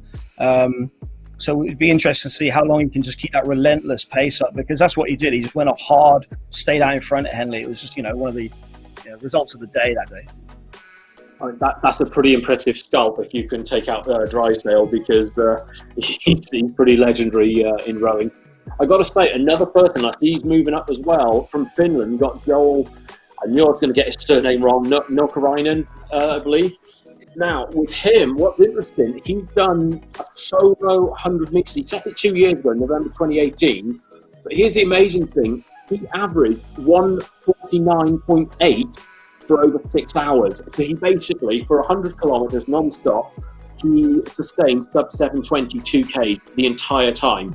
And he's literally across all age groups holds the world record. And he did race at Crashby in 2017 and he clocked a 5:54 that day. And if you notice, he's pulling 129s. He's in that ballpark. He is clearly gunning for a sub 6 performance again.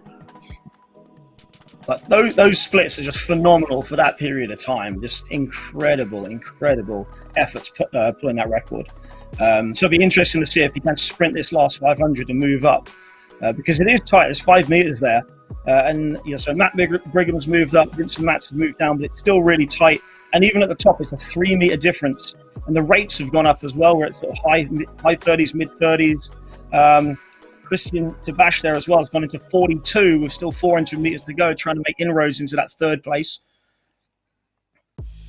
Yeah, I mean, that's some brave rowing to go to rate 40 from 400 meters out. I mean, In races, normally from about 200 metres out, I feel comfortable. I can kick the rate up to about 40, sustain it. But to go from 400, oh my goodness, he's at 44 strokes a minute now. And look at him now. He's dropped the pace down to 124 to 125. Now, Ward has obviously responded. And again, those top three guys, they can see each other's, boats on their own monitor. So they're aware of what's going on. But at the moment, Ward is just edging out ahead now at 40 strokes a minute. He's still maintaining his lead. So yeah, Ward Lemenel, it says on our notes, 2 times world champion in the under-23 2K. So he's going to want to stay out in front. But it's seriously going to be challenged if people... Tavish is up now at 48, and so is now Karenin. So really high rates. Like if we had been in the velodrome, this would have been phenomenal to watch. No, it's absolutely fantastic stuff now. Look at that for a finish time as well, 5:47.6. Bartaz just slightly behind in a 5:52. Christian Debache right there, 5:52.7. Absolutely blistering times. And here's the big question: how many are going to break their sub 6? How many did you count there, Alex? Looks like 3, 6, 9, 10 for sure. Yep. That's good. 10 sub 6. It's really, really impressive scores. Really impressive scores. Like you say, that's one of the kind of the big time benchmarks. No, 100%. Of course, obviously, although their day is done, it's not over yet, because I've been in this situation myself where I've raced in the Open, and you hear the likes of back in the day, it was like the likes of James Cracknell and Matthew Pinsent racing, and you've still got about 200 metres to go. And so these guys, you've got Stuart Birch that's just coming through right now. He clocks in at 6:43. You've got Joel Keeble has just finished, and you've got Marcel who's just finishing at 6:46.1. For those guys, it's pretty special to actually be part of, you're rowing against absolute elite athletes, and it's, even though they're sort of like finishing a minute ahead of you, it doesn't matter. It's just that the buzz you get from being in that same race is something special. They'll remember this race for years to come. Yeah, most definitely. A live stream of Brick Online on britishrowing.org/Brick Online. Sorry to interrupt you, gents, but I want to say hello to you both, because we haven't said hello to you this afternoon. So welcome, John and Alex. How are you both doing? Yeah, pretty good, thanks. It's I can't believe how quick the day's going at the moment. It's absolutely flown by. Yeah, same. I'll be honest, I probably wouldn't have watched this race generally before getting involved with the commentary last year. But I've had it on since the start. There's some people that I know, people we've heard of. If you're in the rowing game, then there's names you would have heard of racing earlier on. So it's really great to watch. And we're basically getting a flavour of what you'd see if you'd gone there. These things go up on the big screens. I used to help staff the event when it was in Birmingham. So I was on it from about 2002 to 2010, something like that. And, you'd watch these boats go across and try and correspond it with, Matthew Pinsent being on the front. Or one year, Oxford and Cambridge were racing. So they just sent both of the blue boats and they were just slugging it out. And it was just really great scenes. Well, with this race at the moment... Sorry, go on, Alex. John, do you want to pick this up? Yeah, okay, yeah. Basically, we're coming up to 80 seconds into this race, and you've got German Rendo Zamino absolutely flying. He's got a 20-metre lead already, and this is the 50-54 lightweight. That's worth bearing in mind with this. So they're under 75 kilos, 90 seconds into the race, and he's pulling 136 split at rate 35, and he's opened up a 22-metre gap already. That is flying. Philip Healy is tracking him, and they're roughly at the same pace, but it's going to take quite a lot to overturn that 20-metre advantage. He's really got his nose out in front in very early doors. Yeah, really good start there. Like I said, 2 minutes into this race, just gone on to 140 now, 139, still sitting around there, settled really, really well. So Philip Healy's going to definitely have his work cut out to try and reel back that 19 metres, but it does currently have the slightly quicker split, so we'll be chipping away at that. So we'll see how it is. Like, the splits are pretty close, so it's going to be one of those long games, just reeling in an inch at a time, not trying to burn them in one go. And bearing in mind, they're only in the first 800 meters. 200 meters to go to halfway. That's often where moves happen, is at the halfway point. So it'll be interesting to see how these splits change in about 200 meters time. Yeah, I know with me, when I get down, when I'm racing and there's 1200 to go, between like 12 and 800, it feels a little bit no man's land at times.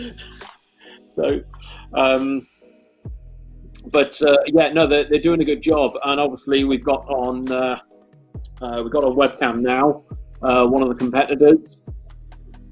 Very smooth. So Zoltan Arbas right there. Okay, yeah, go on.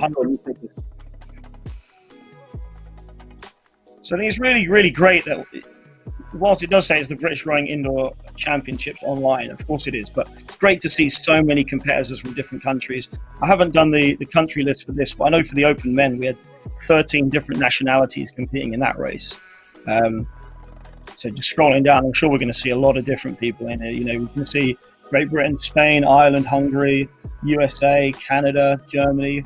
So a really, really international field and an international event.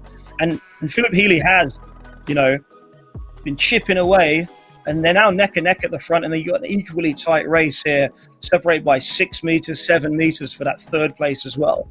And you can see from the orange, you know, that signifies that these guys aren't just competing against each other for this, but there is another qualification they're going for as well.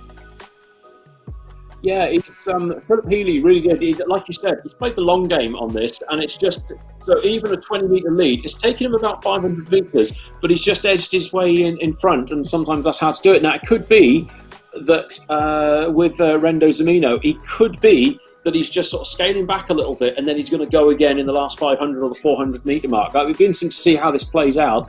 But Philip Healy's he's doing a solid job. I mean, 137 and 138 splits, that's not hanging about. I mean, they're potentially looking around the 630 sort of region, which is incredibly quick. Yeah, really good speeds, really good splits. And so Philip Healy, like I said, it's taken about 500 meters to do it, but it's basically sat at 138 the whole time. Like, I call that big race rhythm. You know, everyone comes off the start pretty hard, everyone settles in, and then often it's just, where are you through the middle part of that race? That's where it's just going to slowly break apart. It's really rare to see massive moves happening in the middle. It is usually just chipping away, seeing if you can break down the opposition, or if they hold you, and if they do hold you, whether you've got something left in reserve. So it'd be interesting to see if Rendo Zimeno is now being chased from behind by people with slightly quicker splits at the moment, but it's going to be whether they run out of track going into that finish line. Yeah, and of course, obviously, we saw Zolt on the webcam a little bit earlier, and now on his monitor, he will see Rendo Zimeno. He will see him in front of him in his monitor, and he'll see that there's about a 10, 12 meter gap at the moment. So I can tell you now, I mean, you might know this, you might remember this with racing as well. When you see that name, it's almost like a red rag to a bull kind of thing. You know, you just see that, you think, I'm going to catch you. I am so going to catch you. And the fact he's pulling slightly faster split, it's just a case of can he do it before the finish line. So, you know, we're coming in right into the latter stages now. But he's still keeping good form. Obviously, breathing heavily, to be expected. I mean, your heart rate's going to be up pretty high. You're pretty much up at your red line sort of level. But he's still looking solid. And it's just about if he can pull that position just before the clock counts down to 0. Yeah, so we can see the effort going in, the massive effort, pushing those finishes, finishing up on the body, hasn't shortened up, which is something that people do when they get tired. I'm not sure about on his screen whether it would have said about Rendo Zimeno, because we've seen this a couple of times when the boat turns colour. It just must be a little bit of misconnection. But then often that boat comes back into it and flies back forward. So it's whether you let something like that phase you, or whether you just stick to your game plan and just kind of empty the tank at the appropriate time. And I think now what Zolt is doing is what every single person who's ever done a 2K can relate to. Deep down, you're trying to catch your breath, but you just instinctively, you just want to fall on the floor and stay there for about 20 minutes. Well, I absolutely give him credit for staying on the seat, because a number of times I've just rolled and asked someone to grab my feet and do the old sort of bend at the knees kind of thing. Fair play. Yeah, by this point, I've normally fallen on the floor and people are probably just trying to grab my legs and drag me away from the erg. That's usually what's happening by this point. Yeah, but a great effort there. We also got some finishes, finishing at the top of the screen, you'll see here. So Alan Oliver just coming up to the line now, a few minutes to go, and Aaron Johnson as well, just coming in to finish. These guys will be pulling sort of 740s, and we've still got the German athlete, Stefan Lennick, just coming towards the last 150 meters now. Pulling a fairly consistent split still, sitting around 2:15, 2:16, and they're going to try and maintain that through to the finish line now. Right, so Stefan is he's keeping it rate 27, and the nice feeling now when you're doing a 2K, when you see the last 100, no matter how much pain you're in, you see the last 100 and you think, yeah, I'm almost done. It's so close, and it's just, you want the end to hurry up and finish and get there, but he's doing a good job. He's held his split consistently, 2:15, he's picking it up now, 2:11s, and he's keeping it around rate 26, 2:07, but he's really saving his power for the end. So we're just going to wait for him to cross the line. Let's see what his time is going to come in at. Should be just under 8:40 by the look of it, 8:38.4. Good effort. Yeah, really good effort from all those athletes there. Just a reminder that the provisional results you see usually get confirmed within half an hour. So we look forward to seeing whether Philip Healy is confirmed as the winner there. So quite tight there at the top end, just 3 seconds separating those top two athletes in that event. A lightweight event, one of the first lightweight races we've had in this kind of segment of the day. I wanted to ask, Alex, can you explain to viewers at home who may not know, what does lightweight mean? What's the classification? So you generally have two classifications in rowing. Broadly, you've got your lightweight athletes and you've got your open weight athletes. So a lightweight athlete will have a cap on the weight they have to be when they compete. In terms of, say, you're at a regatta or at this event, they would have to have gone to the official weigh-in a certain time before the race, made sure that they are at or below that level, and then they get to compete. If you don't make weight, they do let you race, but you'll be entered into the open rather than the lightweight. So, but it's definitely a nervy thing, having to get on those scales and making sure, especially if you're close. And that's usually how it is. Athletes don't aim to be sort of 4, 5, 6 kilos below. They're usually trying to tread that line, and just that kind of day before, making sure that they're where they need to be, and taking on like the appropriate amount of food and fluids, but making sure they're still energized. There's no point in being really tired when you race because you're not going to perform. So managing weight is just that extra aspect that lightweight rowers have to do that open weight rowers don't often have to consider. John, can I ask you, what are the challenges around lightweight racing?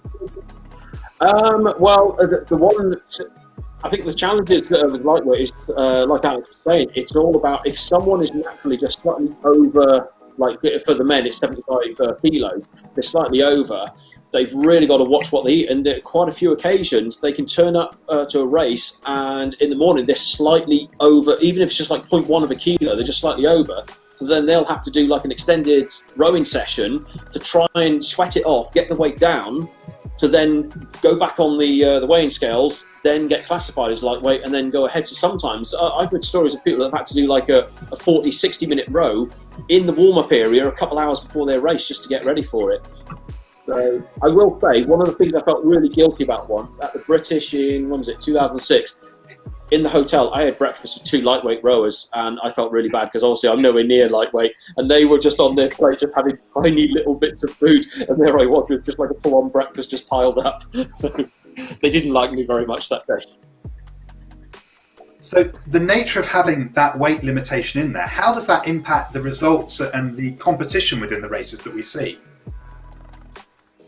Well, I think when you're looking at lightweight athletes, particularly on the world stage, like those margins are so fine, really, really fine.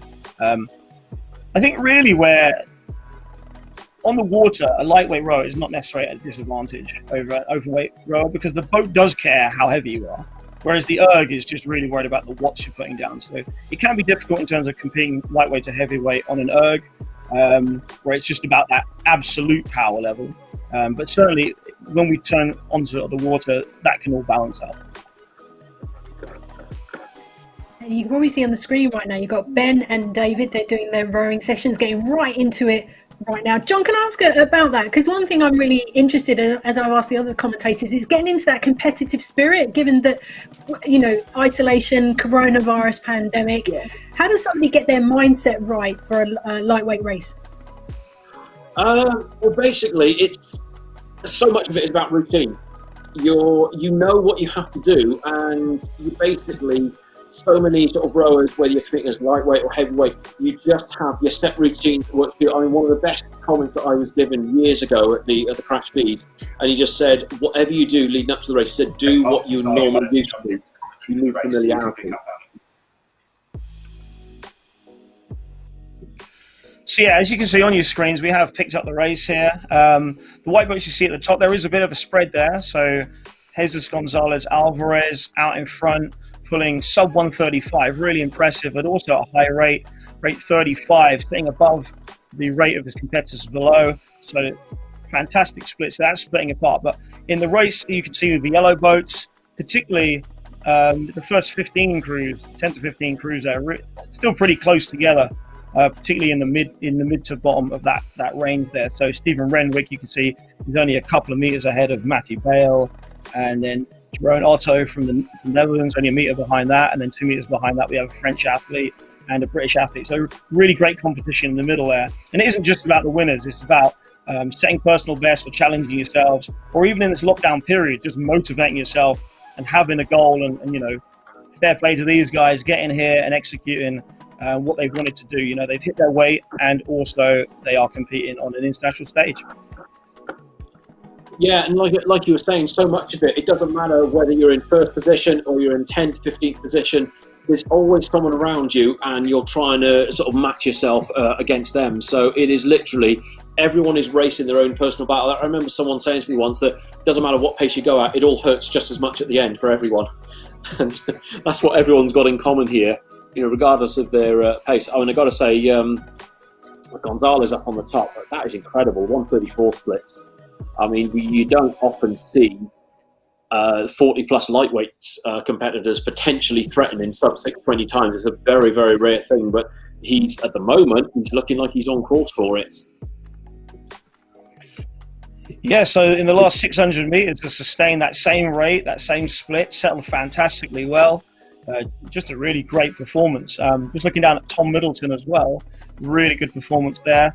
Just some background, was a member of the British team between 97 and 2001, and was a world silver medalist in the lightweight 8 and raced in the Sydney 2000 Olympics. So great to see that 20 years on, still competing at a really high level, and also pulling sort of 35s on the split and 136 on the split and 35s on the rate. Just phenomenal performances here. I think what you were saying about Tom, it really kind of highlights that with this sport, there's no retirement age. So he's been in the Olympics, in the past 20 years, and now he's carry on the erg scene now, and he's still competing at an incredibly high, national level, just in the Masters age category. So obviously we're back on webcam, so we can just have that reminder of how hard people are pushing each other at the moment. And what's fascinating, although these guys are not in the same arena that you would have down at the velodrome, you almost forget all about that when you're racing, because on their monitor they're seeing the name of the person directly in front and behind them. You literally forget about all your surroundings and you'll just focus on that monitor, and it feels like the same racing adrenaline that you get, even though they're potentially, by the look of it, they're both doing this at home or in their gym. Yeah, it is strange. It doesn't really matter where you are. There's just three parts. There's just your body, your mind, and your monitor. Those are the only three things that matter. And it's, can your mind push your body and take that information from the screen and see if you're on target, or if you've gone out a bit big, or if you're a little bit behind and you're like, oh, okay, actually, I did go out a bit slow, but I've got that in reserve now. The danger is if you go out too quick and your body just can't keep up with your mind. So it'd be interesting to see, the form hasn't gone for these two. It's really consistent, really pushing hard. In fact, you can see on the screen on the right, I'd say the rate just gone up a couple of pips there as we work towards the finish here. Yeah, absolutely. It's all about when you pick the rating up, it's just about finding that right time. Because if you go a little bit too soon, you can almost like sort of, what's the expression, like a mushroom cloud almost, and you just tip over the edge, and then you've sort of like blown up before you've reached the finish line. So it's just about finding that right balance of going at the right time where you can sustain it, to the end. So, I mean, Tom is still looking absolutely solid. 134s now, and going into the last 250, 133s. That is fantastic. You've got Christian, who's also pulling 135, 136. He's 30 metres behind, but he's still virtually matching Tom on pace. And then you've got Gonzalez up on the top, rate 39, range 40. That is special. That's incredible, and still pulling 136s. So impressive stuff for the final stages of this race. Yeah, really impressive. Tom Middleton's got a decent lead there. Same with Jesus Gonzalez, Alvarez, but they're still pushing themselves on because it is a race against yourself as much as it's a race against your competitors. So Jesus Gonzalez, Alvarez, 6:16.1 for 40 to 49 lightweight men. Brilliant stuff. Tom Middleton just hitting the line now, 6:23.6. Another sub 6:30 there from Christian Molvig. Some fantastic performances. No, it's absolutely blistering. And again, even getting under 6:30, there's a lot of heavyweights that would struggle to do that. So to do that at lightweight is just blistering, absolutely incredible. But again, you've got the whole field that are still coming in thick and fast at the moment. You've got David Jones has just crossed the line, 6:56. Then you've got Jerome Otto, 6:58. Look at these guys all cramming in under that 7-minute barrier, because that is a huge mental barrier it's a massive barrier full stop in rowing to get under 7. So you've got Stephen Renwick just made it in 9th place, 6:59.4. Matthew Bale, 7:04.1. You've got Bjorn Johansson who's just finished his day. So what you'll see here, if you're wondering, because we don't have different categories at the top, it's because the cruising white haven't qualified for the weight this time, but they will still be really, really close. So it is comparable.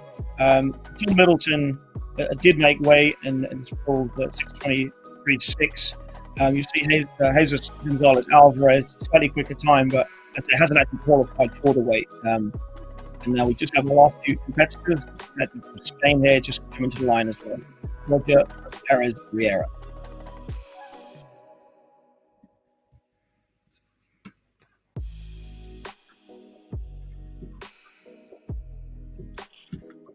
I can imagine that there is a lot of very tired people now, just either sat on their ergs or falling on the floor at the moment, desperately trying to get a drink or something like that, or if they've got someone nearby, probably a towel trying to wave them to sort of revive them and everything. So we've all been there. Well, we talked about how having that weight limit in lightweight events leads to these races often being much closer because the athletes are more closely matched in terms of weight and how much power they can put behind the ergo. And I think we saw that in the result there, didn't we, Alex? Oh, grief, yeah. Yeah, definitely. Yeah, I was used to also being a rowing coach. I've looked at weight adjusted scores as much as I've looked at just raw weight scores.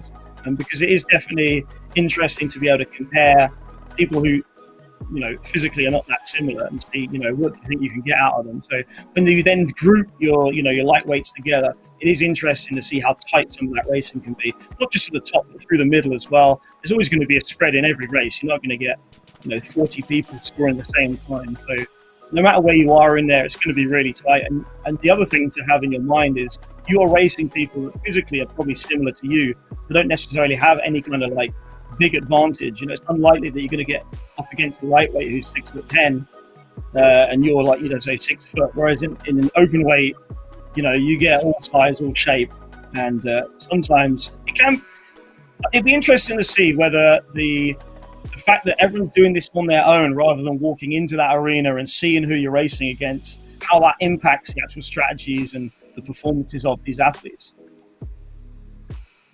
Well, thank you very much, Alex. I believe we've got Ben on the line to talk to us about his race. Let's see if we can get him up on our screens here. Ben, how are you feeling? How was your race?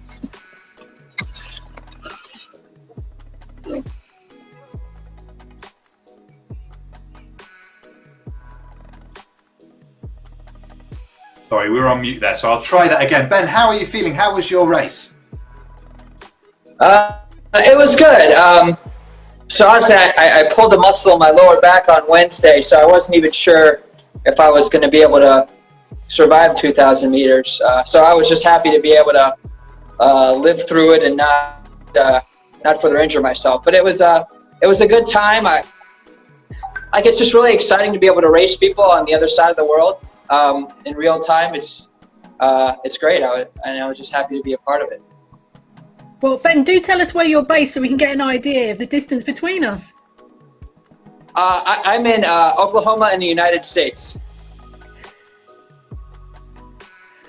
So in terms of the time difference, that's an interesting point actually. How are you finding the time distance? Because at the moment for us, it's coming up to about 5 to 2. What time is it where you are?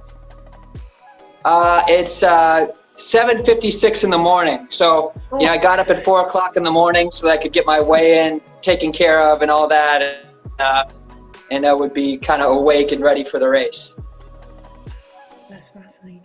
So how had preparation? I mean, you talked about you pulled a muscle slightly in your back. Does that mean you've had to modify your training leading up to today's race? Yeah. So the last 2 days, I couldn't row at all. I just did real light on the bike, on 30 minutes or so, just to kind of keep movement in it and kind of accelerate the recovery as best I could. So how does it feel to be racing with competitors all over the world and connecting with people in this event during lockdown? It's awesome. There's not a lot of positives to the pandemic, but this is one of them. I've done a lot of virtual races. This year I did the Australian National Championships, and a few weeks ago the Scottish, and it's just so cool to be able to race people around the world, not just the best of people in your neighborhood, but the best people around the world. It just kind of gives you a real feel for who's out there and kind of raises your game to the next level. So I really appreciate you guys allowing me to participate. It was great. Oh, good. I was going to say, what were you feeling? What were you thinking as you were approaching the last 200 meters, Ben? So, you have on your screen, you can see how far ahead or behind you are. And so I kind of thought in the last 200 that I could catch the guy in front of me without hurting myself. So I brought up the rate a little bit and brought down the stroke, started watching that gap decrease until I got ahead of him. So just trying to catch the next guy. Well, thank you very much for giving up your time to join us there. I think we're ready to go over to our next race now. So I'll pass you back to Alex and John in commentary. Okay, thanks. Yeah, so while we were away, I was just having a quick look, and provisionally there were going to be 11 different nationalities in this race. You had Portugal, Italy, Spain, Finland, Great Britain, Belgium, Israel, Denmark, Germany, France, and Serbia. So a really, really international field to this event.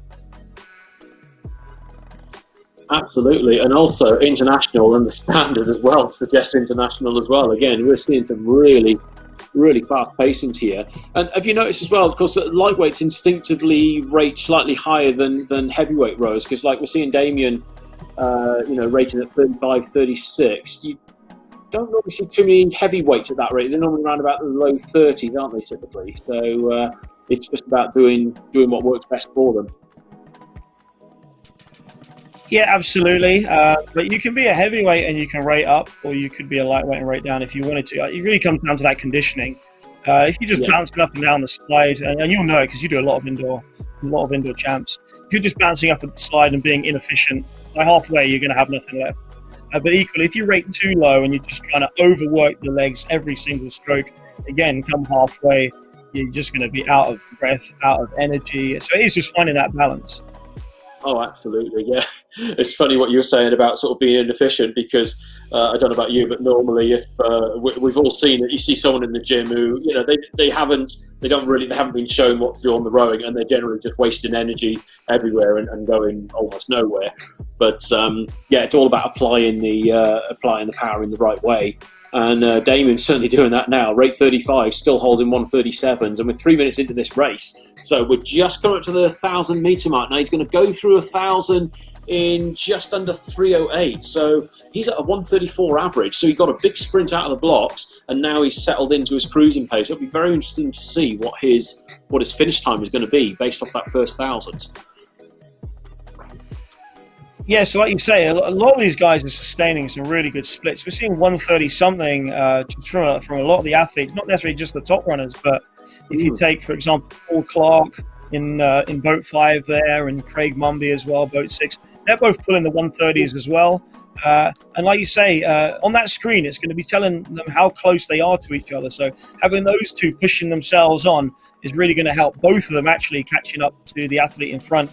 So the Portuguese Claudia Rodriguez is pulling a slightly slower split than those two at the moment. So the battle going on between Craig and Paul is just pushing them up towards Portuguese, and also the Finnish athlete is only 5 meters in front of that as well. Yeah, again, it's really impressive. And again, I suppose because had this race not been happening, they were just at home trying to do a training session or even a 2K time trial on their own, there probably is not going to be the same adrenaline doing that than if you're linked up online like this and you've got competitors around you. It will just, for everyone, it's just going to bring that little bit extra out of them. And, we can see it now. I mean, I don't know about you, but I mean, I could never push myself as hard on a 2K just rowing it completely on my own versus actually being in a racing environment, like this. Yeah, I always find it slightly odd when one of my athletes tells me they've just decided to randomly do a 2K and then pulls a really good score. I mean, I give them credit, but it's not the usual environment where you're going to produce. Usually, it does require that kind of extra adrenaline of having people around doing the same thing, or like in this case, it's people doing the same thing. Maybe not right next to you each side, but certainly you can get a feel for what other athletes are doing in your event. Yeah, 100%. I mean, the more I think about it, I never, in the gym, my 2K best versus what I did in a race, there's about a 6-second difference between the two. I could never get anywhere near what I would produce at an event. And it's just that extra adrenaline just makes the difference. And it forces you to stick to it, because I've been guilty in the gym that I've sometimes, if it's not going well, I think, oh, no, maybe another day, I'll put the handle down. I was a bit bad like that, but I would never do that in a race, because once you're on, you just keep going. And that's what these guys are doing now. They're really into the business end of the race now. But inside the last 250 for the top 5, looking strong. Yeah, top 5 then will be within a minute of the finish line. The thing that my eye has been drawn to is on here. Boats 10 down to 19, separated by about 8 meters. You got 5 boats, one from Israel, 2 Brits, Serbian, and someone from Denmark, really battling it out, pulling in the 140s, really tight. So it'll be interesting to see what they can do in that last minute. But I suppose we should just turn our attention back up to the top. Damien Alonso, really close to the line now. You can see that 0 meters is just come onto the screen, being chased 2 meters behind by Nuno Callejo. So who is going to take that? It's rate 48 as well. Looks like what? Dead heat. Dead heat on that. It's a dead heat. I haven't seen one of these in ages. That is phenomenal. That is incredible. 625.6 each. That is fantastic. You just, what can you say with that? You take your hats off to the guys. I mean, what a way. You're fighting tooth and nail, and you cannot separate them. And they're rowing from different countries as well. Just amazing. Absolutely amazing. Yeah, just sort of Iberian Peninsula battle just there. I could see Nuno Callejo was in the high 30s and really revving the engine, and it's definitely paid off in the end, getting that equal time. So we'll have to see what the official comes down to, whether they both get credited with a win or whether it comes down to another decimal place. Yeah, funny enough, when was it? It was at the Crash Beach back in 2002 in the 30-plus Masters. We had 3 British guys all crossed the line together, and in the end they were just awarded a 3-way tie. And I think that's the only 3-way tie I've ever heard of before. I've heard a couple of dead heats, but this is the first one in ages, and they actually elected to just it'd be interesting to see. This is obviously provisional for now, but it'll be interesting to see what happens. But in the past they've generally just awarded 2 gold medals or 3 gold medals on some occasions. So it's amazing, all of that effort, and you just cannot separate them after 6 minutes. Incredible. Yeah, phenomenal efforts all round for these guys. I mean, you can actually see for these lightweight men, we had 13 athletes go sub-7.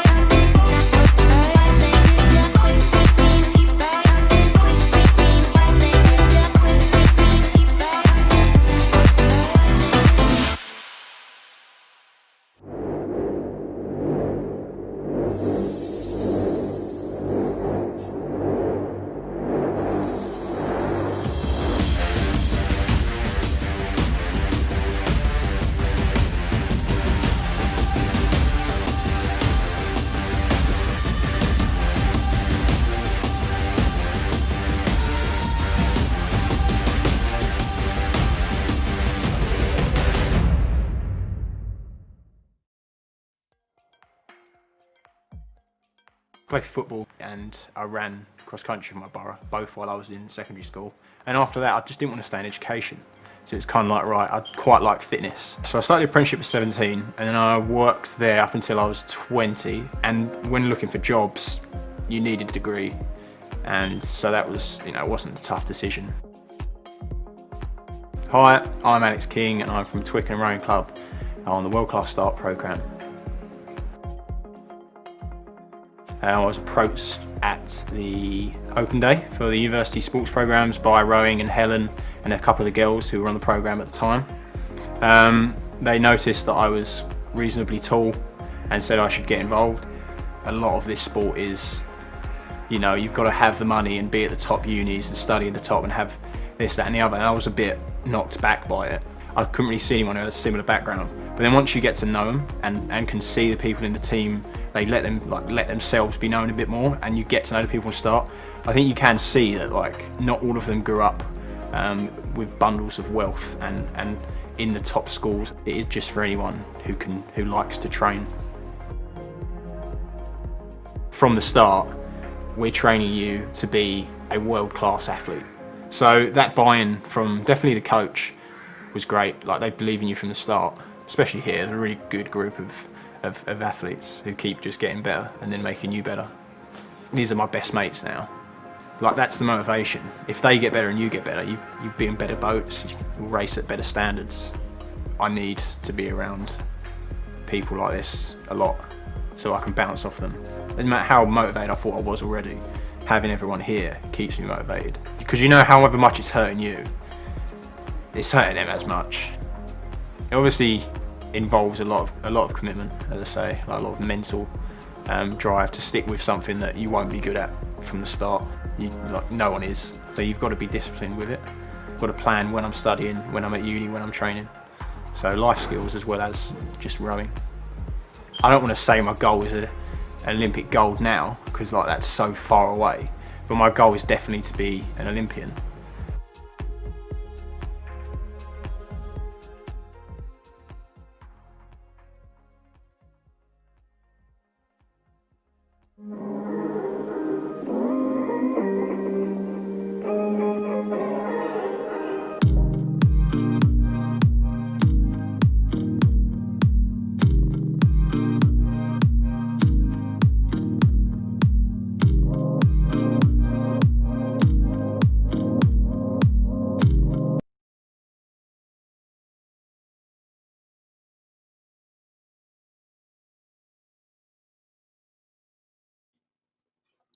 Right, so next race is underway right now. This is the lightweight men's 55 and the lightweight men's 60. So we're not messing about today. As usual, the first 100 metres, always quite frantic. You know, you get a big sprint out of the blocks, generally for about 50 metres, and then you use the next 100 to settle down into pace. So early leaders, we've got Darius from Poland pulling 140s. You got Michel de Petris right there with him, pulling 141s. So you've got a four-way scrap for the lead at the moment, Alex. What do you make of this? Some close racing. Good to see Andy Ganaway in the mix there as well. Absolutely, really, really close at the top here. But we do expect it to sort of start to split out here. So like you say, we've got two categories. The boats at the top here are the lightweight men's 55 to 59, and then the boats in red down below, they're the 60 to 64. And in fact, the quickest of all at the moment is one of the gentlemen, the 60 to 64, Bill Haynes, currently at rate 35, doing a 144, really good split there. He just got just out ahead of Darius Stepanovsky, who rained down at 30 and sitting at 142. So quite a spread of splits and rates being seen here. Yeah, it's impressive what Bill has been doing. I mean, the fact that he's pulling 145s, 146s kind of suggests he's aiming for the 7-minute barrier or very close to it. It'll be interesting to see how that plays out moving forward. But yeah, in the 55 plus, you got Darius is still just keeping his nose in front and pulling 142s, 143s. He's just, in fact, the top three, they're all pulling the same splits now. But look at the variant. You've got Pentti from Finland. He's pulling rate 37. Whereas Darius is on rate 30, and then Michel is pulling rate 33. So again, you've got three very contrasting styles there. But it's about doing what works for them. Yeah, so at the moment it looks like the top three are just walking out a little bit. Andy Ganaway, who I believe we're going to get up on the screen at some point, in fourth, is just leading his own little battle with a couple of athletes just behind. And in that 60 to 64, it's still a five-way battle. Those first five are only separated by 8 meters. And the splits are still really, really even. I'd say at the moment, Martin Lurinic is at the moment just putting a slightly better split. So maybe going into the lead in the next 30 seconds or so, because he's only 2 meters behind at the moment. Yeah, definitely. It's funny what you say. There's so much. It's amazing how much, even though it's technically a time trial, there's so much tactics that can go into this, and you are reacting to what you see around them and what they see on the screen. It looks like we've got Andy on screen right now, and it's interesting that he's experienced in the Masters athletics. I've watched a couple of those events. It's incredible. Very much like indoor rowing. You've got people up in the 80s and 90s taking part in events, and so he's experienced with that in the 800 meters. Very much an endurance sport, and he's gone from one endurance sport to another, doing 2K on the erg. But it's looking strong. It's looking solid.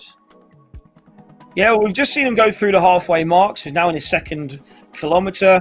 And you can see stylistically, I know he's transferred over from athletics, but has really picked it up, hanging off the arms well, looking relaxed in the shoulders. That's one of the key things. You know, you don't want to work too hard up high. Definitely want to make sure that work is down low. So anyone who's just joining us as a supporter, just to give you some information. So rowing really is a legs first sport. It's all about driving those legs, but also having a really strong core that can just connect up through.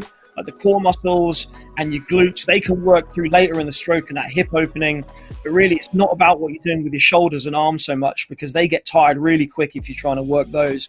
And a lot of athletes, and I'm sure John will repeat what I'm about to say, but they get off a 2K and they feel like their forearms have just seized up because they're doing too much work in the arms.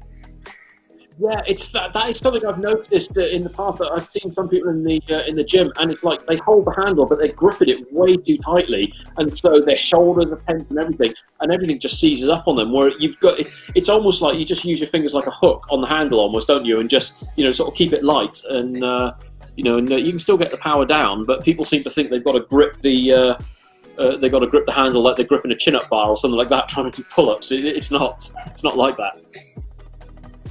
Yeah, well, I mean, it's definitely an oversized model here, but you've got a finite amount of energy to use. So if you're using it to hold on for dear life, you're probably not using it to push your way to the finish line. So the best athletes are those that can go into this battle but stay relaxed, make sure they're using their bodies to the best efficient way that they can.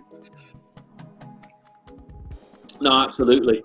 And obviously with them now, they're coming up to 5.5 minutes of racing. They're coming into that latter, the latter stages now.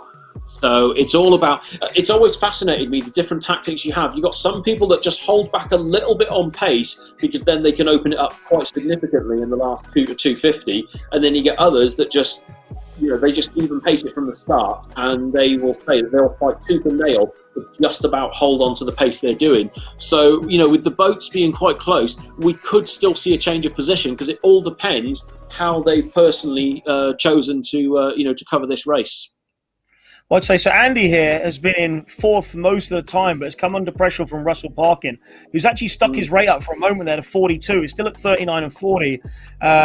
So he's put in a burst early. I guess saw on the screen that wanted to just tip out in front. But there's still a minute to go here, so it'll be interesting to see if that can be sustained, that high 30s, low 40s, because the split's now gone back up above where Andy is. So Andy now has the opportunity to counter-attack, coming in with about 45 seconds to go. Right up at the top, though, Dariusz Stefanowski still out in front of Michel de Petris. The Polish athlete and the Italian athlete have been slugging it out. It's still only 10 meters in here, but I think the Italian is going to run out of time, even though he's pulling a slightly better split, higher rate as well. But it's just run out of track to be pipped by about 1.5 seconds there. That was an interesting benchmark, because that was a 10-meter gap, but it only translates to about 2 seconds. So that kind of gives you an idea of, if you're 10 meters down at this sort of pace, it's probably around about 2 seconds overall. So it'll be interesting to see what happens in this battle for fourth and fifth.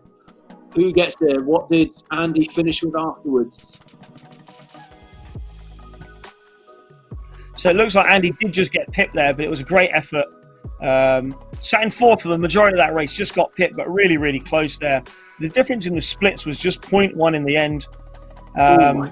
Really tight racing. And then in the other race in there, so the Dutchman, Martin Lurink, has finished just ahead of the German and an Italian athlete as well. But Martin Lurink was the sub-7 athlete there, and then a really tight cluster, 701s for a couple of athletes, and then a really tight 705 for a couple. So there was some really good battles happening throughout, from top to bottom in that race just there. Oh, absolutely. I've got to say, for lightweight men over 60 to still be producing sub-7, that's good going.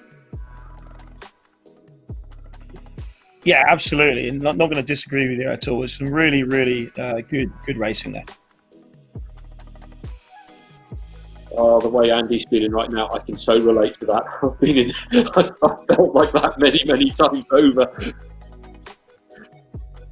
So it was interesting. We did see another person come on screen briefly there with Andy. Thanks, Andy, for being on webcam. It's bearing your soul, as it were, to the world, because there's no darker place sometimes in the middle of a 2K. But I'd say there is an extra person there. So it'd be interesting to see if he was being cheered on. And with these other athletes we don't see. Personally, I didn't like anyone talking to me when I was doing a 2K. I would just like to get on with it myself. But there are other people that I've coached that like, Alex, you need to come and shout at me. You have to come and shout at me for the whole thing. I don't care what you say. I just need to hear some noise to push me through to the finish. So it'd be interesting to see what these other athletes we don't see, whether they do have a support team or whether they've just been told, look, in this half-an-hour block, leave me alone. I'm not going to be a nice person to be around. So it'd be interesting. It'll be interesting to find out. Well, I think we've got Andy on the line, so let's see if we can pick up with him and ask him how his race went. Hey, hi guys. Yep, hard as ever. Very happy with the time. I was going for 7:10, so 7:08.1 was good. How have your preparations been this week, Andy? Well, pretty easy this week, yeah. But it's been solid 2 months on the road. Previous to that, I did a bit of endurance training, got back on the running and did a marathon, so I got the endurance base.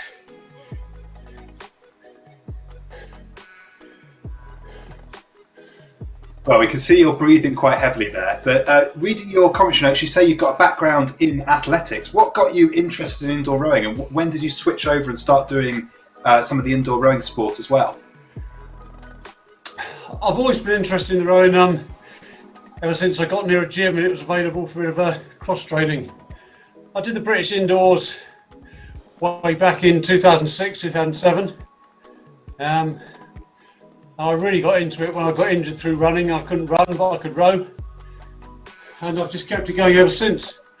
Sort of in the off season, but with lockdown this year, I've been doing a load more rowing. Well, Andy, thank you so much for talking to us. I believe our next race has started, so I'm going to hand this back over to our commentators, John and Alex. Okay, thanks for that. Yeah, we've got quite a few different categories here. We've got the lightweight women's 30 plus, 40 plus, and the 50-54, in action at the moment. So I see over on the left side of the screen, look at Justine Reston.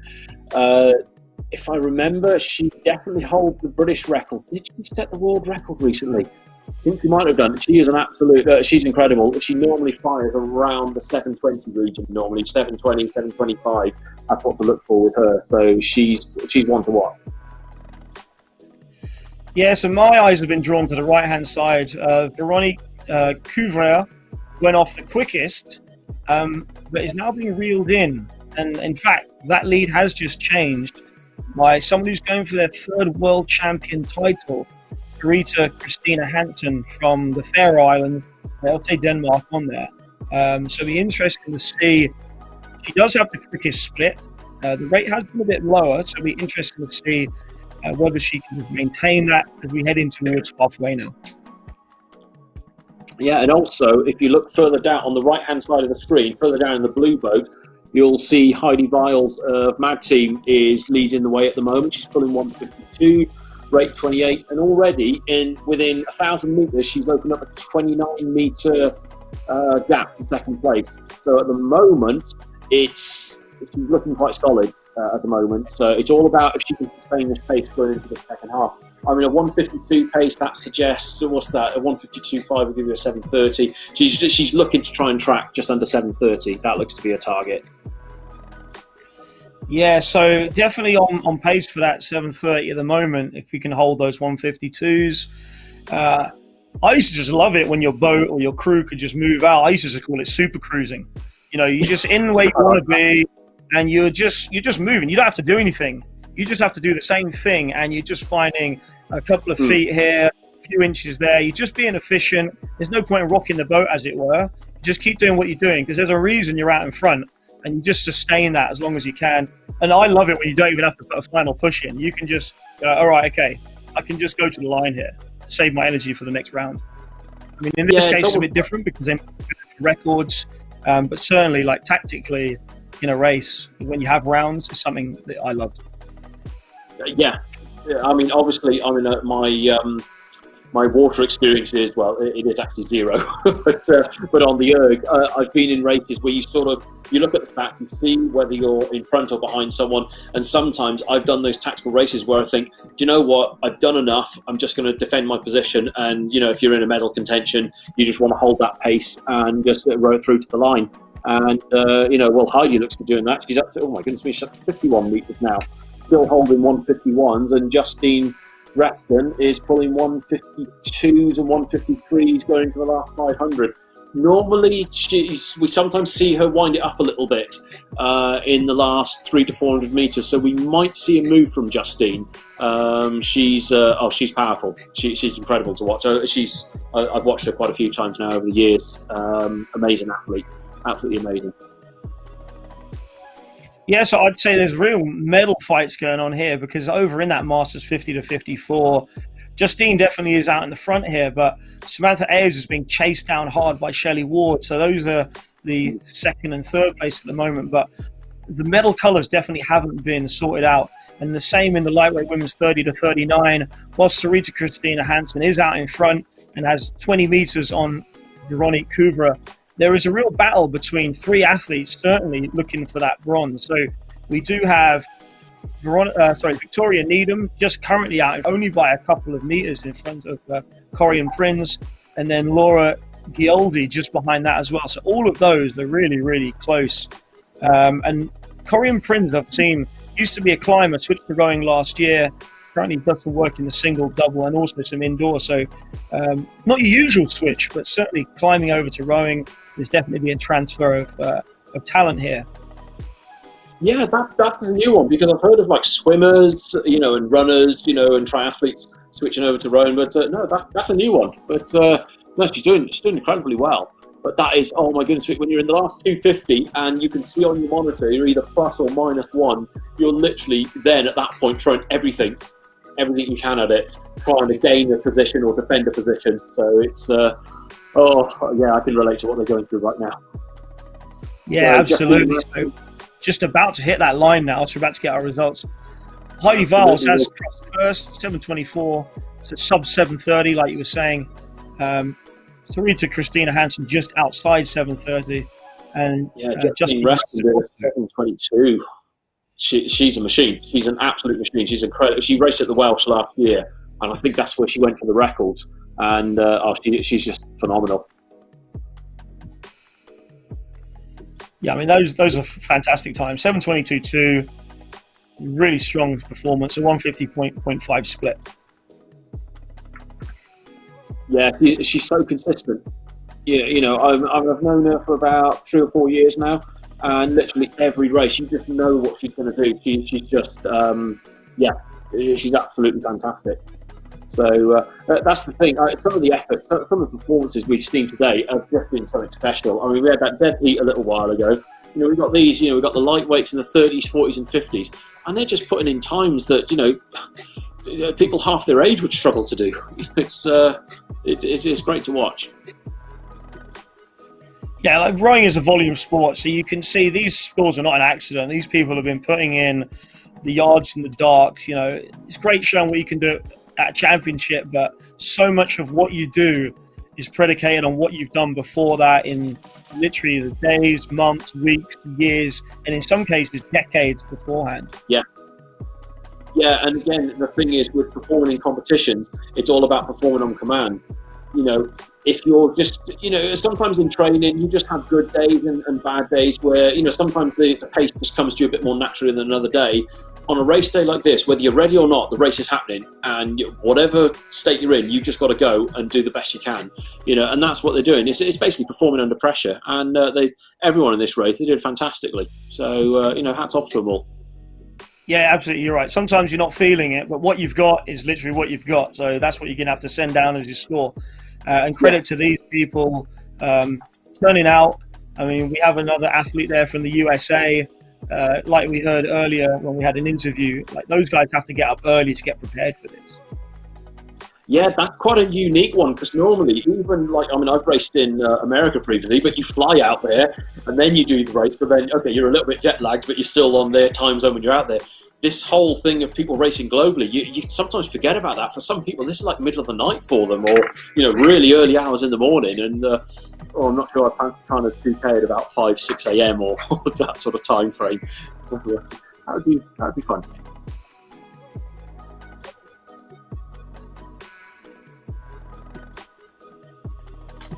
Right, so obviously with these results, they are provisional at the moment, and then we will be confirming them later. Yeah, that's absolutely right. The results are coming through, and as we said earlier, Jack and I will keep you updated with all the results as they start to be confirmed. And of course, both Jack and I have been saying, make sure that you're posting your comments, your thoughts, your winning photos as well, all on social media. The hashtag is #BrickOnline. Make sure you're posting on Twitter, Instagram, even TikTok if you'd love to do that as well. It's been brilliant, actually. I've been keeping track of all the socials that have been coming through. It's been great seeing people smiling, really enjoying, really getting into it as well, showing their competitive nature on social media. But don't forget to use the hashtag #BrickOnline so we can find you.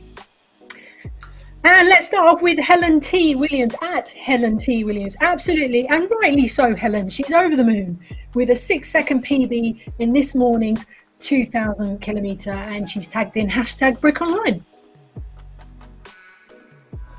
Well, here you go. We've got Moran Samuel saying, I can't read the words there, but a nice photo of their time. It looks like they've won their race in the women's PR1 2,000 metre. Finished first place in my category on my first indoor European Championship online. Well, congratulations to you, Moran Samuel. Great to have you with us.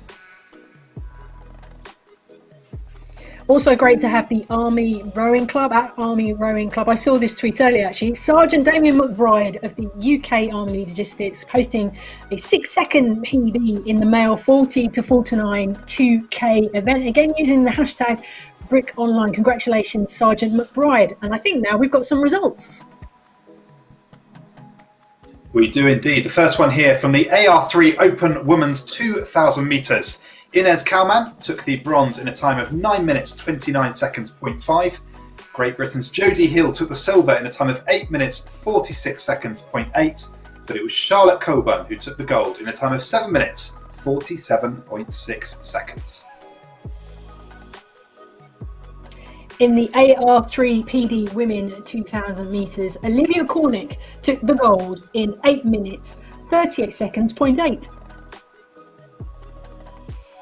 And here we have the PR1 Women's 2,000 metres. Manuela Diening took the bronze in 9 minutes and 2 seconds 0.2. Sylvia Pilstepet took the silver in 8 minutes 52.1. And Moran Samuel, who we just saw the Instagram post from there, won in a time of 8 minutes and 31.8 seconds. Congratulations, Moran. And in the PR2 women in the 2,000 metres, taking the bronze, Zana Shaskowska, I hope I pronounced that right, Zana, from Latvia in 8 minutes 52.3. And then in the silver, Jolanta Matka from Poland in 8 minutes 43.8. And then taking the gold, Britain's Lauren Rolls, 8 minutes 02.9. Another one here for you. The PR3 PD and VI women's 2,000 metres bronze went to Valentina Zagut in a time of 7 minutes 34 seconds dead. It was Annie Kadek who took the silver in 7 minutes 33.9, and Jerzy Rakchuk who took the gold, I hope I pronounced that right, in a time of 7 minutes and 4.7 seconds. That's all the results for now, because I believe the next race is on the start. Yeah, thanks, Jack. Yeah, the race has just happened.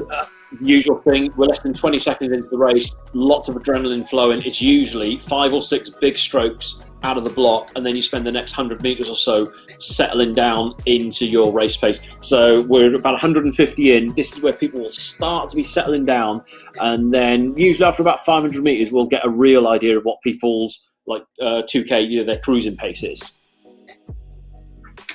Yeah, so many races for us to keep a bridge of on this one. But anyone who was listening a moment ago said sometimes it's decades of work. Amazingly in here, so Mandy Calvert, you'll see in one of the yellow boats there, actually learned to row at Cambridge and raced as a lightweight in 1985. Also raced at the first Henley Women's Regatta. So like I say, decades. And then scrolling down to our list as well, there's another competitor, Paul Freeman, who started rowing 50 years ago. So literally has been in the game for half a century. That's incredible. It just highlights that this is a sport with no retirement age. We see sports on TV and people retire after, whatever age, like 25, 30 or thereabouts. But, this, I mean, we've got age categories going up to like 85 and over in this race. So it just shows no retirement age whatsoever. And I understand we're going to have one of the competitors coming on webcam very shortly. Yeah, I believe same event as Paul that I just mentioned. So I say Paul's been rowing for over 50 years, and he's currently in third, but only 4 or 5 metres behind the lead. And someone in his category, Stan Jackson-Steen, is sitting at rate 35, still pulling a sub-150 split. Paul himself is just above a 150, 152, sitting at a slightly more comfortable, I would say, rate 30. Just been really, really quick time the splits being called there in that event.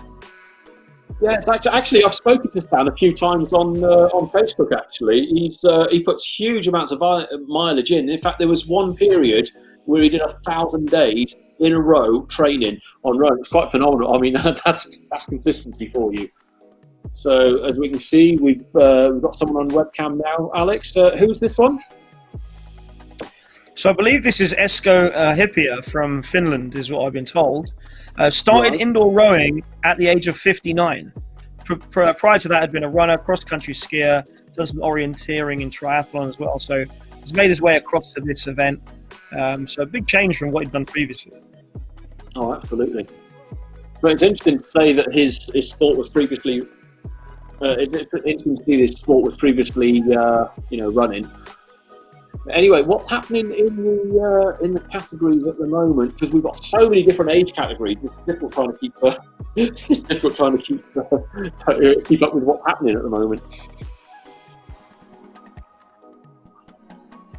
Yeah, so loads going on. Just from the clusters, you can see really tight battle in the orange boats there between Alain Mangin and Denis Bousquet, 2 French athletes, separated by 5 metres in that event there. So that's the lightweight men's 70, and equally really close still in the lightweight women's 60 between Carol Woodward, Nadine Limousin and Janet Dutton.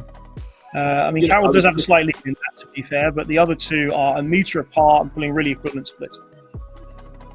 Yeah, funny enough, I was just looking at Carol's time, because Carol and her husband Rod Finn, I've known the pair of them for a long time ago, quite a few years now. And Carol is a multiple winner at the British in the past, and she's always clocking around the low 8-minute mark.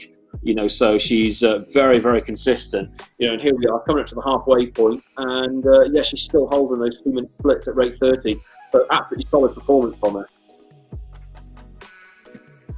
Yeah, really, really good performance. Now just looking at lightweight women's 55, Mandy Calvert, who I mentioned earlier, is just 4 metres behind Marianne Becker. So the British athlete and the Danish athlete really tussling there. Marianne Becker does have the slightly higher rate at the moment, sitting at 35, 34. and Mandy Calvert's down at 29, but the splits are equivalent, so there's no move. It's 4 meters, and they have got around 3 minutes to go as they hit that 750 meter mark, and they're both pulling sub-2 splits. And I believe now we're going to go for another webcam budget, and this is Esko in action. And look at his stroke rate. That's a high stroke rate. What would you say that? That's around about 34, 35 maybe? He's looking good. He's putting a lot of power in per stroke. Yeah, I'd say definitely rating up in those 30s there. Like we're saying, it's all about that hang off the arms, not trying to do too much with them, really driving the legs. You can see solid foundation through the core there. There's no flex in the spine. So really good effort there, driving through. Currently sitting at a rate 32 in that category, and just trying to chase down the athlete in front who is only about 10 meters ahead. So definitely could close down Paul Freeman. Oh, when you see someone within 10 meters and you're rowing, he's on a mission now. I guarantee you, he is looking at the guy in front of him thinking like, yeah, I'm coming for you. And if you look at it, Esko's pulling 152, 151s, Paul is on 157. So we are going to see that gap close down a little bit. Then it's about, with Paul Freeman, can he respond and counter the move? Yeah, absolutely. Like, they went through the 500, and you can see there was a definite change from Esko. Not sure whether he can sustain that because now the split's gone back the other way, but there was definite effort to try and get on terms with Paul Freeman there. Just looking across the other side, we've got Gerald Lafloic. Didn't make weight, but still performing fantastically. Quick pulling sub 145s, 142 at the moment at 37, as he goes into like the last 100 meters of his race. Yeah, something I was going to say, one bit of info, I don't know if he put it on his notes, but with what's very interesting with Stan, I don't know if he does it on 2,000 metres or if it's slightly below, he has a very different, you know, most of us use a drag factor of maybe around 120, 130. He actually prefers going at around about a 200 drag factor. And he said just doing that and having a higher rate, that's just what works for him personally. I'll check with him on Facebook later on and find out what drag he had for this, but it's fascinating. For me, that just stood out a mile straight away. You know, but he's got so much mileage under him, and he's doing well in this race. He's leading. He's got what's that lead? Above Paul Freeman, he's about 30 meters up on him. Yeah, but actually on the right-hand side, you'll see there's some athletes out in front. It's a little bit confusing because it's split-screened on there. Yes. So David Spector has actually just managed to hold off Jürgen Lentwig by just 0.6 of a second, really tight. And we've got a really tight battle as well now, as you see in the yellow boats, just closing into the line there. Mandy Calvert has not quite been able to get on terms. It was a 4-meter gap earlier. It's extended out to about 14, so it looks like Marion Becker does cross first, 7:45.9. Mandy Calvert will go in just after that, 7:49.3. And then we have athletes now closing in, a little bit spread out. It looks like Claudia Giacomazzi is going to come in next, 30 meters to go, and a bit of a spread there. I think in the red boats as well, Carol Wood was just finished, and now we've got literally neck and neck between Nadine Lemuzan and Janet Dutton with 50 meters to go. So close. They are absolutely fighting tooth and nail right now, and they're virtually matching each other on splits. Who's going to get to the line first? Literally just. And equally, we've got a really big battle in the green boats there as well, just 9 meters.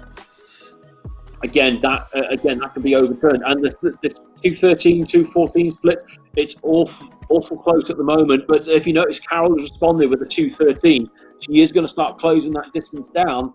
Is it going to be enough before the finish? She's responded. She's at rate 37 versus Gel is on rate 32. Down to 7 meters now. So it's getting closer. But is the finish line going to come up just that little bit too soon? Are we going to see a move down to 6 meters? Carol Alka is fighting for all she's worth. She is pulling at a faster pace than Gel, but it's down to 6 meters. No, just so close. What was that? 1 second between them. Well, even less, 0.7 of a second. So that effort, but it won't be for naught because should still be coming in second, as long as that gets confirmed, of course. So really good performances from those two. Both Pippin under 9 minutes as well. I don't know if that would have been one of their benchmarks, but it always seems nice to be just under that minute mark. Absolutely. And now we've got Susan racing in the lightweight 70 plus. She's at rate 23, pulling 221s. Just coming into the line now. What is her time going to be? 9:35.6. Nice one, Susan. Well done. Yeah, and we've just got one last athlete, Mochi Cohen, just coming in the last 150 meters here, competing from Israel. So again, a real international event. As I've said it a lot of times, but it definitely bears repeating. It was worth repeating how many different nationalities have gotten on board with this, which is fantastic. I suppose this is one of the advantages of having the championships online is that, you know, some people maybe with logistics wouldn't have been able to fly over to Britain or, you know, down to London to the arena. But with doing this, a lot of people, it opened things up, and suddenly they can race at any part of the world and take part. The only downside for them is that some that they're doing in different time zones, but they're still a part of a massive event. I mean, you look at the event numbers we've had today. Was it 2,700 entries? I mean, that's massive. I mean, that's huge. Yeah, so over 2,700 entries from 40 different countries. It'd be interesting to see if this format carries on even alongside, you know, we all hope that we can go back to the velodrome, but whether this happens alongside as well would be really interesting to see. Anyway, we'll send back to Jack. Thanks, gents. Brilliant commentary from both of you this afternoon. Let me start with you, Alex. What has surprised you this afternoon commentating on these races? I just think it's the number of different countries that we see. Like, obviously, there's going to be competitors from different countries, but people going out their way and going, do you know what? I'm going to go find that event, and I'm going to enter that event, and I'm going to make sure I've got all the technology I need, gone through the steps to make sure my erg is linked up. And to me, it seems pretty smooth. Like, we've had boats moving across. There doesn't seem to have been a drop out of boats. You know, 15 years ago, this kind of event definitely could not have happened. So it's great that we've moved technology forward to the point where something like this can actually occur. John, you're a frequent competitor at many indoor rowing events. How does it feel to be sat on the other side of it, watching these races and seeing all the action take place? Exhausted. It's almost just as tiring watching it and commentating. I've said this to friends in the past, right? That commentating at an event is almost as tiring, almost as draining as doing a 2K in itself. You feel quite drained at the end of it, but it's just, I suppose, because you're talking about it, you get caught up in it so much more as to what's happening. Especially, I mean, look at that dead heat that we just had recently. A few races back. I mean, you don't get those very often, and it's pretty special. In fact, I think that's the first dead heat that I've commentated on. You know, in what, 18 years. I've seen a couple, but I've never actually commentated on one before. So that side of it is good. But I'll tell you now, in terms of the setup for racing online, I remember when I did your event back in June, and I was more nervous racing at home than I was at an arena, because you're familiar with your set, routines, an arena, what you have to do. It was totally different at home. I was petrified. I really was. And I've been racing for over 20 years, and I was still really nervous. So that side of it doesn't go away. Alex, can I ask you, how surprised are you that some of the races have been as tight as they've been? Just like, talking there about, a dead heat, two rows coming in at the same time. That's quite rare, isn't it? A dead heat is definitely rare. I wouldn't say I was super surprised about the tightness of racing, but obviously that's what we hope for. We hope the racing is really close. When we've had the actual live event going ahead, the racing's been close, because that is what's going to draw people in. It's going to be what people remember. If everyone finished 15, 20 seconds apart, the event is not going to have the same impact as if we've really got 4 or 5 people competing for that first, second, third. Those are the kind of events we want, and not just indoor. Indoor is great, of course. Outdoor, no one wants to see races that are not close. Everyone enjoys seeing these close races, so it's great that we're seeing them. Well, a big thank you to Alex and John. I believe that's the end of your shift for today, but we'll see you both back here tomorrow for more exciting racing. And on the subject of Alex and John, it's worth saying a huge thank you to all of the volunteers who are helping to make this event a success. There's over 40 different volunteers involved in the running of Brick Online. And if you're interested in getting involved in an event like this or working behind the scenes to make rowing happen, then do take a look at the British Rowing website, and you can sign up to our volunteer newsletter to find out about all the volunteer opportunities we have at British Rowing. And it's great fun. I highly recommend it. And also, one other Paris notice to give you, don't forget to buy your Brick Online t-shirts and wooden coaster medals, very important, on the British Rowing Online shop too. Don't forget to do that later. And we've talked about, of course, making sure that you're keeping your posts on social media using the hashtag Brick Online as well. Twitter, Instagram, Facebook. Keep them going. There's lots coming through, which is fantastic to see. And then we'll be able to read some of them out for you in a bit.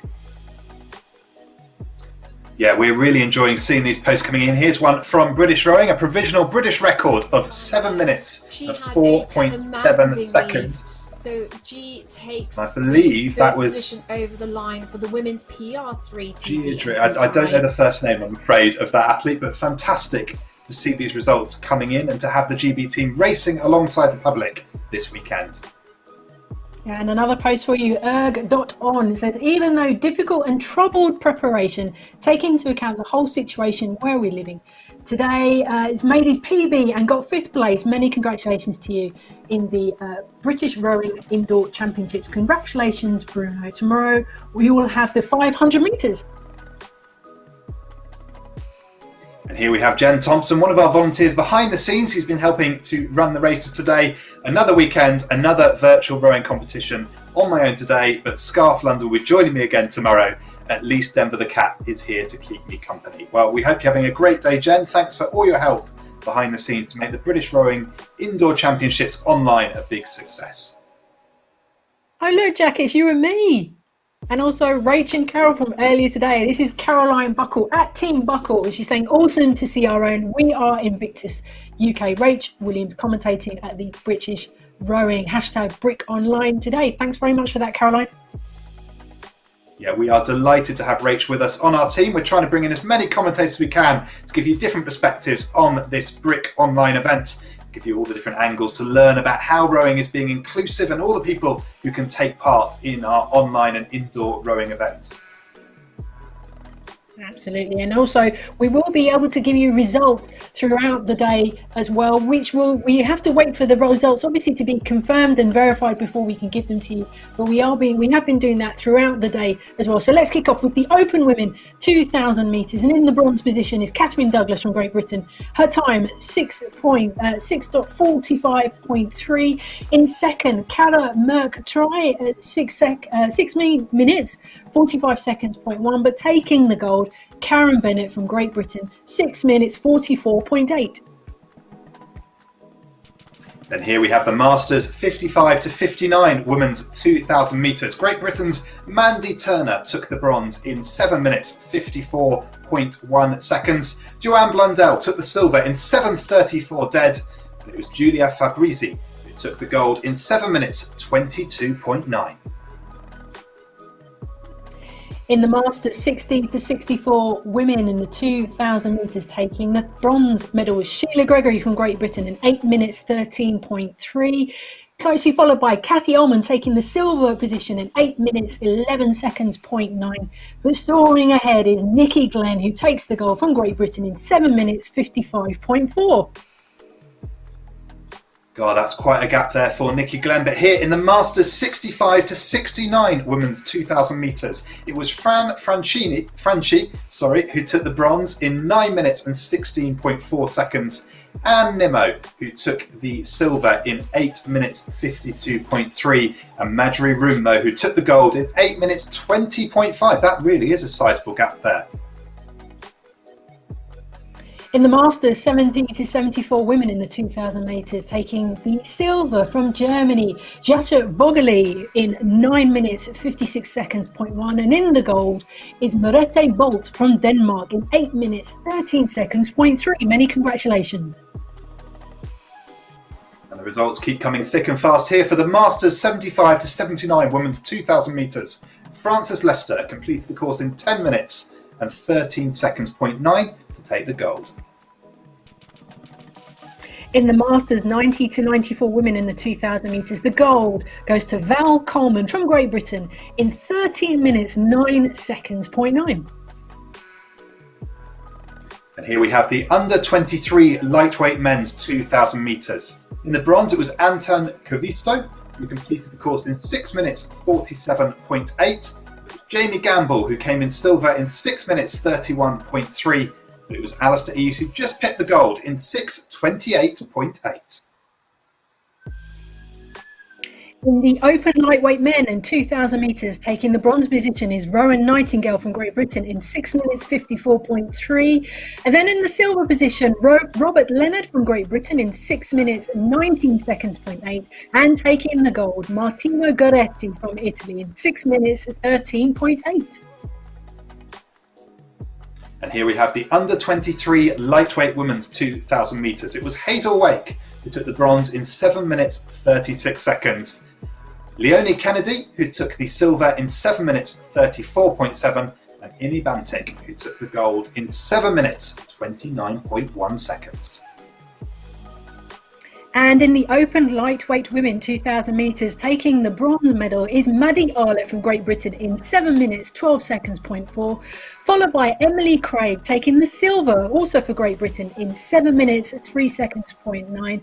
And going for the triple, it's Imogen Grant, also from Great Britain, taking the gold in 7 minutes 00.1. Congratulations, Lazy. And that rounds up all the results so far.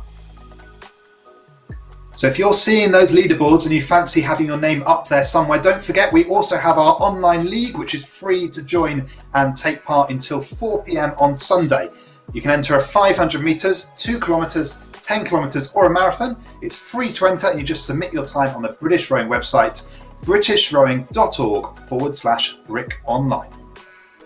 Brilliant stuff. Thanks very much, Jack. And now we've got a little film to show you, so sit back with a cup of tea and enjoy. Winning doesn't really allow for prejudice. It's your ability, it's not your colour. If you're the fastest, you're the fastest. I'm not slow because I'm black.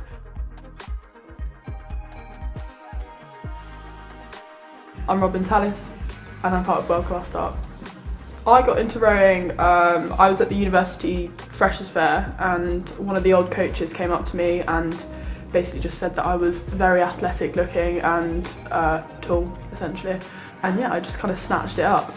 So I am very injured at the moment. Got a knee injury and I had quadricep tendonitis, but it was quite progressed. I think if there wasn't Helen on my back, my coach, I probably wouldn't continue to row. But she really actually cares about like how I'm getting on and how like that I'm just doing as much as I can do.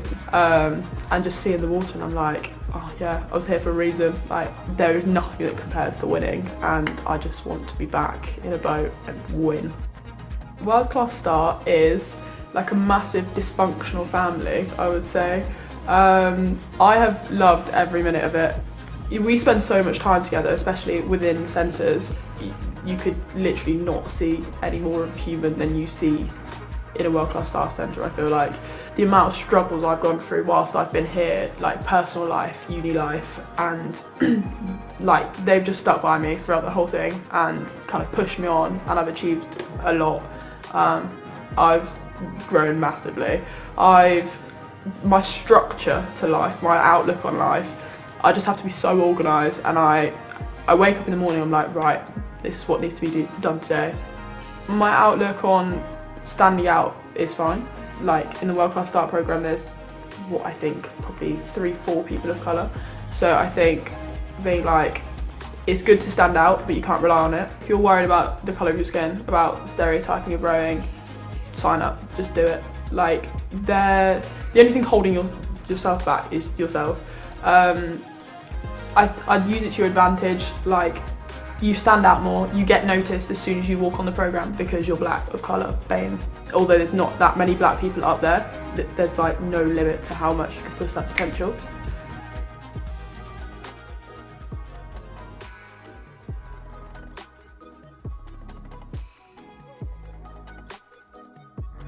I grew up playing sport at school until replying to an ad in the newspaper turned me into a beginner on the GB rowing team. Now it's your turn. British Rowing have partnered with Ascenzi to form a winning pair. Connect your phone to an indoor rowing machine and follow interactive programs of British rowing instructors that will make you fitter and faster. I'd never rowed before, but after 4 years of world-class coaching from Team GB, I won my first gold at the London Olympics and my second at the Rio Olympics. I had no idea how this sport would change my life. How could it change yours?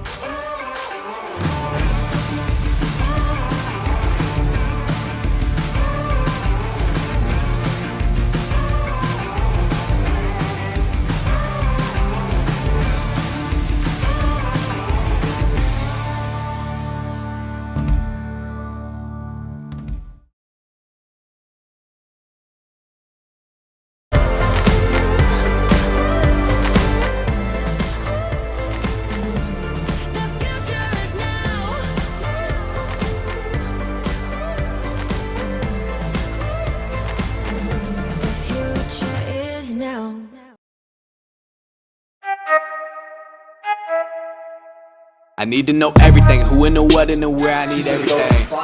Trust me, I hear what you're saying, but I like it's new what you're telling me.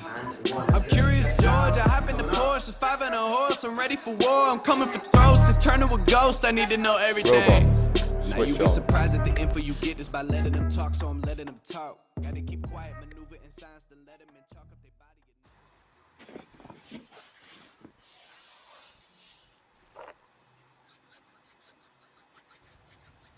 Well, hello, welcome back to Brick Online for our live weekend of racing. And joining us again in the commentary booth, we have Carol and Zoe. Thanks for coming back to join us this afternoon. We've got some exciting racing ahead. Exciting racing ahead as we look forward to some of the junior races here with I think it's the schoolgirls sixth form that we've got starting off in just a few moments' time.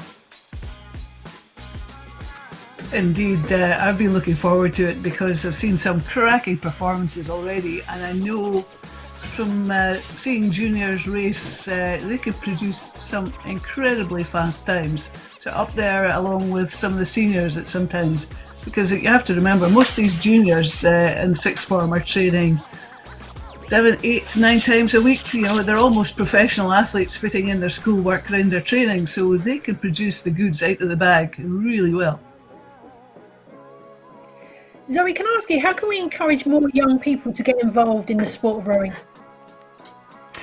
I think just to be open-minded to it. I think we've seen today, and one of the things I really enjoy seeing is that people that involve rowing with other sports.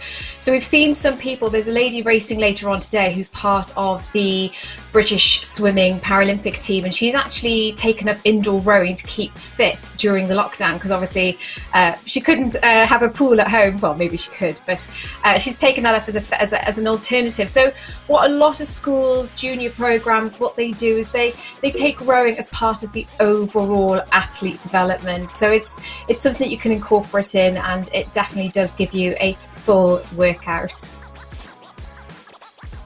Absolutely. Rowing definitely a great sport for the full body workout, as you say, Zoe, and that's why we see so many athletes flocking to it.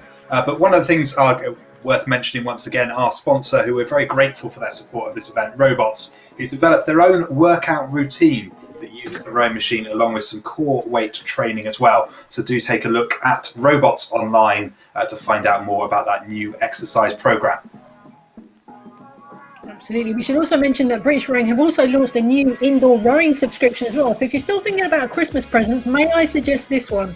It's £32.50 a year. By joining British Rowing, you'll have full access to exclusive discounts and content and how to get the most out of your indoor rowing training, which at the moment is really, really important. And there's also information about nutrition, racing, and much, much more. So if you're still thinking about a Christmas present, I'd highly recommend a subscription. So with the PR aside, what are we looking forward to in these schoolgirls races? What kind of times do you think we can expect from these sixth form athletes in the first couple of events? I could probably say they could, 7:30, 7:20s for some of the big girls. Pretty fast, I would say. I don't know what the junior selection are looking for, but that's pretty low numbers really. I would expect to see some very good performances. A lot of these juniors will be putting this in as a tested time for their future careers, and if you look at some of these names, you'll see names that will probably feature in the under 23s, maybe even progress on a rowing career all the way to the top, wherever that may take them. Zoe, how tempting is it though not to start off the race too quickly, particularly as you're a young person, because that competitive nature is probably going to kick in quite quickly, isn't it, between friends? Absolutely, and you see with junior athletes, you see some of them have a maturity towards racing. So physically, junior athletes will develop at different stages, but there's a maturity to it as well, and a approach to it. So the mental game as well, so how you approach it and how you stay within your own game, within your own race. And I think this is where the credit to the coaches comes in, not just your rowing coach, but also your teachers and all the support system that you'll have around you.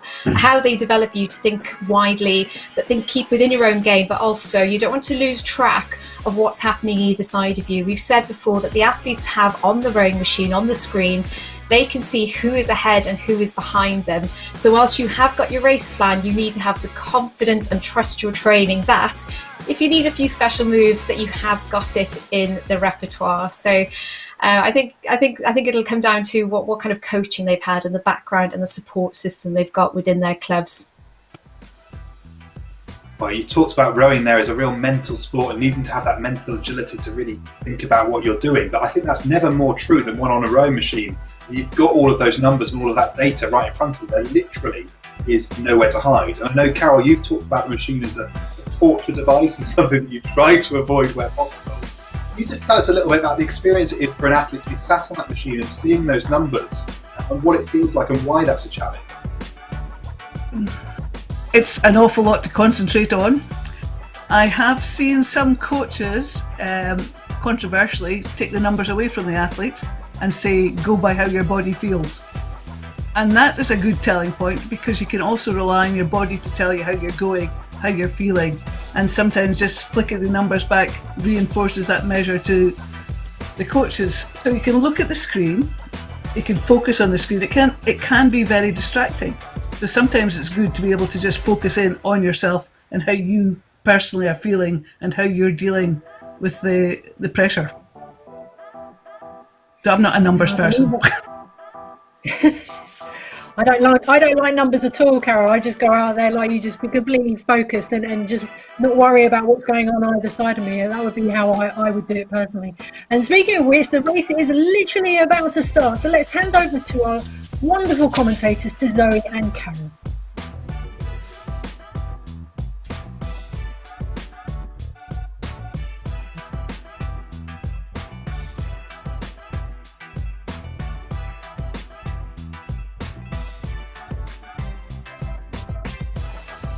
So on the screen there in front of you we're just waiting now to start race number 126. They are under starters orders and they should be off in any moment. So race 126, this is sixth form girls PR3. So those are your crews, the two ladies there in the yellow boats, over a 2,000 metre course, and then the sixth form girls 2,000 metre race. So a good field there, a good mix as well. My gosh, we have people racing from GB and Hungary today in this race. So let's see as they slow down the flywheel. So what you're seeing on the screen there is just instructions to them to put down the handle on the machine, and the computers just wait to settle for the flywheel. That's the big wheel in the front of the rowing machine, just to settle down and stop moving, so everybody starts from the same point.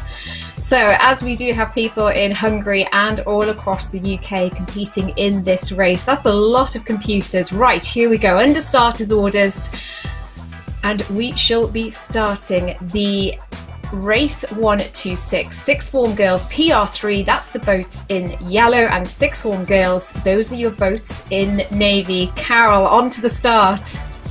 Wow, have you seen the rating from Victoria there? I saw a 99, then 117.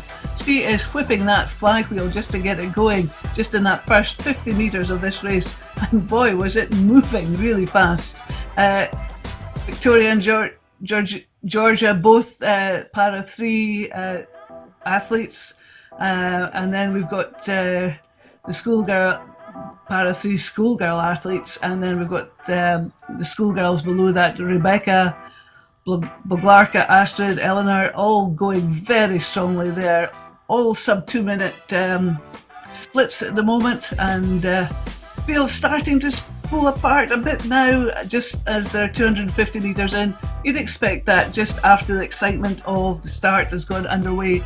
Some of these girls have gone off really, really hard, and sometimes if you go off too hard too soon, you will start to pay for that. And I think that's what's happened with some of these athletes, that they just let the adrenaline, and as Zoe was talking about earlier, you know, the coaching skills maybe haven't been coached enough to be able to control that adrenaline in that first 100, 150 metres or so. But it's Rebecca and Astrid still leading the schoolgirls 2,000 metre race, and Victoria and Georgia going great guns as they come through 400 metres gone. Zoe. Yeah, absolutely. So they'll be settling now. We'll probably see now consistent rates and consistent splits as we go into that second 500 metre race. And I think this is where we start to see the field sometimes split out and what people are intending to produce as we go and aim for that halfway section. Now, I was saying earlier about seeing people coming from different sports and actually how rowing is part of the overall programme. So you can see there Zara, who's just in the top half of the pack. So she's rating 35, so really doing really well there, rating 35 and looking at a 2:05 split. Now she's the athlete that is part of the Great British Para Swimming team, and she took up rowing on the rowing machine during lockdown so that she could maintain her fitness. So really fantastic to see. And as we've seen throughout the day, we've seen athletes come over from rugby. We've got somebody fencing later who's bringing into rowing and part of the overall fitness. So as we start now to look towards that 1,000 metre mark, Victoria really taking hold of her lead now in the sixth form girls PR3 race over Georgia Lane Walker, rating both girls on 27, both holding that 2:02 split. So that'll be one to watch now to see if Georgia, with a similar split to Victoria at the moment through this mid-section, let's see if she'll start to close down on Victoria and see what strategy. She might be going for the long game in this. But in the women's, in the school girls, in the sixth form girls 2K race, you have Rebecca Court, really comfortable lead there, rating 30, so she has got some room to move with those splits if she needs to later on. Now, we do need to remember that this is the first of two heats in this category, so the ladies here will be racing and then another group will be racing against their time, and the fastest times out of the two races will be in the medal position. So Rebecca, she's comfortable in this race at the moment, over the halfway mark, rating 139, 156. My gosh, that is really solid. And she will need to bear in mind that it isn't just about beating the field on the screen in front of you right now. It's about putting down a time that puts her into contention for what the girls in the next group are going to produce. So, Carol, we're over the 1,000 metre mark. What do you think up in the PR3? Has Georgia closed on Victoria? I'm not convinced she has. I think the distance is being maintained fairly similarly. It's still that 20, 30 metres or so. Not insurmountable. It would require just a fair bit of effort to do it. But that said, just looking at the rating there, Georgia just lifted it a couple pips for 4 or 5 strokes. It's now dropped back down to 26, 27. And you know, if she wants to overtake Victoria, I think she's going to have to pull something out the bag fairly soon, because that distance is just drifting further and further afield. Victoria maintaining a really consistent race here, though, just occasionally putting in a big push where the sort of stroke rate goes up, but then just settling back down again. So I think every 250 strokes or so, she's maybe putting in a big 5 on the legs, just to get a push every so often. Some athletes do that, just put in a regular push just to give themselves a bit more momentum. I know if I'm sitting on an ergo at any length of time, I get bored and have to do things at different times and different paces. I don't think I could keep up this consistency that Victoria is showing. And talking about consistency, Rebecca Court sitting there at 31, 32, split still under the 2 minutes and going very, very strongly indeed. She's got less than 500 metres to go. Has got a substantial lead over the rest of the chasing pack of Eleanor, Helena and Astrid, who are just slightly in front of Susie and Zara. But as Zoe's already said, there are 2 heats in this event. So it's not just the times in this heat that is important, it's what the times in the other heat can produce. And sometimes, you know, as athletes sitting there looking at their screens, they can see what's happening around them. and they know what they have to do. So the other heat may produce similar times, or maybe a wee bit faster. Only time will tell. But very consistent performance from both Rebecca and Victoria here, Zoe. Absolutely. They have dominated their field in both these competitions. Really impressive. I'm really enjoying the race for silver and bronze going on in the sixth form girls 2K race. That's the boats in navy as we come into the last 250 metres of this race. So Rebecca Court taking a comfortable lead there, but as we said, she can't be complacent because there's another heat after this, and those athletes will probably be watching this and knowing what numbers. So she really needs to put down the best she possibly can. And I think she's doing an absolute champion task of that. So Eleanor there looking at holding the silver position, and Helena there in third at the moment for this heat, with Astrid and Susie, like you say, through there. And then Amy Thompson being chased now by our Hungarian competitors, Saliagi and Borabala, as we now look to go towards the line. And that's it for Rebecca with a 7:38. Now, you were asked your predictions early on in terms of what we thought sixth form girls would be producing, and a 7:38 is impressive. So very well done to Rebecca. And it looks like in the sixth form girls PR3 race, that will be Victoria crossing the line in first place, and Georgia should be coming in second there. So all these times, they are all provisional. Do remember that. And for the sixth form girls 2K race, there is another heat next. So once both sets of those times are verified, you will then get the confirmation of results, and we'll find out who picks up which medals today. But looking down, so all of the GB entries are over the line, and just having a look now at the race with our Hungarian athletes. Zaliagi there coming in ahead of Borabala, and then Liana as well. She's there at 32. Gosh, Borabala there up at 36 with a 2:28 split. But Zaliagia holding there at 33. She's done enough now to keep ahead of her fellow competitors from Hungary. And that's, again, another impressive race from these athletes, these sixth form girls, PR3 and sixth form girls.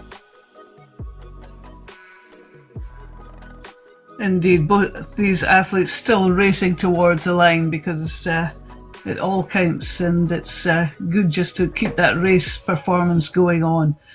Good lifting towards the end from Zalagi and Barbala, and Liana just still coming about 50 metres to go, about another 5-6 strokes, and she's lifted her rating, dropped her split just to sort of pull herself into, just get herself over the line. It's always nice to finish on a high, just get it over and done with. Yeah, absolutely. I'm just looking at that time there. So that's a 7:38.0, and that will be for the girls in this next heat to be looking to beat, to be in contention of the medal. So that's Rebecca with a 7:38. Well, it's going to be just a moment before we can bring you that next heat. But in the meantime, we've got a lot of these 2-kilometre races up ahead of us. I just thought, let's have an explore. What is the structure of that 2-kilometre race? What would you be doing in, say, the first 500 metres? What are these athletes trying to achieve? Well, first of all, just getting the ergo moving. You just want that flywheel spinning, and you take 2 or 3 very, very short strokes just to get it moving, and then settle in, bring more of the stroke in, bring more of the legs in, bring more of the big muscle groups in, and then settle down to a steadier pace. The first 100 metres or so, you're just sort of getting off, getting it running, getting yourself sort of psyched up, and then you can sort of settle down. Because best will in the world, those first 3 strokes are unsustainable for 2K. Zoe, in a 2K, where does the race start to split away from each other? Where did the competitors start to split away? Well, as I think we see, and actually on the screen now, we can probably take you through it this looks like our next race, the second of the heat of the sixth form girls 2K. So to answer your question, obviously, as Carol said, in the first 500 meters, they will be looking to spin that wheel, get it up and going, and just get themselves up into that race pace that suits them. So they would have been in an anaerobic stage, moving into aerobic. So that's where you're going to be catching up then on using oxygen. So you will generally be feeling it in the lungs after the first few hundred meters as you catch up on not being able to use the oxygen in the first few sections of that race. But where it then starts to spread out, so here we are, we've just gone over the first 250 metre mark of the sixth form girls 2 kilometre race. And on the screen on your right hand side, that is the leaders. So at the moment we have Harriet in first place, closely followed by Meg and then Alice. And all those ladies, well, we've got Harriet at rate 32 and Alice at rate 33, Meg at rate 27. So I don't know, some people will save a gear change to the second half of the race and some people want to get out nice and early. So we are approaching that 500 metre mark, into that 500 metre mark of this race. Carol, what do you think so far? That's interesting you pulled that out about the different rates between Harriet and Alice there. Very different rates with Meg. Meg's about six strokes a minute, sort of less, but look at the power output. The splits are still the same, 145, 146, nothing between them, whereas Meg is taking a lot fewer strokes per minute than both Harriet and Alice. I always think this is fascinating, and it comes down to where an athlete is comfortable. You know, some athletes are very comfortable at higher ratings. You normally see that juniors tend to rate much higher than more senior athletes who prefer a slower stroke rate to get the power in. But yeah, it's interesting that Meg's managing to maintain that lower rating but still maintaining that power output as she has done. Now we're 750 metres into this race now, and there's nothing between these three athletes at the front of the field. But if you look down the screen, it is so close in the middle parts, that are about 5 to 15, there is nothing between these athletes. 2 or 3 metres here or there is very little at this phase in the race. It's Harriet still leading. She's still rating 31. Meg still at 26, 27. Meg and Harriet are now having a big battle, and it could all change just in the next few strokes. Alice still in there in 1, 2 and 3. This seems to be quite a fast race, Zoe. Oh, it does, doesn't it? And I think they'll have in the back of their minds, and don't forget that as well, that's 7:38 that Rebecca put down in the previous race. Now, you said taking a look down that field, we have people competing in this race from GB, Denmark, Switzerland, Russia, Canada, Sweden and Hungary. Where else do you get to do this? Like, they can just take on anybody they want anywhere in the world. Now, looking there at Emma, who's just towards the bottom there of the running order on the right hand side.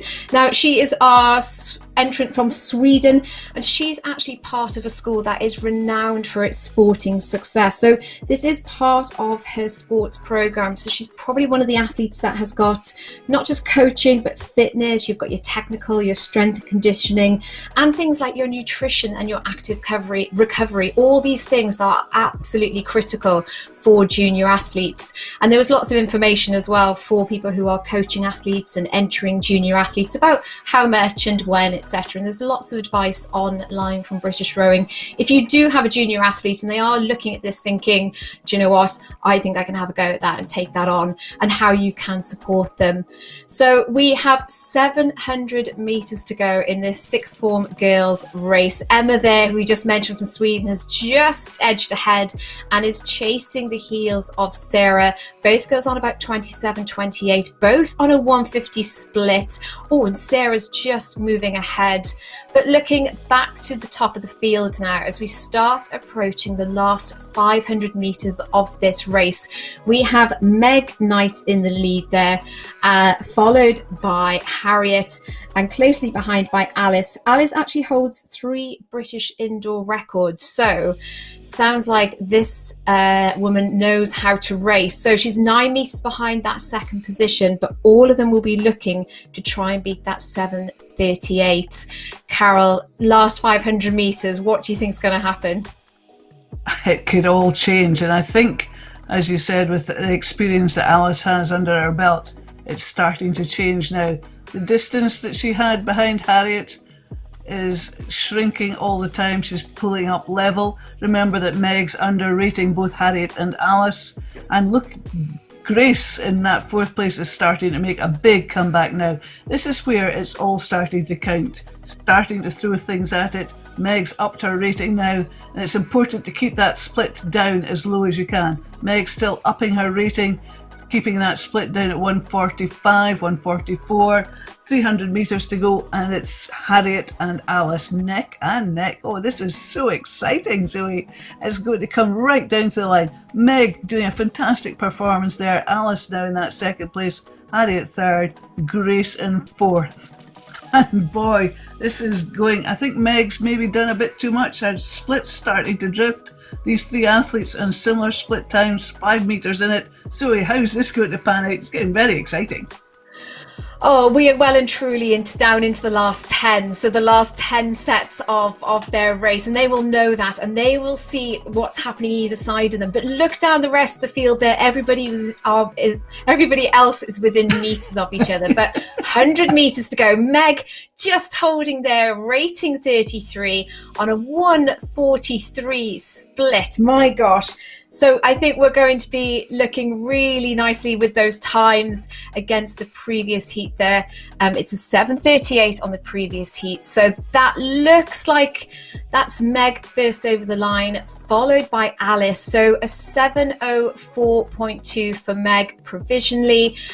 Provisional time there for Alice at 7:06. Harriet at 7:08, followed by Grace.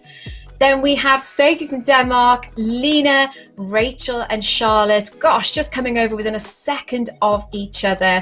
From Russia, we have Ekaterina, followed by Poppy from GB with Giselle, and then Anastasia from Russia, Lucy, Abigail, Stella from GB, Fanny from Hungary, Ellie, and then Sweden, our Swedish entry, Emma as well. Let's see how that's swimming. I think she'll be really happy with that now as an indication of her base fitness as she continues, hopefully, with the British Paralympic swimming team. Really fantastic for those ladies. And on that second screen there on your left-hand side, we are seeing, gosh, they're not too far behind, are they there?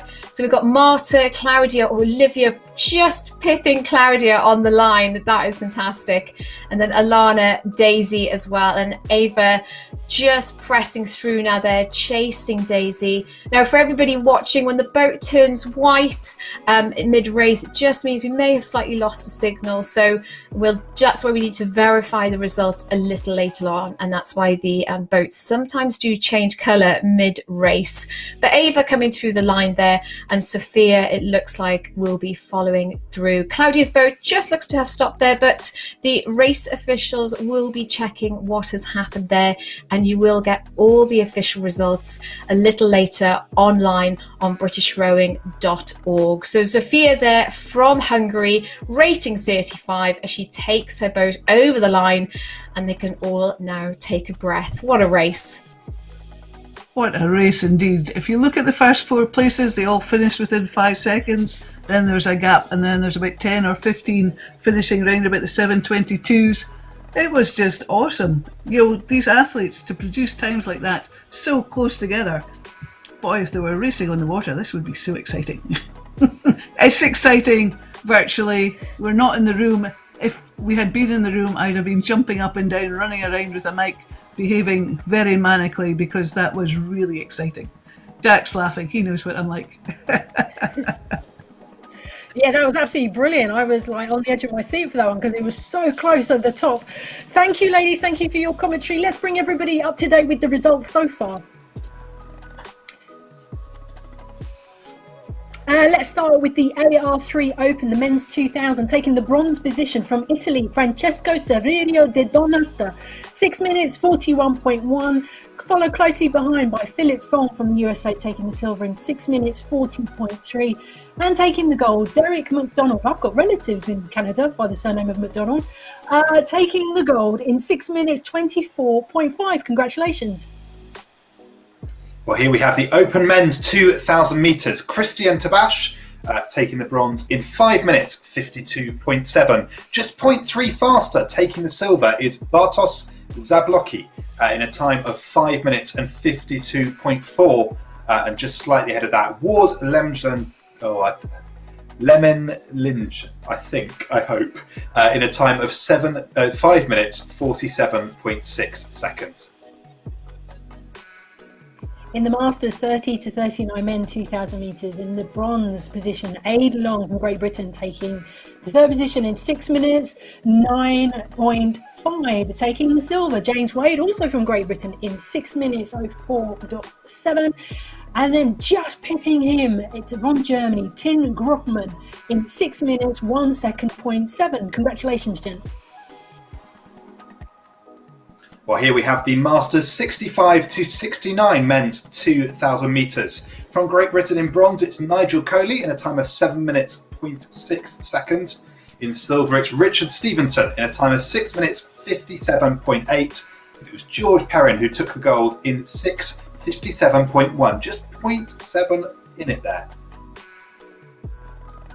Moving on to the Masters 70 to 74 men 2,000 metres. In the third position, it's Ian Boyd taking the bronze in 7 minutes 18 seconds 0.3. And then in the silvers, Yuri Etel from the Czech Republic in 7 minutes 16.3. And then steaming ahead, it's Graham Spittle from Great Britain who takes the gold medal in 7 minutes 8 seconds 0.1. Well, now we have the Masters 75 to 79 men's 2,000 metres. Roger Stainforth took this silver in 7 minutes 46.2, and a whopping time from Robert Lee of the USA in 7 minutes 19.6 to take the gold. Next up, we have the Masters 80 to 84 men 2,000 metres. The gold medalist is Brian Court from Great Britain, taking first place in 8 minutes 33 seconds 0.9. And in the Masters 30 to 39 lightweight men's 2,000 metres, we had a dead heat. So in bronze, it was Pekka Lansu in 6 minutes 31.0. And then I believe we have two athletes for gold here, as you can see, Damien Alonso in a time of 6 minutes 25.6, and the exact same time for Nimo Kaleho, who also finished the course in 6:25.6. Our first dead heat of the day. Not something you see very often, particularly in indoor rowing when we have all that data. Next up is the Masters 40 to 49 lightweight men 2,000 metres. In the bronze position, it's Peter Maddox from Great Britain at 6 minutes 40 seconds 0.6. And then Christian Molvig from Denmark taking the silver, 6 minutes 29.7. But taking the gold is Mr. Tom Middleton from Great Britain, 6 minutes 23.6. Well, here we have the Masters 50 to 54 lightweight men's 2,000 metres. German Rendu Zimbo completed the course in 6 minutes 45.6 to take the bronze. It was Zolt Darvas who took the silver in 6 minutes 42.7, and Philip Healy who took the gold in 6 minutes 30 seconds dead. Moving on to the Masters 50 to 59 lightweight men 2,000 metres. In third position in the bronze, Penetti Suni from Finland in 6 minutes 55.6. Then Michel De Petris from Italy, 6 minutes 47.1.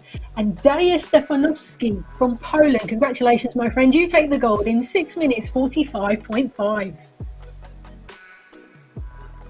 Now we have the Masters 60 to 64 lightweight men's 2,000 metres. Emmanuel Romoli completed the course in 7 minutes and 1.5 seconds to take the bronze. Just 0.3 seconds faster was Peter Schun, who took the silver for Germany. But in the gold, it was Martin Lurenk, who completed the course in 6 minutes 53.8 seconds.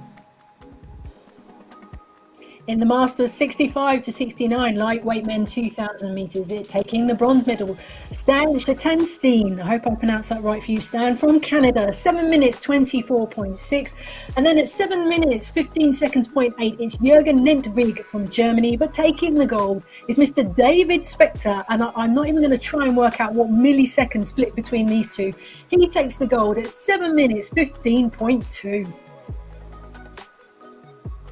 Some really close lightweight races here. Here in the Masters 70 to 74 lightweight men's 2,000 metres, Julian Bunn took the bronze in 7 minutes 28.3.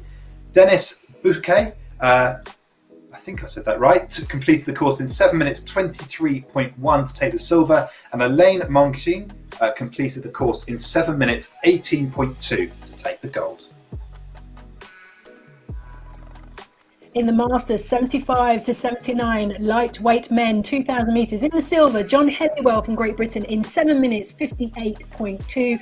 And then taking the gold is Amino Jarvella from Finland in 7 minutes 45.6. In the Masters 80 to 84 lightweight men's 2,000 metres, Ian Nimmo completed the course in 8 minutes 44.8 to take the gold. Taking the bronze position in the Masters 50 to 59 lightweight women 2,000 metres, Claudia Giacomassi from Italy in 8 minutes 3 seconds 0.4. Closely followed by Mandy Culver takes the silver from Great Britain in 7 minutes 49.3. And from Denmark, taking the gold, Marianne Becker in 7 minutes 45.9. Well, these results keep on coming. The Masters 60 to 64 lightweight women's 2,000 metres. In the bronze, Janet Dutton completed the course in 8 minutes 18.3 seconds. 0.3 seconds faster to take the silver was Nadine Limousin, who completed the course in 8 minutes 18 dead. It was Carol Woodward in a time of 7 minutes 59.7, just breaking that 8-minute mark, who took the gold.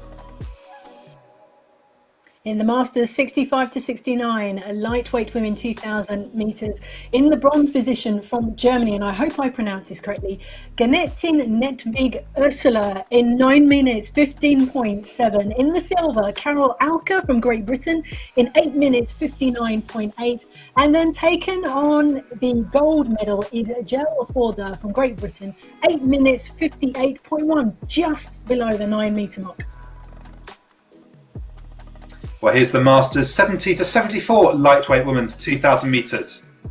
Susan Eggman completed the course in 9 minutes 35.6, but just ahead of her was Martine Mallet from France, who completed the course in 8 minutes 34.1. I think that's all the results we have to bring to you right now, but all the full details of the times for all the athletes competing, not just the medal winners, are available online at britishrowing.org/brick online. So if you want to see all the times, do head on there.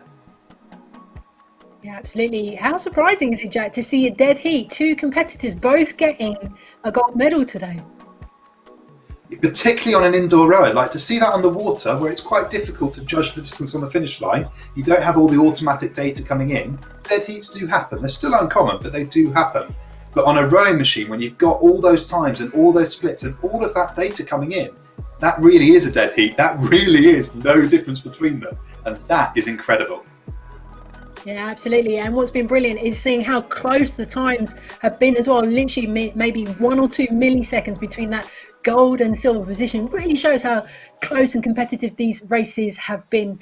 Now we're just going to take a short break. We have a film to show you, so grab yourself a cup of tea or another refreshment and sit back and enjoy. Probably someone really basic like David Beckham, because I fancied him, I think.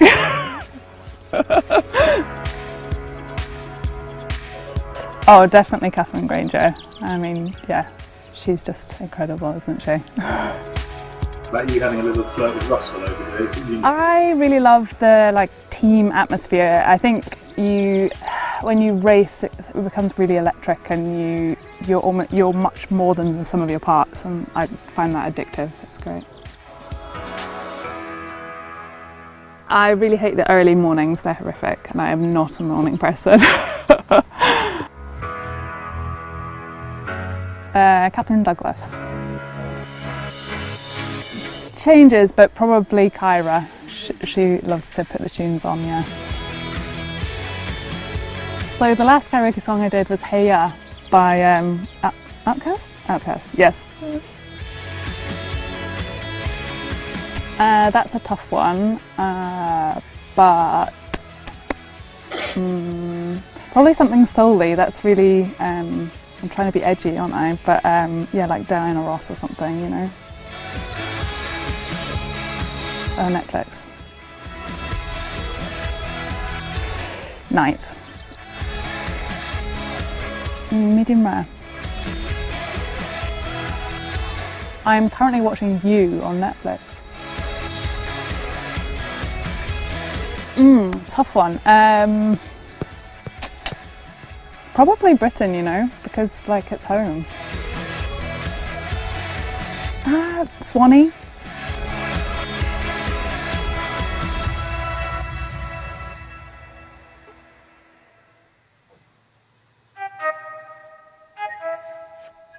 I need to know everything, who and the what and the where, I need everything. Trust me, I hear what you're saying, but act like it's new what you're telling me. I'm curious, George, I hop in the Porsche, 5 and a horse, I'm ready for war, I'm coming for throats, to turn to a ghost, I need to know everything. Now you be surprised at the info you get is by letting them talk, so I'm letting them talk. Gotta keep quiet, maneuver in silence to let them talk. That's quite a hard one. I had a couple growing up from a range of different sports. Michael Jordan, Kobe Bryant, so they're the two basketball players. On our day-to-day training, it would be me. And it's so weird, I take pride in it quite a lot. I hate karaoke. But Notorious B.I.G., Juicy, I know the words. I would say Eminem, Netflix. Ronaldo. Depends on the situation and what it's for. Morning, get the rowing done, get it out the way, as the chef recommends. So, because then it's dependent upon cup. The Irishman, epic. London, obviously, but I would love to live central London in a nice place. New York, California somewhere, Paris, and Morocco. Don't think I have a nickname anymore, it's just Mo because it's shortened down. I used to be Little Mo because my dad was Big Mo, then I became Little Big Mo and then I eventually become Big Mo, so it's evolved, but yeah.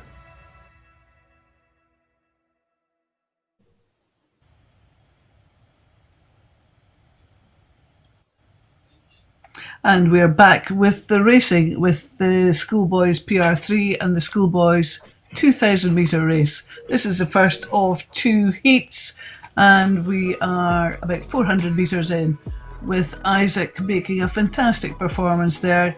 He's got himself a good lead over Max, who is in front of Jack, and Jack and Cornelia having a great battle there for that third place in this heat. And in the para side of things, this is where it's really, really close. Nothing between these 3 athletes, Nathan, Morgan and Felix, 500 metres in. It's neck and neck. Interesting, we're going back to these different stroke rates again. Nathan at 25 a minute, Morgan at 29, and Felix overrating them both at 36. I think he maybe just upped the rating just to keep in touch with them. I don't know how long he could sustain that as we're going through this race. But great performance from Nathan and Morgan there, just neck and neck with Felix slightly behind now. And out in the front of the field we have Isaac being chased by Max. Isaac's got a comfortable lead there, he's got a nice comfortable stroke rate, nice low split, 136, that's very impressive. Just 1,200 metres to go now for Isaac. The other athlete's just coming up to that marker point, and I'm sure he'll be looking at what's in front of him on the screen and then just deciding what else he has to make of this race. As I said, this is the first of 2 heats, so it is the fastest times that will medal. So it's not just a race within a race, it's what performance you can produce overall, and it will be compared with the athletes in the other heat. So a great performance from Isaac though, what do you think? Oh, absolutely. So we are just coming in to the 1K mark of the sixth form boys PR3.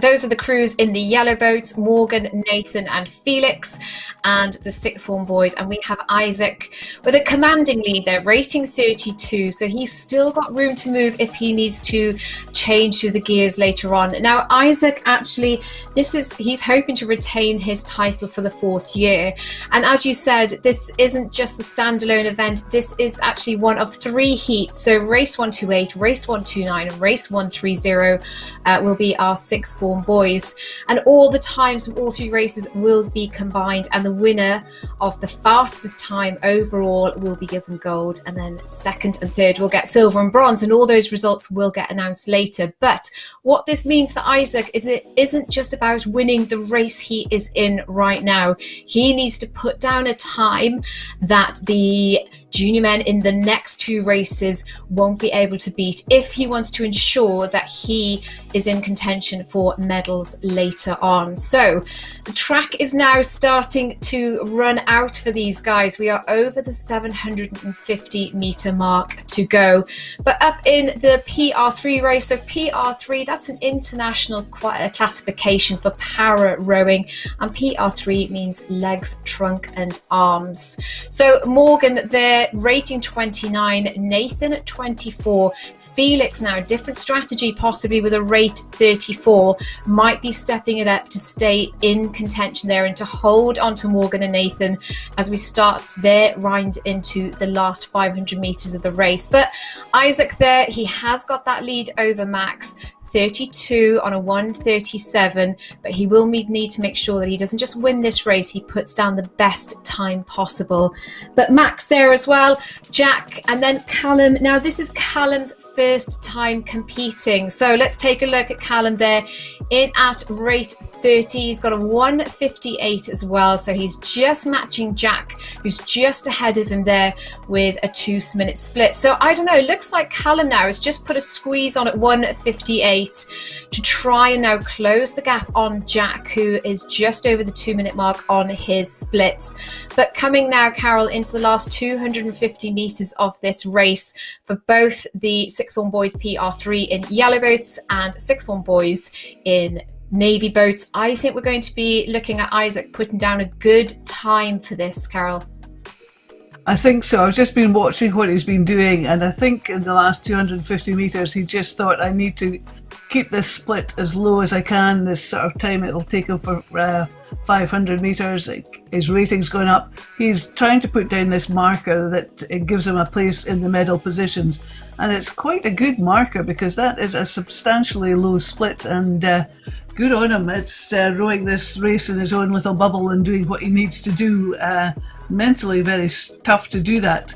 That's great performance for Isaac there, 6:23. I'll have to take a note of that time for the future ones, but very good marker in the sand for the others to race in the next heats. And Max from Elleskoff from Denmark just coming in to take that 2nd place in this heat, with Jack and Callum just slightly behind. And then in the schoolboy PR3 in the yellow boats, as Zoe said, it's Morgan still leading, still managing to give himself a greater advantage over Nathan, who has got a similar advantage over Felix.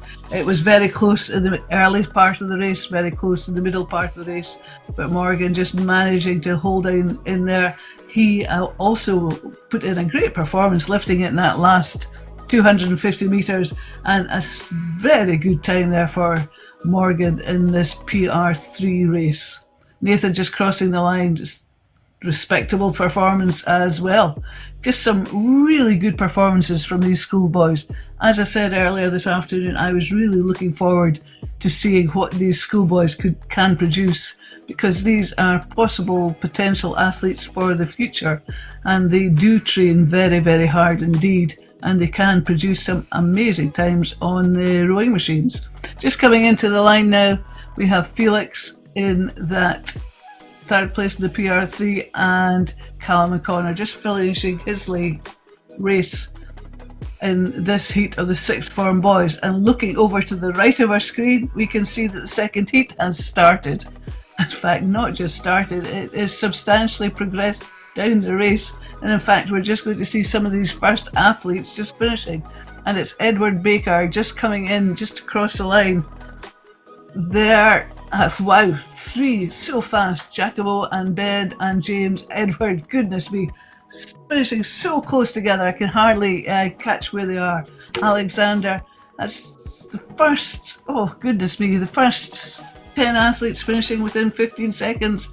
These are very good times, Zoe. What do you think? Yeah, I'm just looking at those times now. So we do have Isaac there that did the 6:23.1 in the first heat. The second heat, that's a 6:34.3 from Edward. So let's see what happens on to the third race. But that is really impressive times, and all within very close seconds of each other. Wow. And they're still coming in very close together. Look at most of them within about 30 seconds of each other. This is incredible performances from these athletes. And if you look at the times, they are very fast indeed for their 2,000 meters. That is, wow. Great future for the sport, judging in these performances, Zoe. Yeah, absolutely. And you say for the sport, and we always think, okay, this is great for the future of Team GB, but thinking more to the international stage, across those two last heats, now we've had people from Romania, Denmark, Hungary, Italy, Latvia, Russia, Ireland, and Germany. Maybe I've mentioned Germany twice. So it isn't just looking good for Team GB, but also it's looking good for the international stage, and certainly the countries through Europe. So really impressive, and that's a really good marker to lay down. And like Karen Bennett said in her thing, it's for the world to see as well. There's no way to hide now. Those scores are out there, and if those gentlemen are looking for selection into the national teams, other countries can see as well, and what they need to do in order to match that standard. Brilliant stuff. Thank you very much for that, Carol and Zoe. That's been fantastic racing that we've been having this afternoon. Some of those timings have just been out of this world. And of course, throughout the day, we've been asking people to share their social media posts using the hashtag BrickOnline. And I think we've got some video with some audio to show you.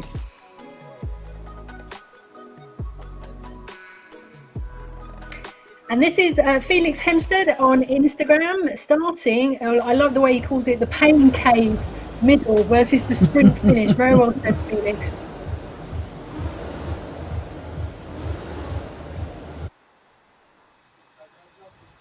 Well, here we have someone else racing. It looks like from, I think that looks like Italian to me, but joining us from Italy maybe. There's an athlete just there with his screen up and watching the stream on the big TV as well. So great to have lots of athletes from all over the world joining us here for BrickOnline. Of course, one of the benefits of having this event online, we can't get together in the same room, but we can have all these athletes joining us from other countries across Europe and the world as well. Shadow and Blossom striking a pose there. Believe in your coaches when you struggle to believe in yourself. It's official. 2 km, 7.2, I think 7.52.8, place 21st out of the field of 38 competitors. Congratulations, ladies. We've got one more to bring you. Here's Alex D. Windsor hanging out in the lobby at BrickOnline, just getting ready for his race. He looks very relaxed there, feet out the stirrups with the fan on, just keeping himself cool before it's time to race. Well, best of luck for your race if you haven't had it. That was 2 hours ago, though, so I think it looks like Alex has had his race, but he was enjoying his time hanging out before it there. I like the fact that he had the fan by his feet as well, whereas I'm feeling really cold right now because we had snow here yesterday, so I'm quite jealous he's got a fan and he's keeping himself cool. But yeah, some great social media stuff that you guys have been sending, and continue doing so as well using the hashtag BrickOnline. Yeah, maybe what you need, Anne-Marie, is a 2K ergo test to warm you up.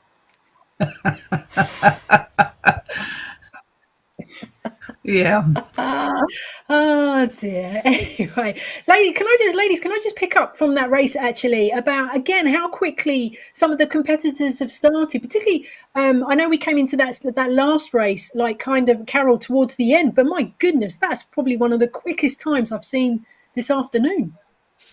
Oh, indeed. But as I said before, in these events and these races, So 2,000 metres sounds quite long, it really is quite short, so you can't be caught napping on the start.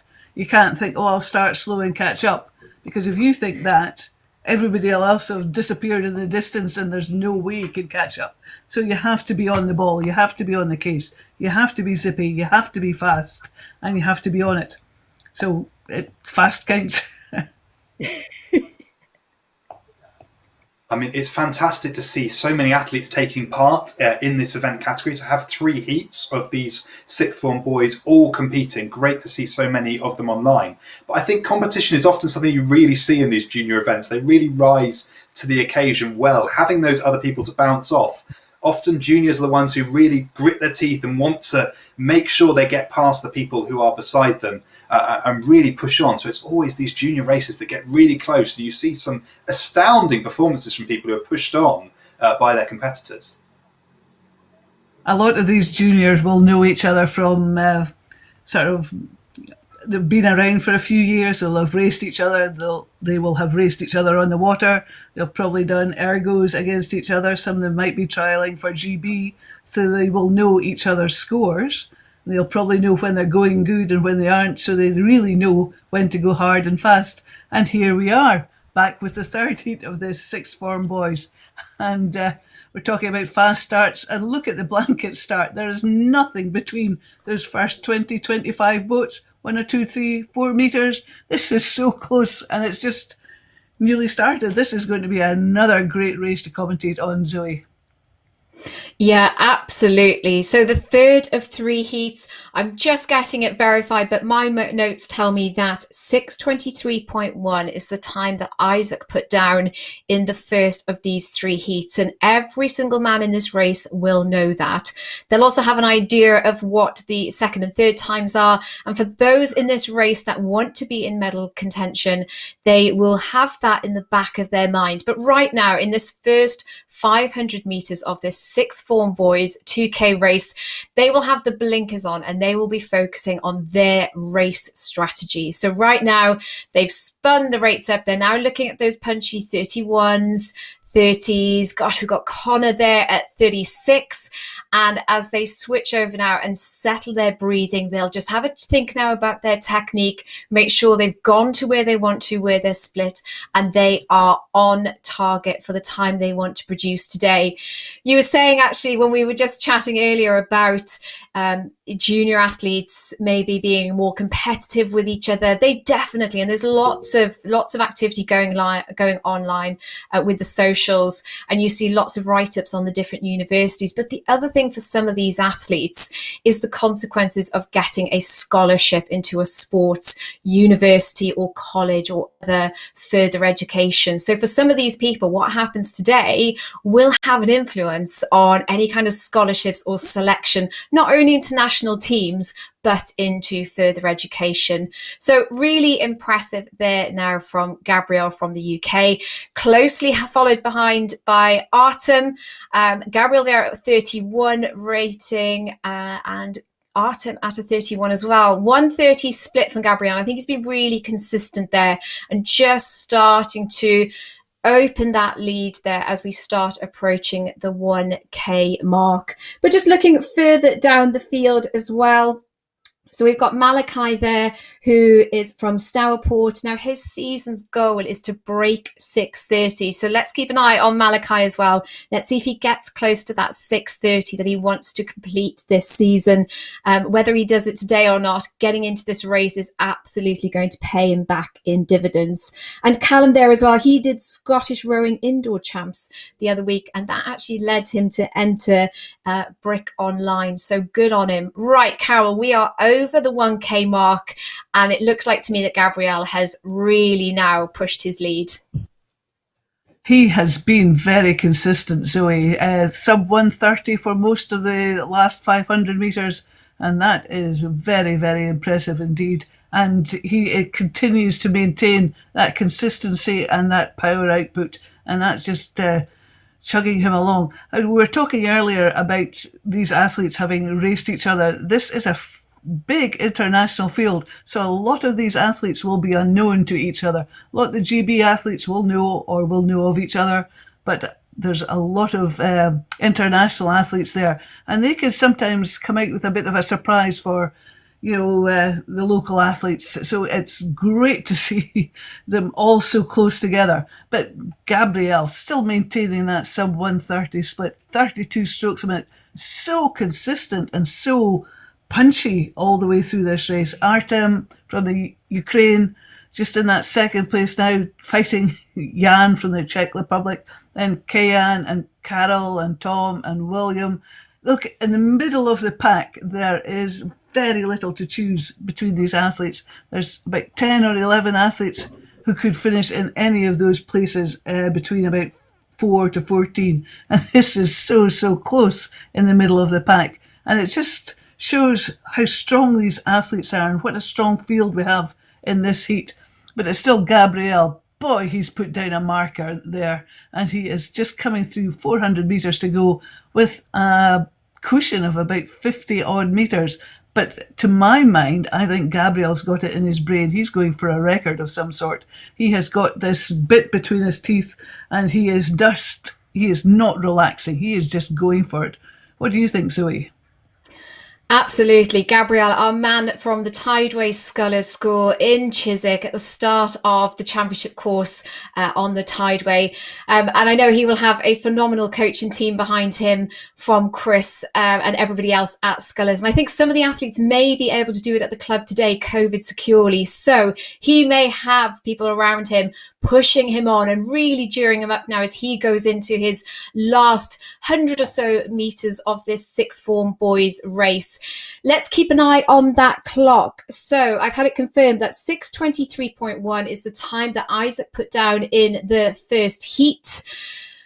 Well, I think this is going to be a good day for Gabriel and the Tideway Scullers School and everybody that's part of that system. So as we look at Gabriel, oh my goodness, did that just happen? It's 5:54.7. Now, that is provisional. So this will be all verified and confirmed later, but 5:54.7, sixth form boys.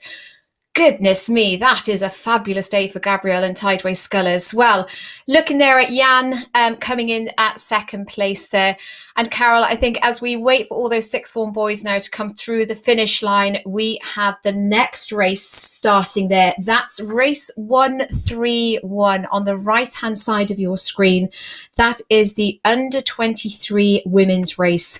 And we have competitors from Belgium, GB and Spain and France competing in that race on the right-hand side of your screen. So the last few competitors coming in on the left-hand side there, including Connor, who is our under 18 rugby for London Irish. So good to see somebody using rowing as part of the whole programme with their fitness in sixth form. But the women's race now, Carol, it looks like we've gone through the first 500 metres. And we're starting now, there we are, into the second 500. Carol, what does it look like? It's great performance from Caitlin from Belgium there, with Esther from Hungary and then Nicole. And as you said, international field here, but it's Caitlin out in front there, just having a great race, but good chasing from Esther and Nicole there. Then Evita, Diana, Greta, Emily, Var, Carlotta, Lauren and Fleur. I just point out that I think that Gabrielle in the previous race may have actually taken a new British record. Totally unconfirmed, just by my checking online. But that was a performance that was really astounding.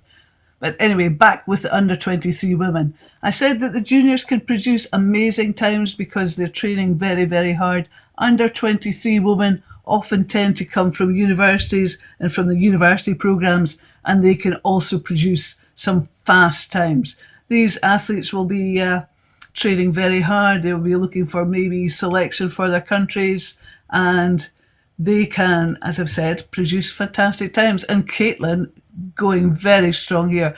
Overrating Nicole by about 4 or 5 strokes a minute, but the splits are very much the same. She's going for the higher rating, Nicole going for the lower rating, putting more power down. Still about 15 metres in it as they come to 1,000 metres. And round about here, some athletes perhaps put in a little push, a little spurt, maybe sort of lift the rating somewhat. What do you think might happen here, Zoe? Yeah, I love this. So sometimes people make their moves at the 1K mark. Sometimes it's a way of just breaking the back of the halfway, because when you get to halfway, you realize that the pain you're feeling right now, well, you've got to do it again. You've got another 1,000 meters of this to do. So psychologically, sometimes people will just break it down into sets of 20. Some of them will look now to move on to a different rating, try to keep an eye on those target splits as well, just to break through that middle few hundred meters. But we are moving quite quickly now in this women's under 23 2,000 meter race in the third 500. Caitlin there leading the way, followed closely by Nicole, and Evita from Latvia there as well. So we have Belgium, Spain, GB and France in this. Now, a little further down the field, we have Greta there from GB, Greta Balfour. Now, she's actually a student paramedic, and during lockdown, she has been dispatching ambulances. So she's been using rowing as a way of relaxing and switching off. So really, really impressive there.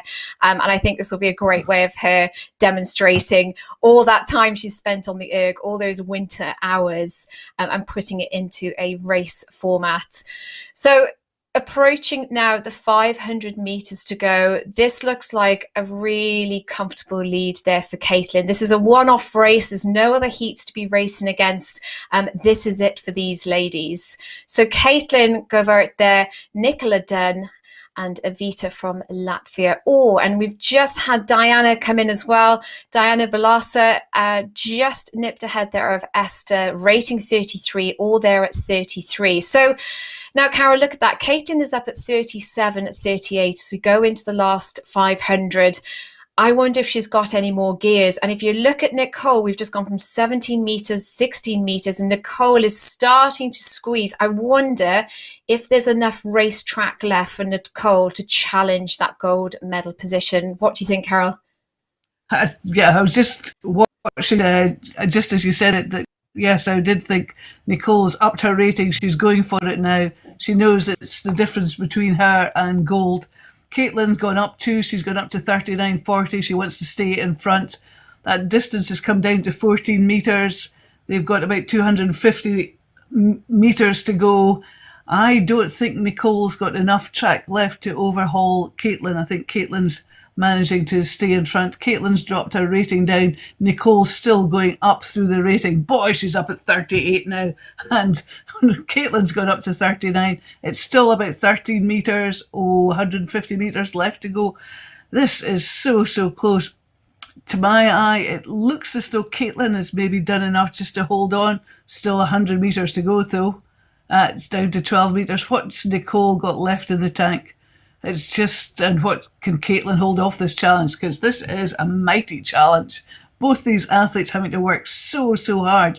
And some impressive times these athletes are putting down. If you look at the top clock in the top right-hand corner, we're just over 7 minutes. That is fast, fast times. 7:05 for Caitlin, 7:08 for Nicole. Brilliant times here that these athletes have put down.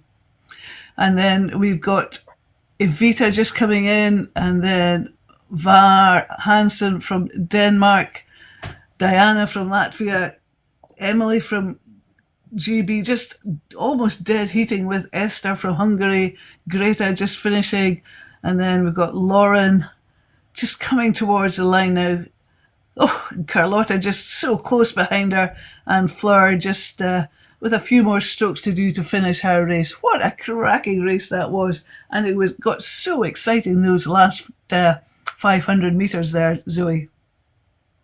Yeah, absolutely. A really commanding race from Caitlin there from Belgium. That was really impressive for her. She was comfortable the whole way out.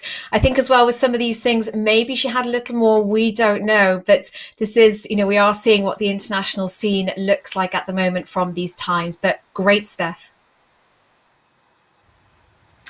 Well, I think we're going to go to a very short commercial break, but we'll be back with you in just a moment.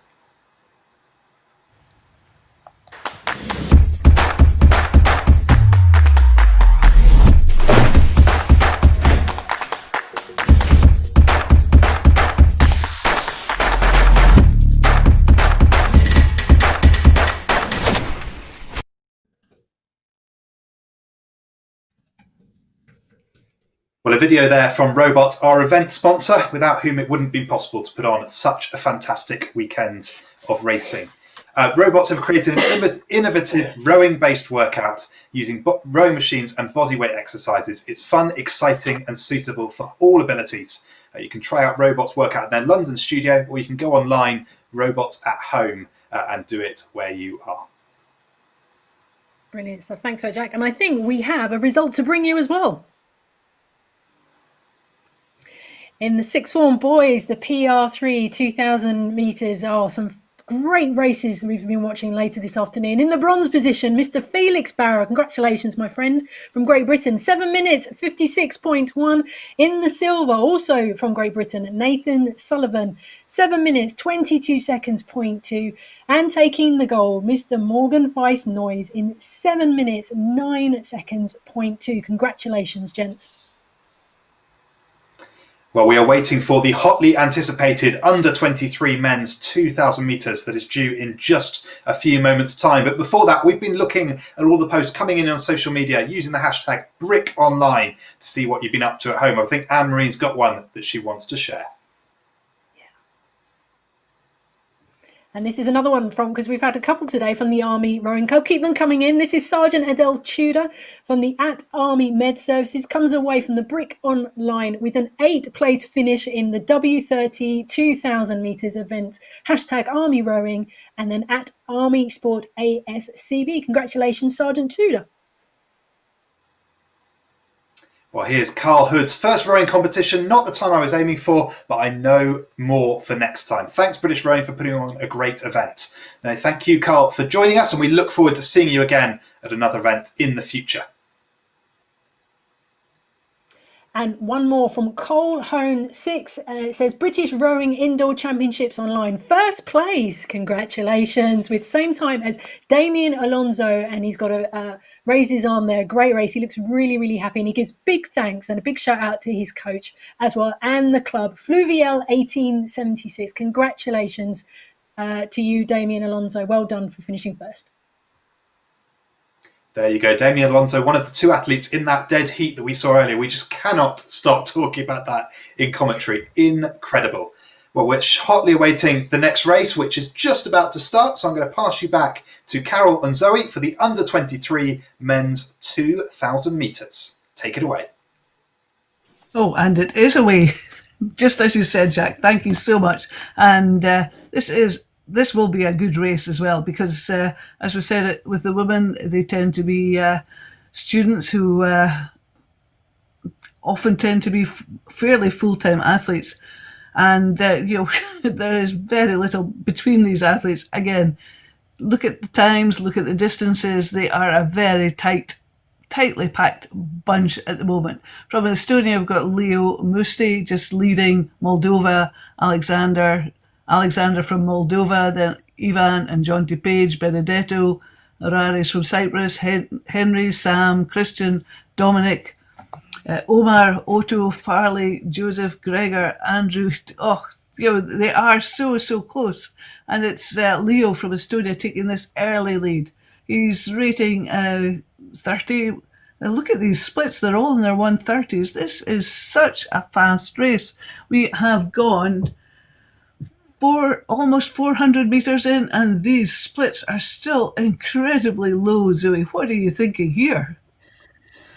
Oh my goodness, this is impressive. Look at Leo, rate 29 and a 130 in the first 500 metres. Now, Leo is our competitor from Estonia, and he actually won the World Rowing Indoor Championships this year. He won the under-19 category in the 500 metres and the 2K. So the other athletes will know that as well. They will know what calibre is in this field. And look at that first 5-6 athletes. We have such an international field racing here in the under 23 men 2,000 meter race. So Moldova, GB, Estonia. We have Cyprus as well. So we have Raris from Limassol Nautical Club, and he's actually Cyprus's national record holder, and that came out in February 2020. So these guys will probably have an idea of what the field is like, and will know that this second 500 meters of this men's under 23 race will need to be really impressive. We talk about there being a move at the 1K, but I think most of these guys are really pushing out the best they can. So Rara's there in at 5th position, just chasing the heels of Jonty Page. He's our entrant from the Tideway Scullers School. Now, many athletes don't come from a traditional rowing background, but actually Jonty has been with Cambridge University for the last 4 years, and he actually won the Goldie Isis race. He was selected for the Blue Boat for the 2020 race, which unfortunately was cancelled. So there is a lot of calibre there up in the top end of the field, but we are now coming into the 1,000 metre mark. Now, I have to tell you something. There's one chap in here, so Charles Biddlecombe as well. Now, he says that he got into rowing because his mum was inspired by James Cracknell.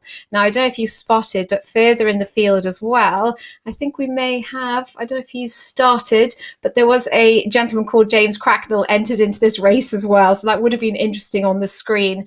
But as we come now into over the 900 metre mark, this is looking at a lead holding for Leo, closely followed 9 metres behind. But Leo's now stepped up to rate 31. Carol, what do you think for this third 500? Leo has been incredibly consistent for the last 500, last 600, sitting there at his 120, 130 split. He's just dropped it down to 129. He has upped the rating. I think he's seen the challenge from Ivan and Alexander from Moldova there, because they are close on his heels, and they will know what he can do because his records are out there to be seen, and they are just sitting with him, and he's not out of the woods yet. He has a lead, but it's not that much of a lead, and we're 500 metres out. It can all change, and it has been changing for quite a bit. He has been very consistent, it has to be said. He's obviously got this consistency inbuilt within him.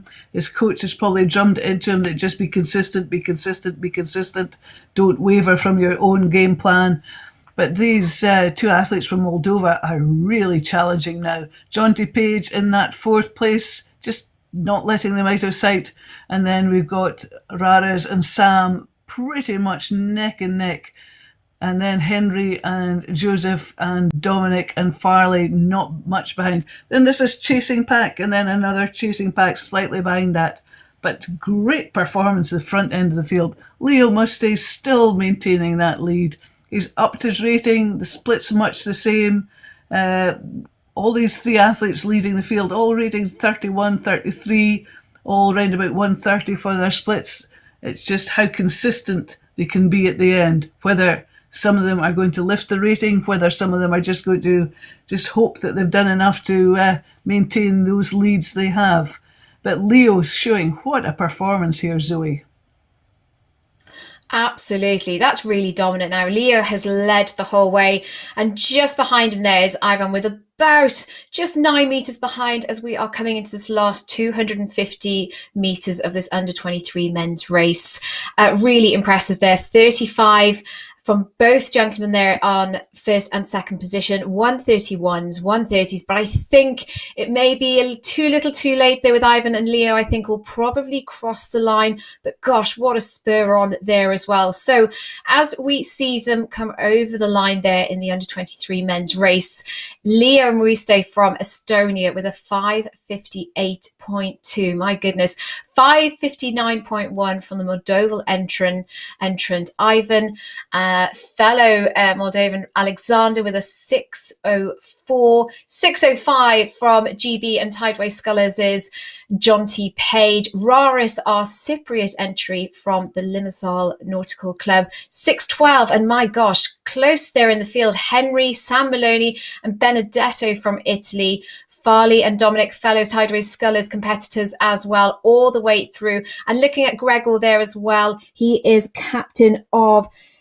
York University, I think it is. But yeah, so he will, University of York Boat Club, senior men's captain there, Gregor. So I think he would have put an impressive performance in for his fellow clubman. But great performance there from Leo at the top. My gosh. It was wonderful to watch. The first 3 finished, and then Jonty finished, and then all of a sudden half the page finished, and then there was just a few at the end, and it just seemed to be a blanket covering the middle part of that race. It was just something to just finish so fast together. But great performance from Leo there. Just really very consistent, very strong. He didn't have to pull anything out the bag. He just maintained his cool all the way through the race. Yeah, it's powerful. Well, thank you, Carol and Zoe, for joining us again this afternoon. It seems like you've had some really tight races there in your last session. I'm sure we'll see both of you back here tomorrow for more commentary, but have a good evening for now. Thank you very much. Wow, what a day for day one. I've been absolutely blown away by what I have seen. And you know what? We're going to come back for even more of day two tomorrow. I'm so excited already. I'm sure I'm going to be even more blown away by the races tomorrow. But we will be back at 9:30 a.m. sharp for some more races for you guys to feast your eyes on. And if watching the racing has got you envious and want to see your name up on a leaderboard, don't forget our free league is available on the British Rowing website. You can enter a 500 metres, 2 kilometres, 10 kilometres or a marathon. It's all free to enter. You submit your time on the British Rowing website, britishrowing.org/BrickOnline, and you can watch the race pan out with real-time leaderboards as people submit their times. For now, we just want to say a quick thank you to everybody that has put this fantastic show together for you guys today. Everyone behind the scenes, from production, administration, welfare, technical support. Jack as well has been co-presenting with me. He's done a fantastic job. Really enjoyed it. Of course, we are back tomorrow, but also I've got to give a massive shout out to the Brick Online volunteers as well. Thanks for all your help. If you're interested in volunteering at a British Rowing event and getting involved behind the scenes, do take a look at their website. You can sign up to the newsletter for volunteering opportunities to see everything that's going on. Thanks also to the team at Overexposed for today's live stream as well, and the time team for the race system. And last but not least, we'd like to thank our event sponsor, Robots, without whom it wouldn't have been possible to put on this event. Robots have created an innovative rowing-based workout using rowing machines and body weight exercises. It's fun, exciting and suitable for all ages. You can get involved at their London studio or online with Robots at Home. But for now, Jack and I will say goodbye to everybody. We look forward to seeing you at 9:30 tomorrow morning of day 2 of more live racing from Brick Online. Good evening.